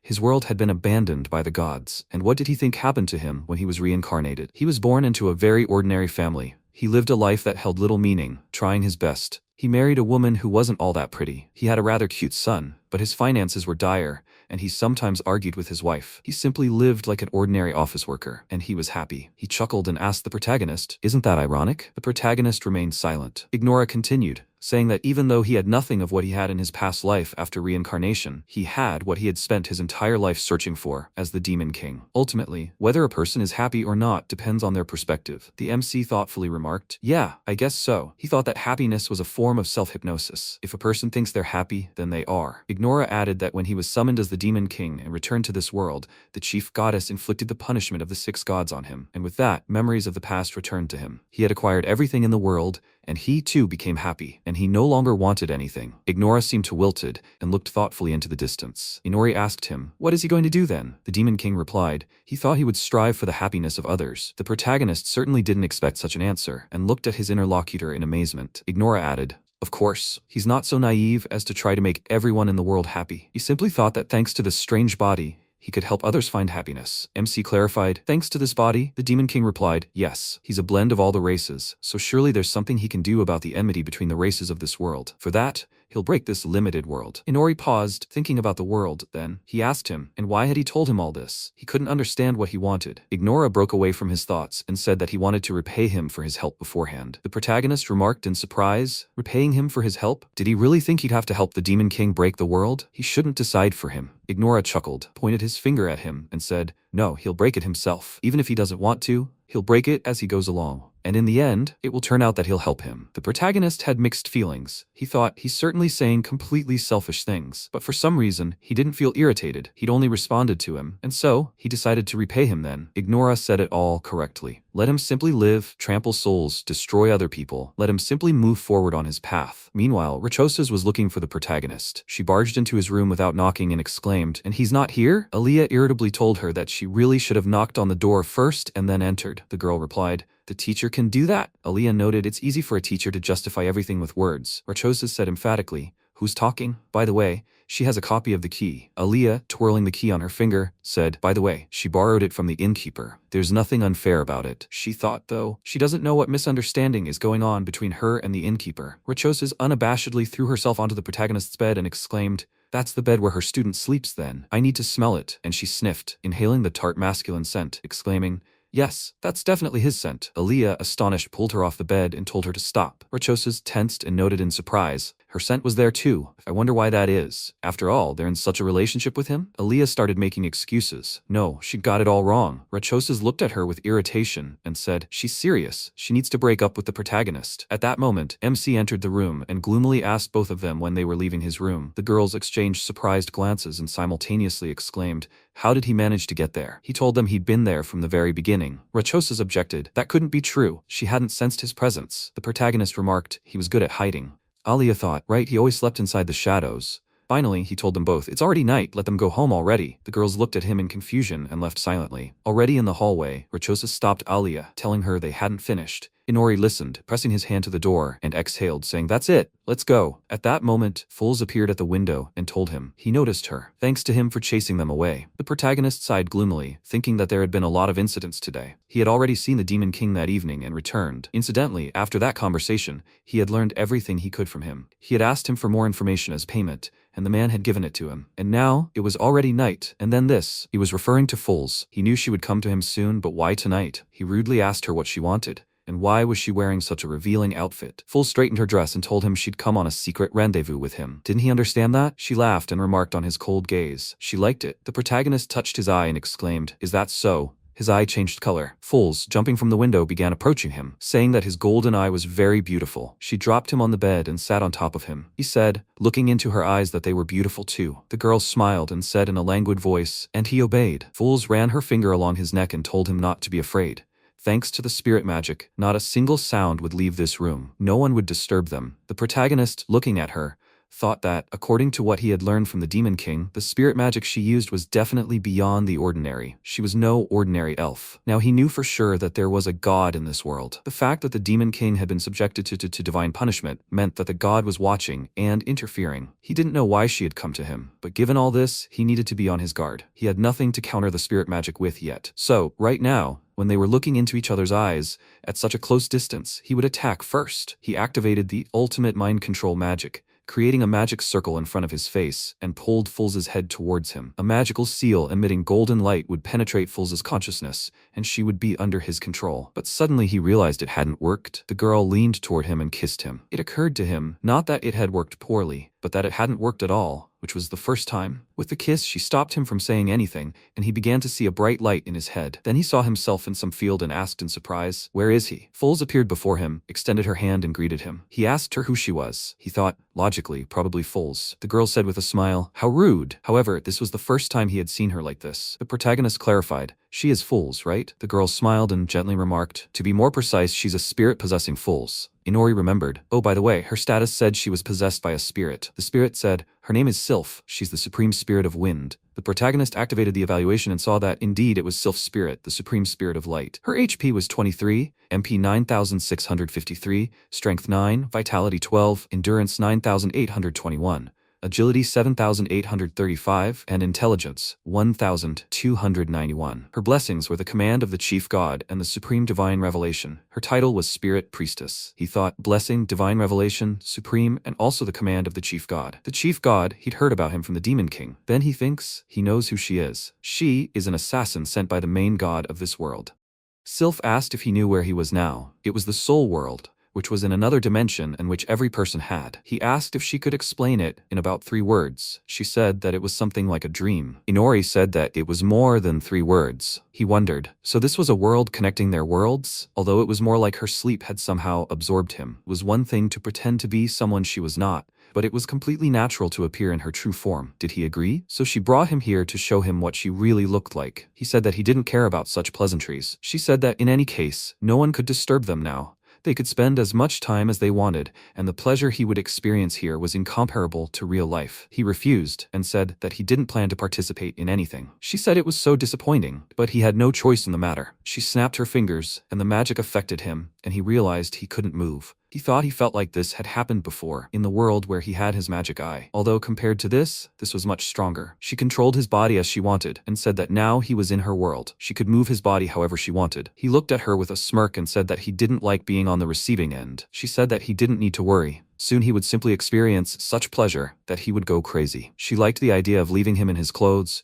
but maybe he should take them off. The protagonist said that he was unlikely to undress just because she asked him to. She started snapping her fingers, causing his clothes to disappear. Sylph flew up to him and said that she was going to take control of his soul. He thought that the main god could give orders to those who had the blessing of divine revelation. However, this was only advice from a god, and therefore was not considered direct interference in the mortal world. Spirits are closest to the gods, and the main god chose her, the highest spirit, for this. The main god's order is either murder or subjugation. Spirit is the primary source of magic, but since he, her target, combines parts of the 8 worlds, simply killing him in battle could have consequences that are impossible to predict. Therefore, she decided to subjugate him in the world of the soul. In this world, a person who was originally born in a physical body cannot do anything against a spirit who does not have this. She asked what's wrong. Is he afraid that he will be pleased and feel a connection? He just needs to follow his instincts. He looked at her and said that he had no instincts and no mind. She was about to start subduing him, but he used the control skill with a wide grin. Dark energy appeared around him, and this made her retreat from him.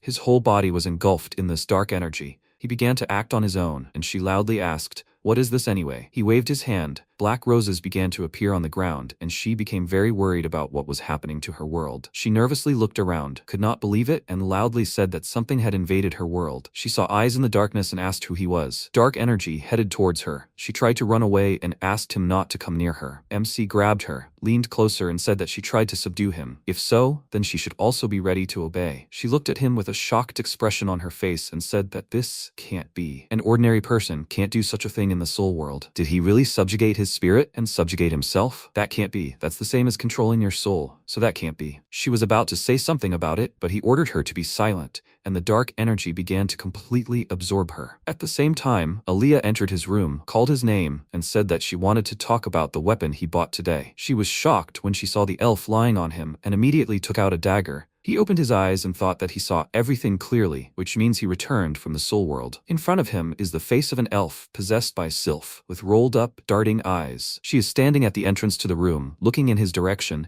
and holding a blade in her hands. Honestly, now he wants to push her away, but for now he is in the middle of completing the control. He raised his hand to stop her. She stepped back, and he thought that right now he can't risk interrupting the process, so he can't talk. He needs to ask her to wait a bit. He tried using control inside the soul world. He just decided to give it a try, and it worked. Now that he thinks about it, he shouldn't have used black magic on living beings. So spirits don't count as living? At least they have a soul. If living beings are defined by the presence of a soul, then using control inside the soul world would be a contradiction. He doesn't know how he controls his body now. Perhaps because he has been in this world, he can use control like this. Besides, Aaliyah is getting angrier with every second. Having finished using the control skill, he threw the elf girl who was lying on him. In his mouth was a sylph, which he spat out on the floor. He took it with 2 fingers. She looked at it and asked what it was. Inori said that it seemed to be a spirit. He thought that this thing that looked like a figurine was a sylph. However, due to the black magic of control, it is now colored black. He shakes her, but it does not seem like she wakes up. He hits her with his finger, which is why she immediately came to her senses and said loudly that she is sorry. She's asking for forgiveness. Later, he said that some god ordered him to try to seduce him, but she failed, and this is what happened. Hasn't she become much smaller? She said loudly that this is her real size. He let go of her, looked at the girl lying on the bed, and thought that it turns out that the spirit took over the elf's mind. He asked, "Wait, has her face and body changed?" She said that her appearance was affected by her possession. By the way, hasn't he forgotten anything? He just let her go. let down his guard, and now she is free. He thought that she had completely recovered from her confusion and was now starting to get carried away. She said that as long as she is careful, a person will never catch her. Aaliyah tried to catch her, but missed, as if she were some kind of hologram. He grabbed Sylph and thought it was very annoying. She was very surprised by this and loudly asked how he did it. He said in a calm tone that he himself did not know. Perhaps it was related to control. Later, he looked at her status window and saw that her status, stats, and the fact that she was now a traitor to the main god, and her title was Fallen Spirit, were written there. He looked at this and thought that her health and vitality were 100 times higher. Moreover, nothing had changed as long as he kept her in his pocket. She was very unhappy about this and loudly said that he cannot treat her like an object. The protagonist turned around and asked why she returned to his room. Did something happen? Aaliyah remembered this and said that she would like to see how he used a gun, especially in combination with black magic. He examined her and thought she was a little nervous. Maybe it was because of her intellectual curiosity. When she became his subordinate, he shared his knowledge with her. So perhaps she was expecting some kind of magic bullet. He said he didn't think he could do it today, maybe tomorrow night. Now he needed to clear the elf's memory and send her home. While he was doing this, he also wanted to see what she was capable of. After some time on the street, he thought that this incident made it clear that God or someone else was clearly against him. He couldn't help but feel nervous at the thought of going against God. However, he was not in a very good position right now. He got some information from the Demon King, but it was not enough. It was too early to go to the last boss. Sometime later at night, he came to the forest with Aaliyah and said that they needed to collect the flowers of dawn and defeat the skeletons. These were the reasons for their 2-day absence from the city. They should move straight to the experiments. He called Sylph, but she didn't answer. He took her in one hand and said that she should wake up. He used his skill, which caused her to wake up and ask loudly what he was doing. He said in a calm tone that she just didn't want to wake up. Now they need to find out what she's capable of. First, she needs to demonstrate her spiritual magic. She said with a slightly confused look that she had bad news. She can't use that magic anymore. He grabbed her leg, started spinning her around, and asked, "Does she mean that she can't subjugate souls anymore?" She started feeling dizzy and said loudly that at least she could intimidate them and make them do nothing. But other than that, she could make them listen to her orders. She doesn't know. She just feels uncomfortable using magic and power since she's in this state. She broke free from his grip and MC thought that, actually, this was expected. He asked then, can she combine it with his detection so that he can find spirits? She said that it was possible. She used magic, and he thought with a little surprise that as soon as she said this, he felt as if his detection became stronger. Sylph said that anyone who has made a contract with a spirit is capable of this. Their control is also considered a contract. He can also do things like, he asked her to wait and said that his detection had picked up something. Aaliyah asked if it was related to spirits. He denied it, called her, and asked if the request this time was to defeat skeletons, right? She agreed and asked if he meant they were skeletons. He denied it and said it was something else. This intrigued her and she asked if they were Kojiki wolves. The skeletons had killed people, and now these wolves had come for their corpses.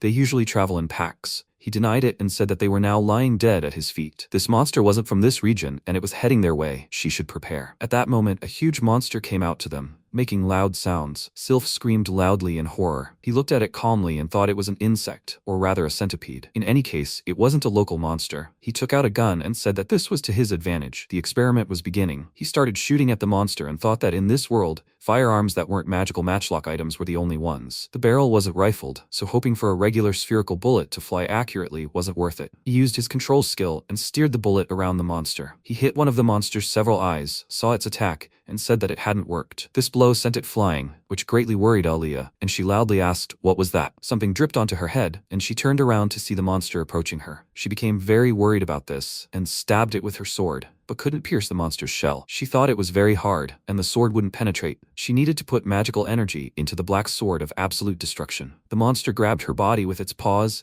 and looked at her. Sylph became worried about this, and loudly said that she was caught. He was going to eat her now. She turned to her with a nervous look and said loudly that it would be better if she helped instead of screaming. She thought about it, flew up to the monster, and hit him in the eye, but he immediately threw her aside. Aaliyah became even more nervous about this and loudly asked, "Is this all she can do?" She was very afraid because the monster began to lean towards her, getting ready to bite her. She screamed loudly in fear, and Inori came to his senses and said that the bullet hit. But the firepower was not enough. More importantly, it wasn't worth it. He used his magic on the bricks and launched it at the monster's head, which is why it was unable to bite her. Because of this, his blood began to pour on her, but he was still alive. He realized that this monster was very hard, so he lifted even more bricks into the air. He attacked the monster numerous times and killed it, allowing Aaliyah to escape its grip. He said that when the thing he uses control on breaks, it becomes impossible to control it from a distance. When it hits, the bullet deforms. It seems that this also counts as breakage, If each bullet is disposable, then it's pointless. In that case, it's easier to throw knives. Alea, covered in the monster's blood, turned to him and asked if it was possible to make bullets out of adamantite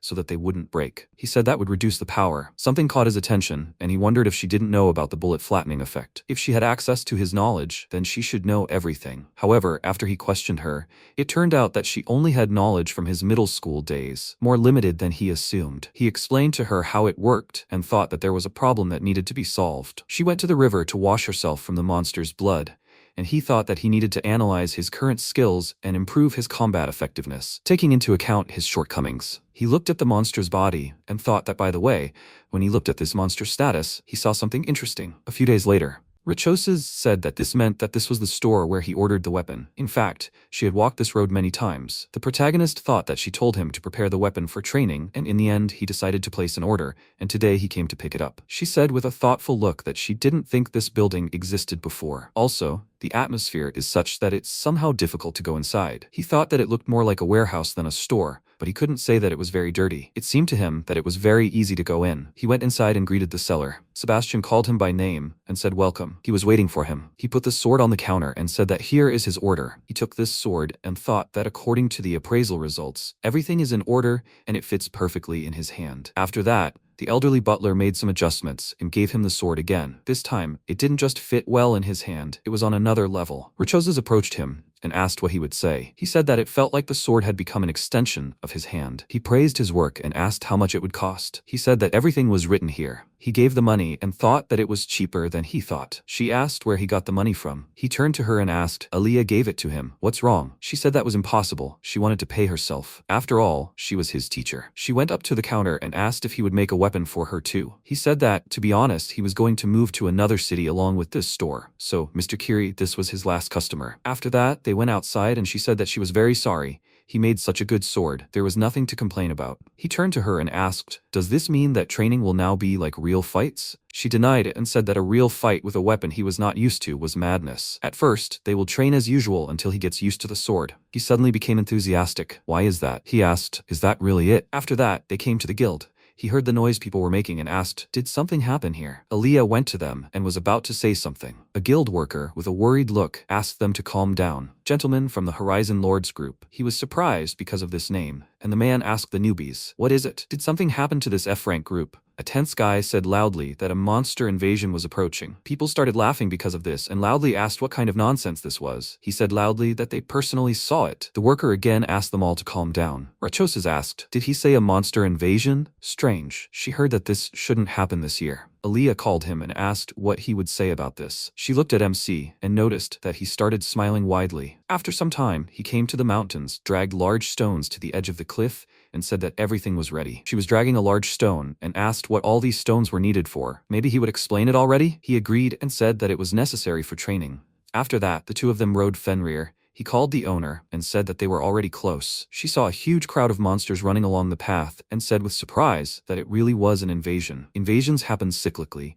so this year it shouldn't happen. Besides, those adventurers described everything completely differently. Then the adventurer said it was true. They saw 5 skeletons. The adventurers were surprised by what they heard, started laughing loudly, and said it was nonsense. At the present time, he called Alea and asked if she didn't know. If the guild suddenly starts talking about an invasion, then there's a good chance it will reach the city it's located in. They went down to the ground and she asked, but this is all fiction, right? He agreed and said that, jokes aside, she should look into it. She looked down and said that these were the same insect-like monsters as the one they had recently killed. He said that after that battle, he sent the black wolves out to scout. It turned out that a huge pack of these insects had appeared. Perhaps that individual had simply fallen behind them. However, be that as it may, this was an excellent opportunity to train in real combat conditions. Fenrir would command the Black Wolves. This would be an experimental battle between 2 teams against each other. She would fight alone. This would be real combat training, one against all. Alea was surprised by this and wondered, would she be alone against an entire pack? Even with one such monster, she had had a hard time, and there were so many of them that she couldn't even count them. He said that most likely, killing them would not be easy, so she should take this into account and come up with suitable tactics to fight effectively. He ordered them to begin, and everyone except him jumped towards the army of monsters. He used the appraisal skill, and a system window appeared in front of him,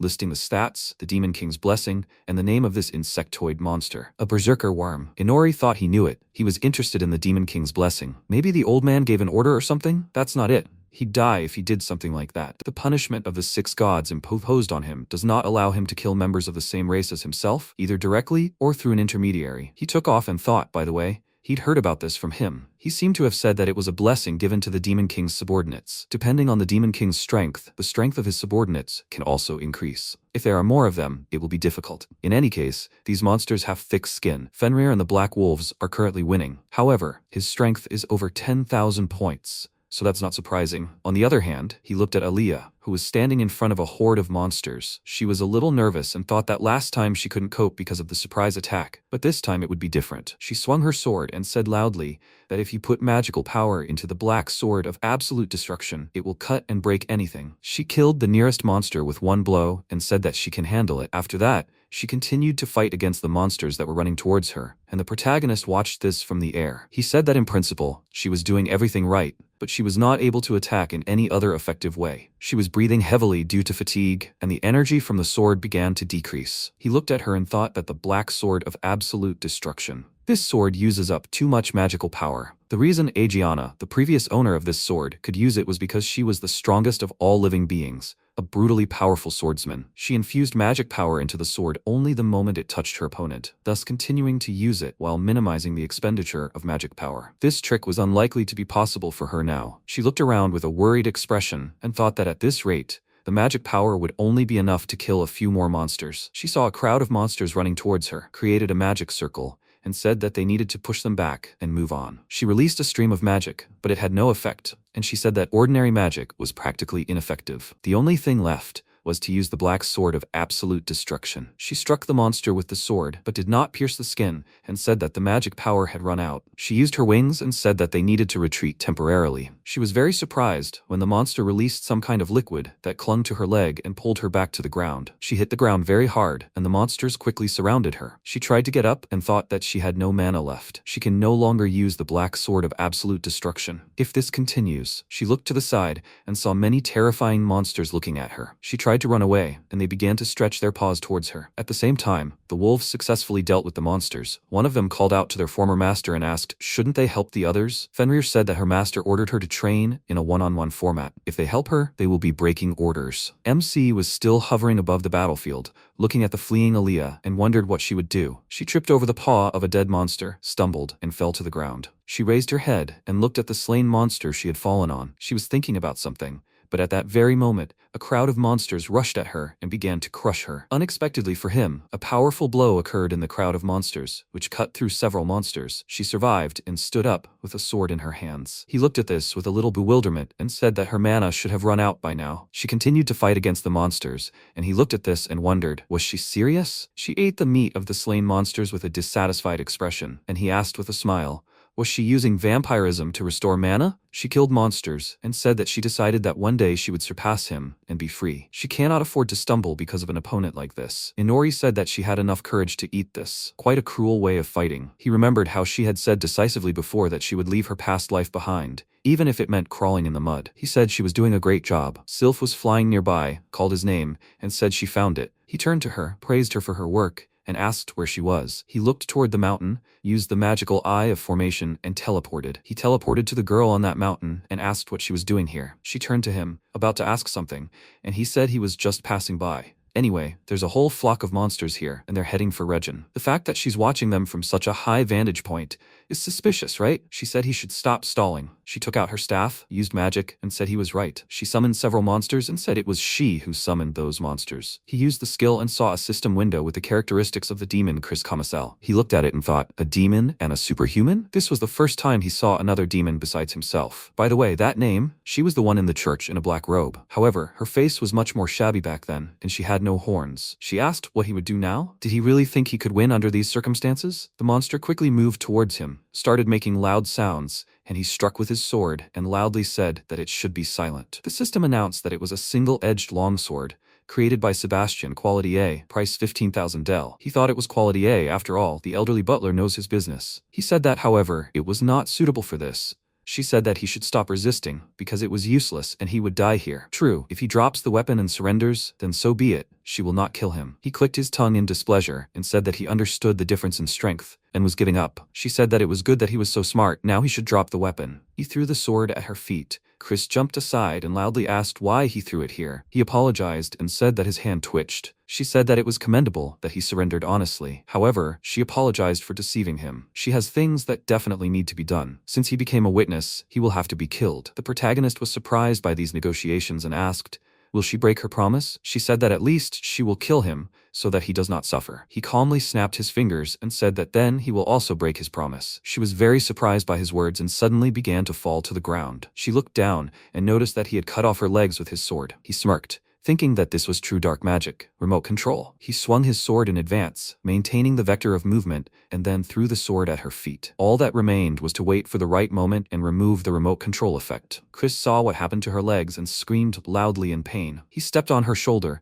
and told her to stop screaming so as not to embarrass herself. He chained the monsters she summoned and said that her monsters couldn't move either. It was checkmate. He used the magical Eye of Formation, the ultimate mind control magic. The magic circle broke, and he thought that meant she was still mentally unbroken. She started laughing loudly and said that he was too late. It was too late now. She wasn't finished yet. Nothing had stopped. Not the insects. Not her revenge. Revenge on her and those church freaks. MC's attention was drawn to the words about the church, and he thought that the way she acted at their last meeting, her comments towards Rachosis, there was definitely something behind the church and this invasion. She said that she could direct the entire swarm of insects here, and even he wouldn't be able to get off easy. Even if she dies, it won't stop them. No matter what he does, they will definitely reach the city. If he thinks he can protect Regin from the monsters. She didn't have time to finish because he kicked her and said that she got it all wrong. He's not a church spy or anything like that. He's not even an adventurer who came here to protect the city. He doesn't care about protecting the city. Honestly, even if the city is destroyed, he would be completely indifferent. He's only here for fun. When he gets bored, he'll just leave. He wants to say that for him, this is not an invasion, but some kind of little entertainment. She was shocked by this, and he snapped his fingers, chained her up and lifted her off the ground. She was worried about this, and he said that one way or another, her revenge, there is something to it. Even now, she's still trying to fight. What should he do with her? She looked at him with a worried look and asked what he was doing. Inori held a chain in his hand and said that he would help her experience true despair. He turned around, called Sylph, and said that the time had come. She said with a smile that she was interested in what would happen. Earlier, she said that although she could no longer use spiritual magic, but now she could do this. She created a cloud of energy in the air and said that since he controlled it, he could easily do the same. He touched it and asked what this intangible thing was. She said that it was something like creating a shadow in the air. He was surprised by what he heard, and she laughed and asked if he was interested. This ability is called Black Wind. At the moment, he used this skill high in the air, teleported the stones there, and they began to fall down. These stones fell at great speed to the places where the crowd of monsters was running, and he began to laugh very loudly.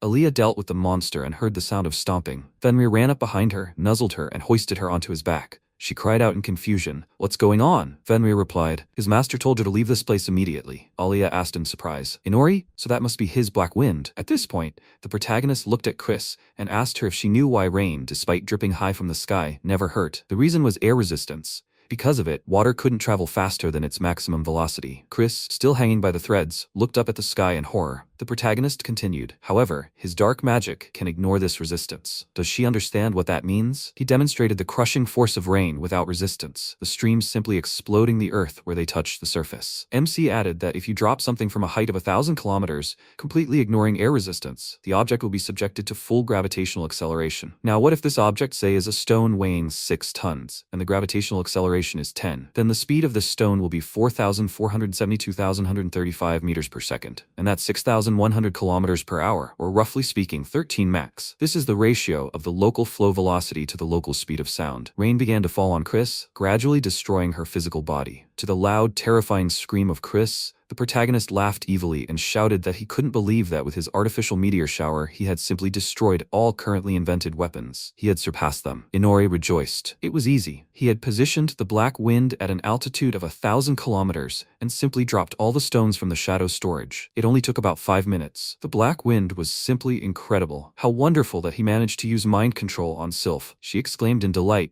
How amazing it was. MC told Chris to let her watch the insect army she was so proud of fall to pieces. The girl burst into tears, not wanting to believe it. He soothingly told her, "Come on, she shouldn't cry. It was such a sight. She didn't see something like this every day." But why was she shaking? What about her revenge? What about that child she was trying so hard for? He looked at her and thought, now he can do it. Advanced mind control magic over Chris. He felt resistance, but with a little more effort, he succeeded. The girl hung limply on the threads. Sylph exclaimed in delight again. Amazing. There are corpses everywhere. He turned to her and asked if she could move the black wind over there and restore the stones and monster remains. She eagerly rushed to carry out his instructions. The protagonist said most of the stones used in the battle are now just a pile of rubble. If he can no longer use them, then he needs to be smarter and smaller. At that moment, he felt an incredible weakness in his body and a slight tremor. Sylph looked at him in surprise and called out his name. He wondered. Her voice had become so distant. What was happening? What was wrong with his consciousness? Had he run out of magic? No, it couldn't be. He barely used any. He remembered that feeling, as if his soul was being forcibly taken, just like when he found himself in the spirit world. Could this be the work of the so-called main god? And right now, for him to personally come for him? Biting his lip in indignation, the protagonist let his consciousness slip away. Suddenly, he heard a voice. He had reached level 15. His demon rank had changed. The power of the Baron class had changed to that of the Viscount class. Accordingly, all skills will be developed to the next level. Takafuji Inori's soul will be forcibly transferred to the soul transfer floor. The surprised protagonist cursed, "Soul transfer floor?" Suddenly, he saw the goddess and asked her, "Is that her?" The goddess asked him with a smile, "Is he awake?" She wanted to add that they hadn't seen each other in so long, but didn't have a chance, as MC punched her right in the face. Falling, the goddess exclaimed in bewilderment, "Why? What did she do to him?" The protagonist answered her gloomily,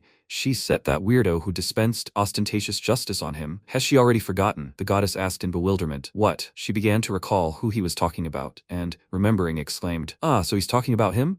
Is he still angry with her?" Inori answered her irritably. "Of course he's angry. He's a man of his word. And why did she drag him here? Does she want something from him? And if his soul is here, then what about his body?" The goddess told him he'd be fine. He understood from what she told him that certain rules came into effect when his demon rank increased. But since he was a vampire, the rules of this world complicated things, so the goddess adjusted them for him. She added, to put it simply, that every time he leveled up, she had to personally oversee the increase in his abilities. The protagonist obviously thought that automatic adjustment was impossible due to the intervention of 7 cheats. He asked her if she was sure she was doing everything to help him. The goddess answered with a smile. She was the one who started this, and if he wanted, she could also fix a few minor things. Inori asked her what minor things she meant. She explained that she could change the font of the text on his skill bar. The protagonist thought in surprise, wow. In the end, he received a notification function for skill and level increases. This was surprisingly useful. The goddess finally declared, great, they were almost done, but they still had a little time left, and they could chat with him. MC asked her if he could ask her one question. Could she tell him more about the goddess in his current world? Instead of answering, she created a large banner with a warning. No excessive interference in other worlds. He hurried to answer her. He understood everything. He thought, she doesn't care. She'll tell him everything now. The goddess, overcoming herself, said, well, in this world of the gods, that's also a problem. The protagonist pointed out that there are rules according to which gods cannot directly interfere in the human world. She answered him, yes, there are. The protagonist clarified, then, don't the actions of a god in his current world count as this very interference? The goddess reluctantly admitted, yes, and even too much so. She added that she really shouldn't tell him this, but this world doesn't perceive any interaction with other worlds at all. They, the gods, are also limited in this regard, so they can't accurately understand what's happening in other worlds. Inori thought that she really shouldn't have told him this. The goddess exclaimed, well, if it's him, then everything must be fine. He received such a vague answer. After some time, she noticed that it seemed like it was time for them to part. And again, the protagonist felt his consciousness draining. The goddess bid him farewell, adding one last thing. Let him try his best, okay? He managed to answer her that he would, and his soul dissolved. The goddess, looking at the place where he had just been, said sadly, and not a single word of gratitude from him. This was so typical of him. Now she felt lonely. At that moment, when the protagonist opened his eyes, he realized his head was resting in Aaliyah's lap, and the girl herself was looking at him in surprise. At that moment, she was thinking about how he had single-handedly destroyed the knights in the palace. She knew, she heard, she understood. At least, that's what she thought. Remembering the rockfall craters that had killed all of Chris's bugs, the girl chuckled. Even though she had traveled quite far from that place, her defensive magic had barely managed. It was sheer, overwhelming destruction. Aaliyah chuckled. Until that moment, she hadn't even considered Inori's connection to the incidents in the kingdom. That was why she had told him back then that she would surpass him. So this was the master's power. An entire horde of powerful insects had been destroyed. Every last carcass was swallowed by the black mist. This horrific sight completely changed her perception of the protagonist. All the recent murders spoke of his deeds. She realized it only now. For the first time, she was afraid of him. Her knees buckled. Her heart sank as she realized how difficult it would be to surpass him. But at the same time, she felt admiration and respect for him. The girl realized she was confused. Fenrir was the first to sound the alarm. He appeared next to her and let out an alarmed roar. Alia asked him what had happened. Fenrir told her that he had lost contact with his master, that something had happened to him. The girl rushed to find him. She found him lying motionless on the ground, with no sign of life. Alia exclaimed in surprise. What was this? He was lying on the ground, and a little further away, their opponent was hanging on strings, and both of them were out of their minds. What the hell was going on? At that moment, Sylph appeared next to her and told her that it had been a fierce battle between him, Chris, and her. She was the winner. High-ranking spirit, the only one who stood firm was her. Sylph? Alia answered her irritably. No time for jokes. The spirit laughed and spun in the air. Alia fell in front of the protagonist, pulled MC toward her, and began shaking him. The girl realized she shouldn't shake him like that, or she'd give him a concussion. Sylph, watching her actions in surprise, remarked, "His body is fine. He should wake up soon. Let her lay him on her lap." Alia exclaimed in surprise. On her lap? And so, that's what she did. That's how the protagonist's head ended up in that position. Opening his eyes, he thought, he'd woken up, nestled in Alia's lap. Sylph exclaimed mischievously, "Isn't this the perfect time to escape?" The protagonist suddenly threw out his hand towards her, grabbed her, and squeezed hard, silencing her. Alia said sheepishly, "He's awake." The girl began to shyly explain herself to him, saying he was just lying like this to make himself feel better. MC thought, not that it would help much. He'll just keep quiet.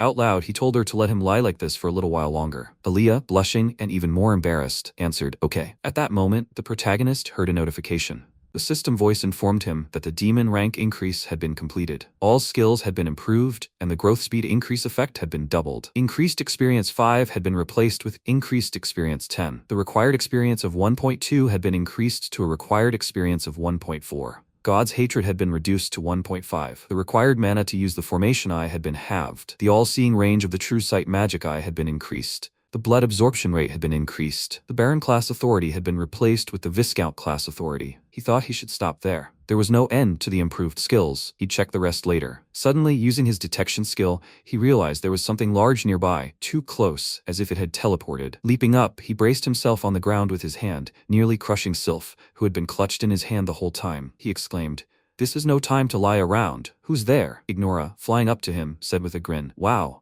The explosion was heard even in the city. He'd been wondering what it could be. It turned out he was the one doing something interesting here. The Demon King was holding his ever-present cigar. The protagonist exclaimed, "Ah, it's him!" Alea stared at Ignora in surprise, not understanding. "Who is that?" The man looked a little embarrassed under her gaze. MC said, "Anyone would be surprised if someone suddenly appeared in front of them. So he was curious to watch?" The man answered affirmatively to his question. Alea asked the protagonist, surprised, "Do they know each other?" The protagonist jokingly remarked, "Oh, the secret's out." He turned to the visitor and asked him to introduce himself. The man told her that he was the former Demon King, and now the current king, Ignora. He added that it was a pleasure to meet her. Alea told him her name, perplexed, but her whole expression suggested she didn't understand. Inori told the Demon King, "Come on, let him continue. He's clearly capable of more." Ignora replied, "He doesn't know how else to express himself." The protagonist decided he'd explain everything to her later. He asked the man, "So why is he here? Did he need something?" Ignora noted, "Yes, that's right. I just have a small question." He pointed to the craters left by his attack and asked what he would do about it now. As he'd already said,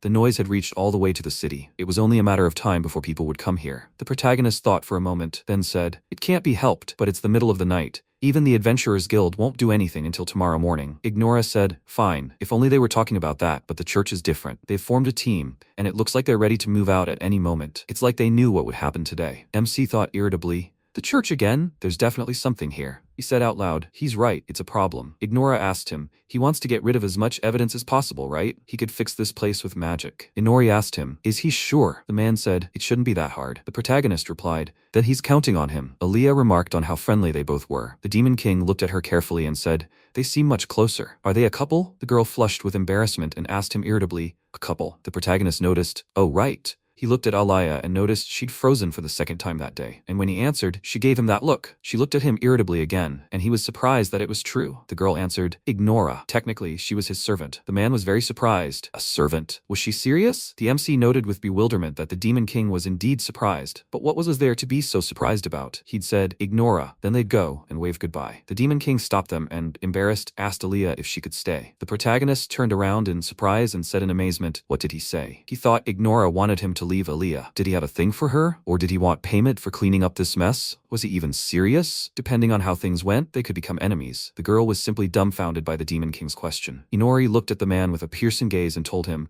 "She's his. Don't even let him dream of it." It seemed that even his hair shrank in fear from his anger. Ignora told him not to look at him like that. He wasn't planning on having fun with her. He just wanted to talk to this girl. He could swear he wouldn't hurt her. He didn't want to get into a fight with him. And he knew that, right? The protagonist wondered why he was so fixated on Aaliyah. Or was it all about him? He shouldn't be with her? And what about Aaliyah herself? She blushed after he called her his, and judging by her expression, she was still processing what she'd heard, and yet the protagonist smiled and told Inori he was right. Just let him return her to him safe and sound. He left, and Aaliyah thought hard. Frankly, she didn't have time to process what was happening. So Inori is the Demon King? Doesn't he symbolize despair? It was hard to believe. The man asked her to wait a moment. He activated such powerful magic to erase the traces of the battle that she barely had time to use her defensive magic, and yet she was almost blown away. The earth heaved under his influence, rising in layers. When it was over, not even a trace of the fight remained at the site. After that, Inori turned to her and clarified, "So, Aaliyah, right? She really is his servant?" The girl told him everything as it was. The Demon King, taking a drag on his cigar, said, "I see, so it's something like a master and his slave." However, the fact that he was attracted to her was obvious. It seemed he liked her. The girl wasn't sure what exactly to tell him about her relationship with the protagonist, so embellishing a bit, she told him about herself without revealing anything unnecessary. And now, surprised, she asked him, what was he talking about? Inori said that, judging by his personality, it would be difficult to find someone he wanted to collaborate with. So, he could assume he liked her. Aaliyah drawled in confusion. It can't be. She remembered his words about telling Inori that she was his, and blushed. The Demon King continued. He was simply curious about why she was on his side. Hearing her story, his interest grew even more. He didn't mean a friendly or romantic relationship when he said he liked her, because it was impossible to compare him to an ordinary person in this regard. The girl said, yes, she understands. Inori paused for a moment, lost in thought, and added that he wasn't talking about his strength or abilities. He didn't even know what kind of power he possessed, because that clearly wasn't his most frightening trait. But his soul, his mental fortitude, and his train of thought were alarming. Aaliyah asked him, puzzled and worried, what he was talking about. The Demon King said it didn't seem to stem from past events, more like an inherent problem. He was a psychopath, though that was no excuse, of course. He enjoyed being the enemy. The girl assumed he meant the protagonist was addicted to fighting. Inori said he would have said yes, but that wasn't quite right. Imagine a couple in love. A man of principle would challenge the other to a fair fight. A man addicted to fighting would kidnap the other's lover to force him to fight with all his might, and a sadist would torture her right before his eyes, only to kill her later. But Inori, he'd take the girl hostage to show his opponent how serious he was, and then kill her the moment the man mistook him for an enemy. Having driven him to despair, Inori would kill him without batting an eye. Aaliyah looked at Inori, confused. He continued, she heard it right. He enjoys portraying himself as a villain, and he'll do anything to achieve it. The girl exclaimed in confusion, but how did that concern her? Inori said, right. MC divides the world into 3 categories. One is himself, the second is his enemies, and lastly, things. Aaliyah didn't understand what he was talking about. The man continued. He was sure the protagonist had given her reason to realize this more than once. She answered him, himself, enemies, and things. There are 3. Then which side is she? He said she is his. The Demon King casually said, she is his thing. After all, he sees her as nothing more than his property. Aaliyah repeated the word in amazement. The man remarked, now she understands what he means, right? It's unnatural for a protagonist to work with something he doesn't have complete control over, even if it's his property. Taking a drag on his cigar, he concluded, so he really does like her. You could say she was as confused as he was. The girl looked at him in fear.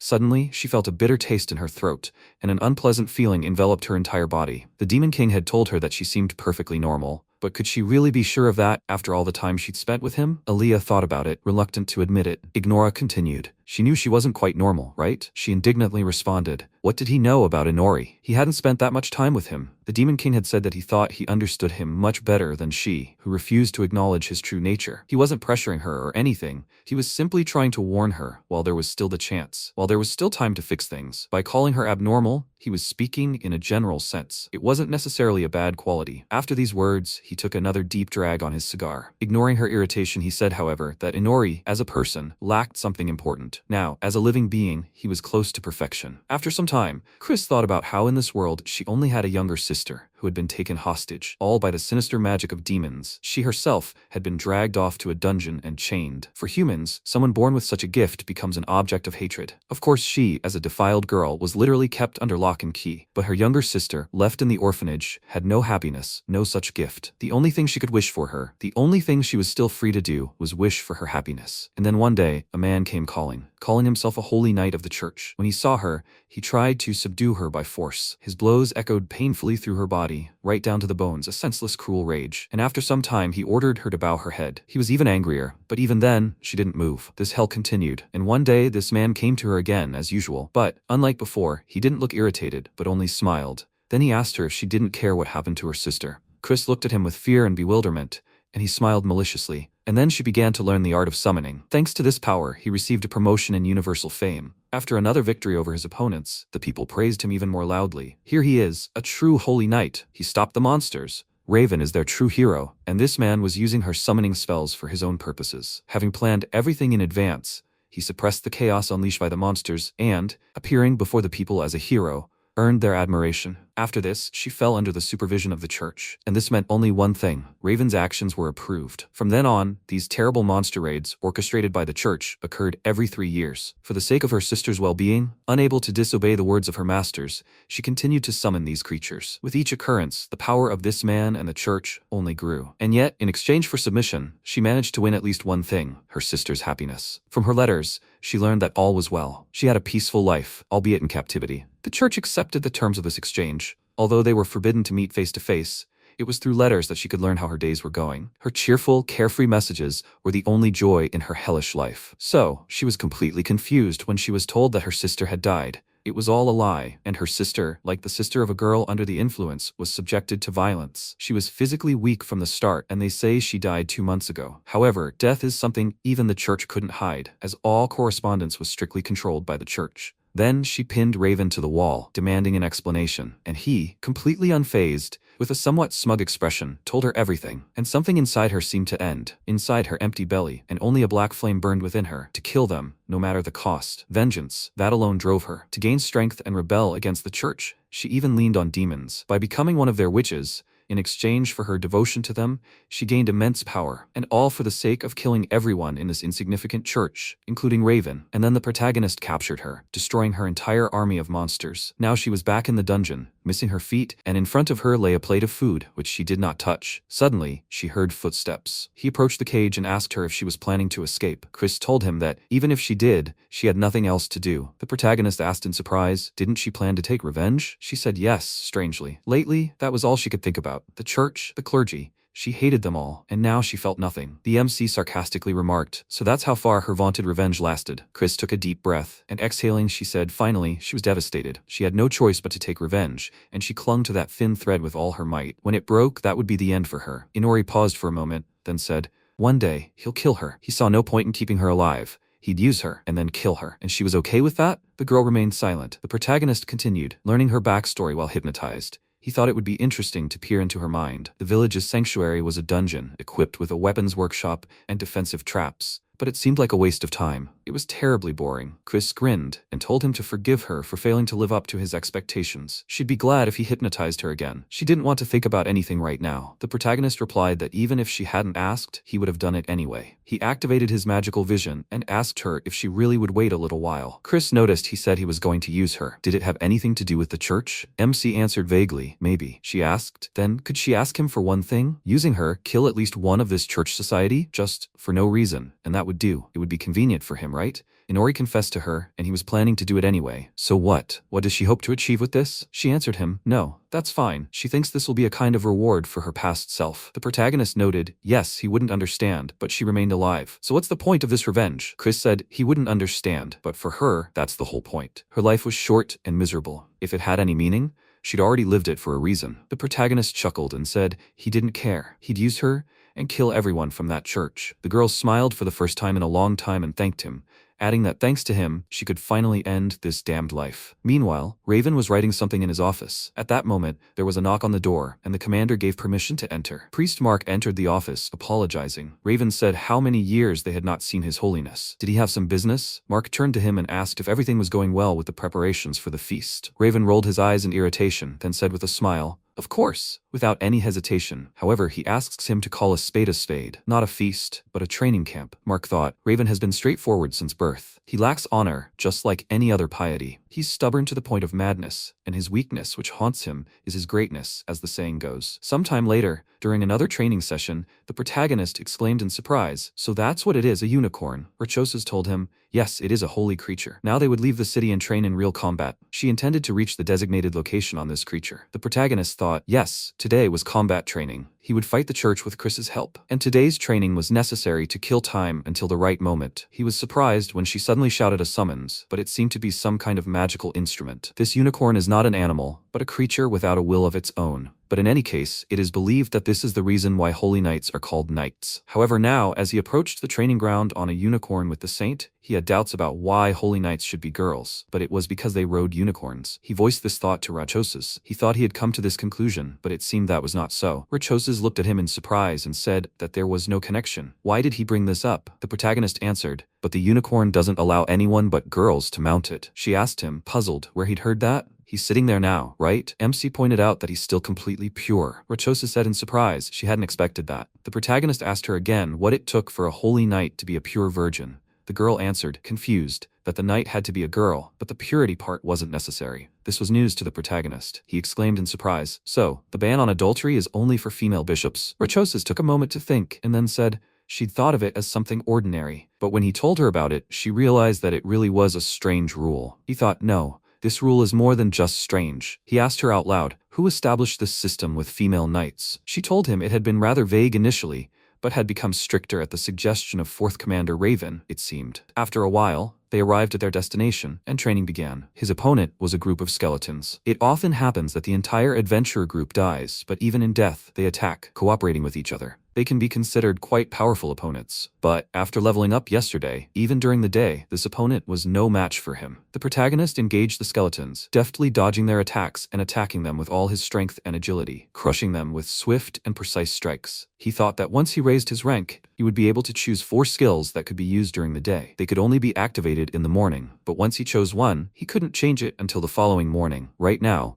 his choices were the magic eye of formation, detection, true dark magic, and skill robber. The goal of his training today was to acquire a skill related to divination. He couldn't rely solely on skill robber. This ability tends to steal the target's most developed skills, so secondary skills are difficult to acquire anyway. He had no choice but to acquire it himself. Continuing his battle with the skeletons, with Rachoses joining in, he thought that, in terms of efficiency, learning from humans was the most optimal solution. Besides, during today's training he observed the movements of the saint. That is, he was getting ready to. But why was she staring at him like that? The girl was indeed looking at him as if he were some kind of miracle. The protagonist, confused, thought, what? She was really staring at him. But what was that? What had he done wrong? After dealing with the skeletons, they returned. While MC greedily drank water, Rachoses, her astonished gaze fixed on him, asked him if he was overdoing it with his development. The protagonist thought he'd been careless. The peace of mind that his level and status progression was limited during the day had led him to ignore them and overdo it. His stats had tripled, and he'd missed it, but she'd already set her sights on him, as they say. Was she suspicious? He needed to pull the wool over her eyes as soon as possible. If only it would end as simply as when Aaliyah walked in. No, hardly. Aaliyah had started acting strange after she'd seen Ignora. That guy, he'd definitely done something to her. Right, he needed to think of something else.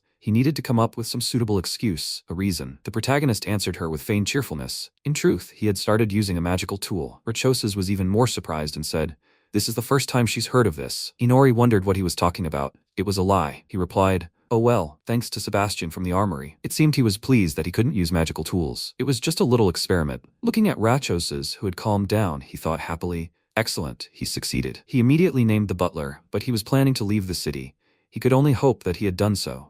Even if he stayed, he could use mind interference magic and somehow get out of it. He would have to come up with a more sensible reason later for using a magical item. The girl asked him again, when did he have the time? Incidentally, he should have consulted her first. The protagonist told her he wanted to surprise her. Rachoses said thoughtfully, now she wondered why he couldn't use magical items. The protagonist noted that even he didn't know the details. Suddenly, she exclaimed joyfully, that's what they're going to ask. The MC winced. What? They're going to ask? At that moment, he saw with horror that Sebastian himself was approaching them. The protagonist's astonishment knew no bounds. Why had he come? What was he doing here? Rachoses happily greeted the butler. The old man cleared his throat and apologized, saying he hadn't meant to eavesdrop, but he'd overheard. The old man apologized again for never introducing himself. He told them his name and added that it was a pleasure to meet them. He'd come to the guild today to order security. The protagonist tried to calm himself, thinking, so he needed security to move his shop to another city. The protagonist cursed. He hadn't expected this to be the reason he'd come here. He accidentally mentioned his name while lying to the saint, and that's exactly when he showed up. What was he supposed to say? Had the elderly butler lied to him? At this rate, he'd expose himself. Rachoses turned to the old man and asked him, so, let him tell her how MC was able to use the magic item? Sebastian paused, surprised. The protagonist cursed again and thought, this is bad. All that remains is to hypnotize him with mind-altering magic,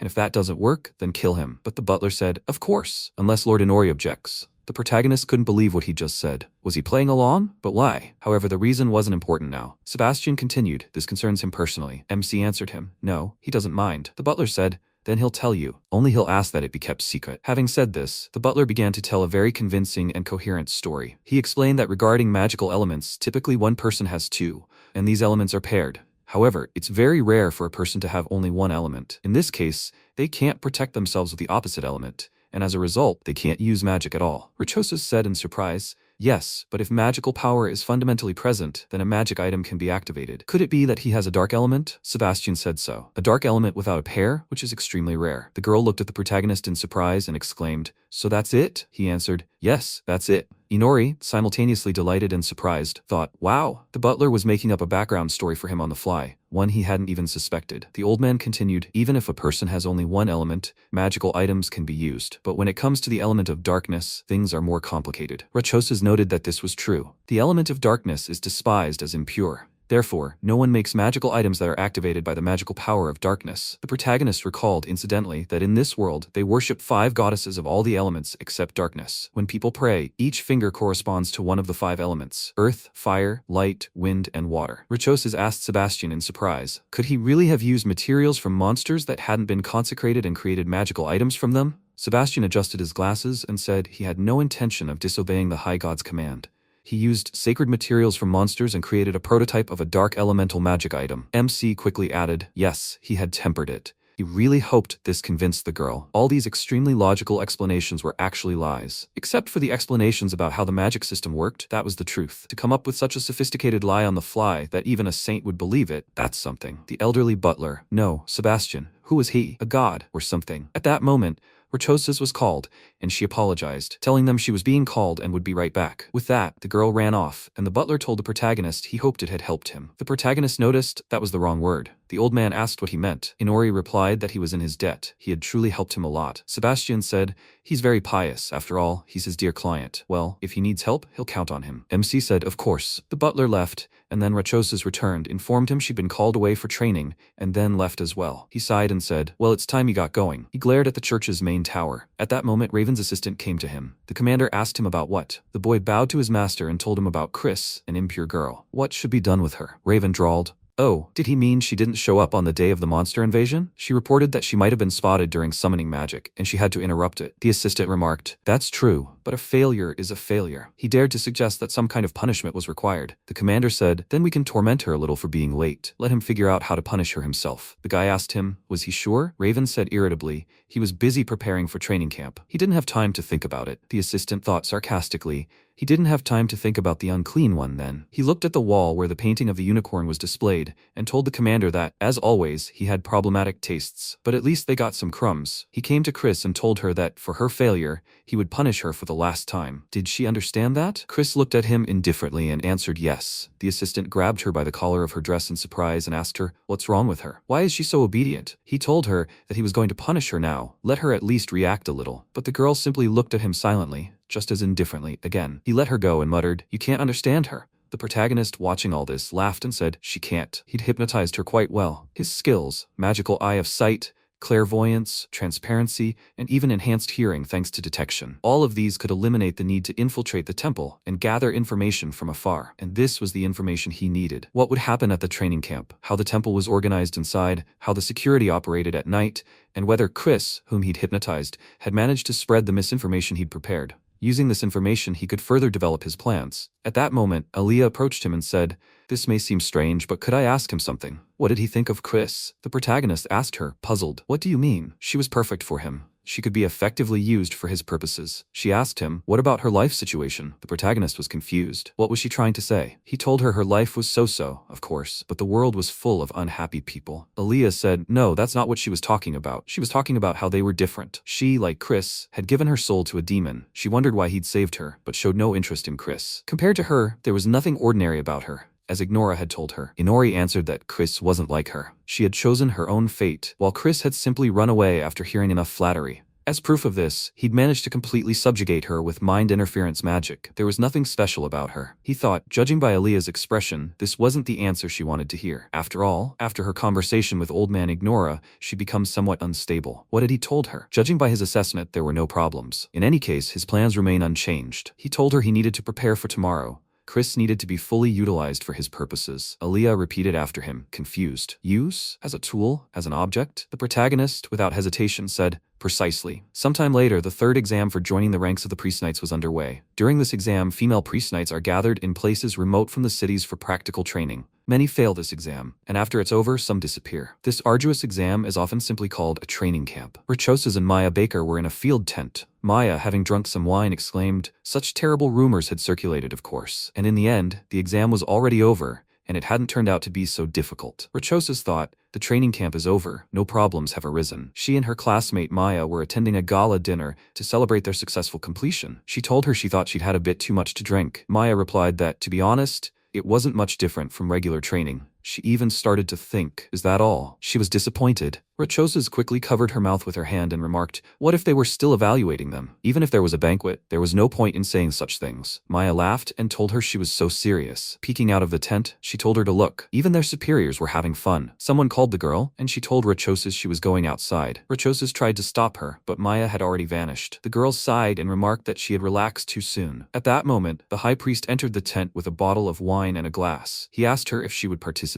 The girl addressed him formally, but the man asked her to address him informally. Rachoses told him she wasn't particularly fond of such a festive atmosphere. The high priest glanced at her empty glass and remarked, does she drink anything? The girl replied that she wasn't much of a drinker. He poured her some from his bottle and told her to try it, not to be afraid, it was just juice. He added frankly that he wasn't a fan of alcohol either. He'd run away from his comrades, who were already drunk, so they wouldn't bother him. Rachoses sniffed the glass and thought, indeed, there is no smell of alcohol. Then she'd try it. The high priest smiled lecherously. When she awoke, no one was around, and her dress was in disarray. She peered out of the tent and was simply stunned by what she saw. Everyone present at the ceremony was naked and unconscious. She saw several unconscious girls, including Maya. At that moment, Raven, without turning his head, asked, was she awake yet? Well, time to begin the final evaluation. Rachoses, in shock, asked him. He calls this an evaluation? The commander replied, everyone knows it. The training camp of Regent City. That's essentially what she sees. The female priests are knights, virgins, but that's just a rule they publicly proclaim. In reality, their function is to present their bodies to the higher priests, and so of course, the final evaluation is a bacchanalia. She angrily screamed his name and wanted to run away, but the commander took the magical object hanging from his chest and touched her with it, immobilizing her. Confused, she touched the object with her hand, but her fingers became unresponsive. She cried out in horror,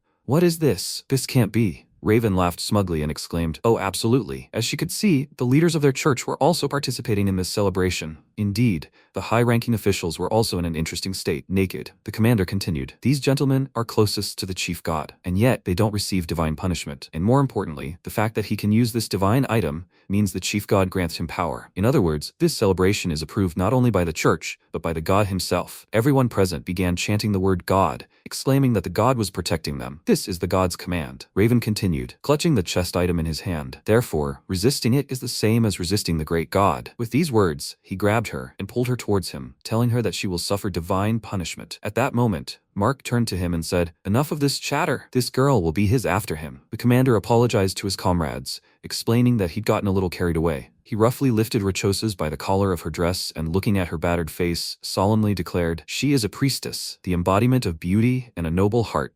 He will let her know despair what it's like to lose what's dear to her. The priests eagerly awaited their moment. Mark stopped them. First Raven. Rachoses, sitting on the ground in shock, wondered, God approves of this? But the fact remains, so far, none of the priests have been punished in any way. Raven's divine item on his chest is still imbued with the power of the god, meaning the god approves of his actions. Then, she's powerless. The commander laughed carnivorously and asked her if she knew what it was like. All the pride and purity she'd maintained till now, he would destroy. Oh, this feeling of power from humiliating someone's dignity. Rachoses looked at him in bewilderment. What was he talking about? How could he say such a thing? Raven added, there's nothing more pleasant than that. At that moment, the protagonist, standing behind him, said, as he can see, they're having fun here. Everyone turned to look at him in confusion. The priests exclaimed in confusion, is it him? Panic immediately set in. Who is this? Where are the knights who were supposed to guard them? One of the dignitaries told him he didn't know how he'd managed to get in here, but they couldn't let him go. He gave the order, someone, let them seize him immediately. But everyone stood there, unable to move. The protagonist chuckled and said, no one's coming. They probably just didn't want to interrupt their enjoyment. In fact, all the guards had already been killed by him. He continued, by the way, he'd been watching them for some time, and he wanted wanted to tell you they knew how to have fun. Let him join them. MC activated his terrifying black magical creatures and unleashed them on the priests present. They all began to let out shrill screams. Inori wondered what they would say. Maybe they'd try out some new toys. The worms instantly multiplied, engulfing everyone present. Raven exclaimed in confusion, "What is this?" He clutched his magical item tightly in his hand. But the worms attacked him too. The protagonist exclaimed, "He forgot to mention, they attack both men and women, so good luck to them all." But watching his magical creatures devour their victims alive, he added, "It's too late to wish them luck now." Rachoses, still in her place, looked at him in confusion and asked, "Is this true? But why did he hide it?" His frantic expression when he summoned the magical creatures was imprinted on her mind. She remembered the night he'd kicked her and Aliyah out of his room. Then she'd pestered the girl not to leave, because they hadn't finished talking yet. She told Aliyah that she'd better break up with the main character. He can't use magical items, and because of that, they can't be together. She cares for him, in other words, she spoils him, and their relationship is very strange. He's become so lazy and selfish precisely because of that. Doesn't she think so? For him to become strong and independent, they need to break up. Aliyah looked at her for a long moment and asked, "What's in it for her?" She trains him, guides him on the right path. What's in it for her? Rachoses was surprised. For her? Well, it's not like she's doing it for free. If he becomes independent, then maybe he'll become a night priest. The more of them there are, the fewer monsters there will be. People will be able to in a more peaceful world. Aliyah chuckled. "Peaceful?" she said. The saint answered her. "Exactly. She would like everyone in the world to be happy." "What's so funny about that?" Aliyah chuckled again and remarked, "A peaceful world where everyone is happy? That's impossible." Rachoses was surprised. "Why? How did she know that?" Aliyah laughed and said it was impossible as long as the protagonist lived. If her wish was for peace in the world, then she needed to kill him. And now, looking around at what was happening, how worms were devouring her comrades, she was in shock. Raven was the strongest of them all. He tried to fight off the monsters with his sword, shouting that he couldn't be defeated with such trifles. He shouldn't underestimate the hero. The protagonist laughed and exclaimed, "A hero? He's an imposter." The commander continued to desperately fight the creatures. One of the worms had firmly attached itself to him, and the man was unable to overcome it. Transforming his weapon into a more powerful one, he managed to defeat it. The protagonist exclaimed in surprise, "A shape-shifting weapon?" Raven laughed maliciously and shouted, "Even if they sent 100 of these insignificant creatures, they would still be powerless against the power of a god." He grabbed his magical amulet, tore it from his neck, and began waving it around. Looking at the fallen priests, he loudly urged them to take up arms. How much longer would they lie there? 2 of them responded that they understood him and assumed a fighting stance, grabbing their weapons. Inori grinned. 2 more had returned to the front lines. Well, just in time, he snapped his fingers and said, "Well, he'll add a little more despair." Activating his magical power, he eliminated the 2 who had risen up against him in no time. Raven, who had been trying to approach him unnoticed from behind, simply froze in astonishment. Seeing the full force of the protagonist, he asked in confusion, "What kind of blow was that? This wasn't human power. A magical artifact? So how did he use it?" The protagonist turned to him and asked, "He's not coming? How so?" "He sacrificed his subordinates to sneak up behind him." "And what happened? Why was the hero frozen in place?" The commander bared his teeth and shouted, "He'll show him now." Raven held his magical object to his face, and in the blink of an eye, it transformed into a protective helmet with a magical emblem on the forehead. A sharp tip appeared on the top of the helmet. The commander bowed his head and rushed furiously at his opponent. But the protagonist activated a magical barrier, and Raven slammed his horn tip into it with all his might, nearly breaking his neck. Penetrating the barrier, the tip missed the protagonist's neck by a hair. MC told him with a grin, "Not enough strength, not enough speed, not enough experience, not enough determination." He grabbed the tip of the helmet and gripped it tightly, not giving the commander a chance to break away. Raven tried to break free, but Inori told him, hopelessly, "Not enough power." With these words, he turned Raven upside down, holding him by the tip. The commander, in disbelief, exclaimed in irritation, "This can't be happening. A divine artifact. How is this possible? Stop him with your bare hands. Let him go already." The protagonist turned to him and said, He didn't tell him about the bug still on him. It doesn't have the teeth to tear its prey apart, but it secretes digestive juice that slowly dissolves the damaged area. Having said this, the protagonist laughed loudly and remarked that if he didn't believe him, he should see for himself. He released the commander, and when Raven verified his words, he let out a heart-rending scream. Part of his body had indeed disappeared. MC mockingly remarked, "Wow, the only treasure he had on him, and he lost it." Inori grabbed him by the helmet again, lifted him into the air, and used advanced mind control magic. Then he tossed the commander into the pile of dignitaries and declared, "Excellent, hypnosis complete." The protagonist looked at the priests and asked them how they were. Were their spirits broken enough? Rachoses had been watching all this, stunned by what she had witnessed. Then she asked him, "Is it really him?" The protagonist addressed her as a teacher, noting indeed that she had participated in that training camp. The girl reproachfully said, "These worms, what has he done? Enough already, make him stop. How many more people will he hurt? Sooner or later, divine punishment will overtake him." Inori nodded at the group of dignitaries and said, "By that logic, they should also be sentenced. Were their actions for the sake of the church and for the sake of God? She must understand, they don't serve God, rather they use him. For them, God is just a convenient and suitable ideal onto whom they can blame ignorance, irresponsibility, guilt, and sins. They simply used God as a cover, doing whatever they wanted. And what about her? Wasn't she also imposing her own ideals on God? The girl looked at him with fear as he loomed over her. An ominous energy emanated from him.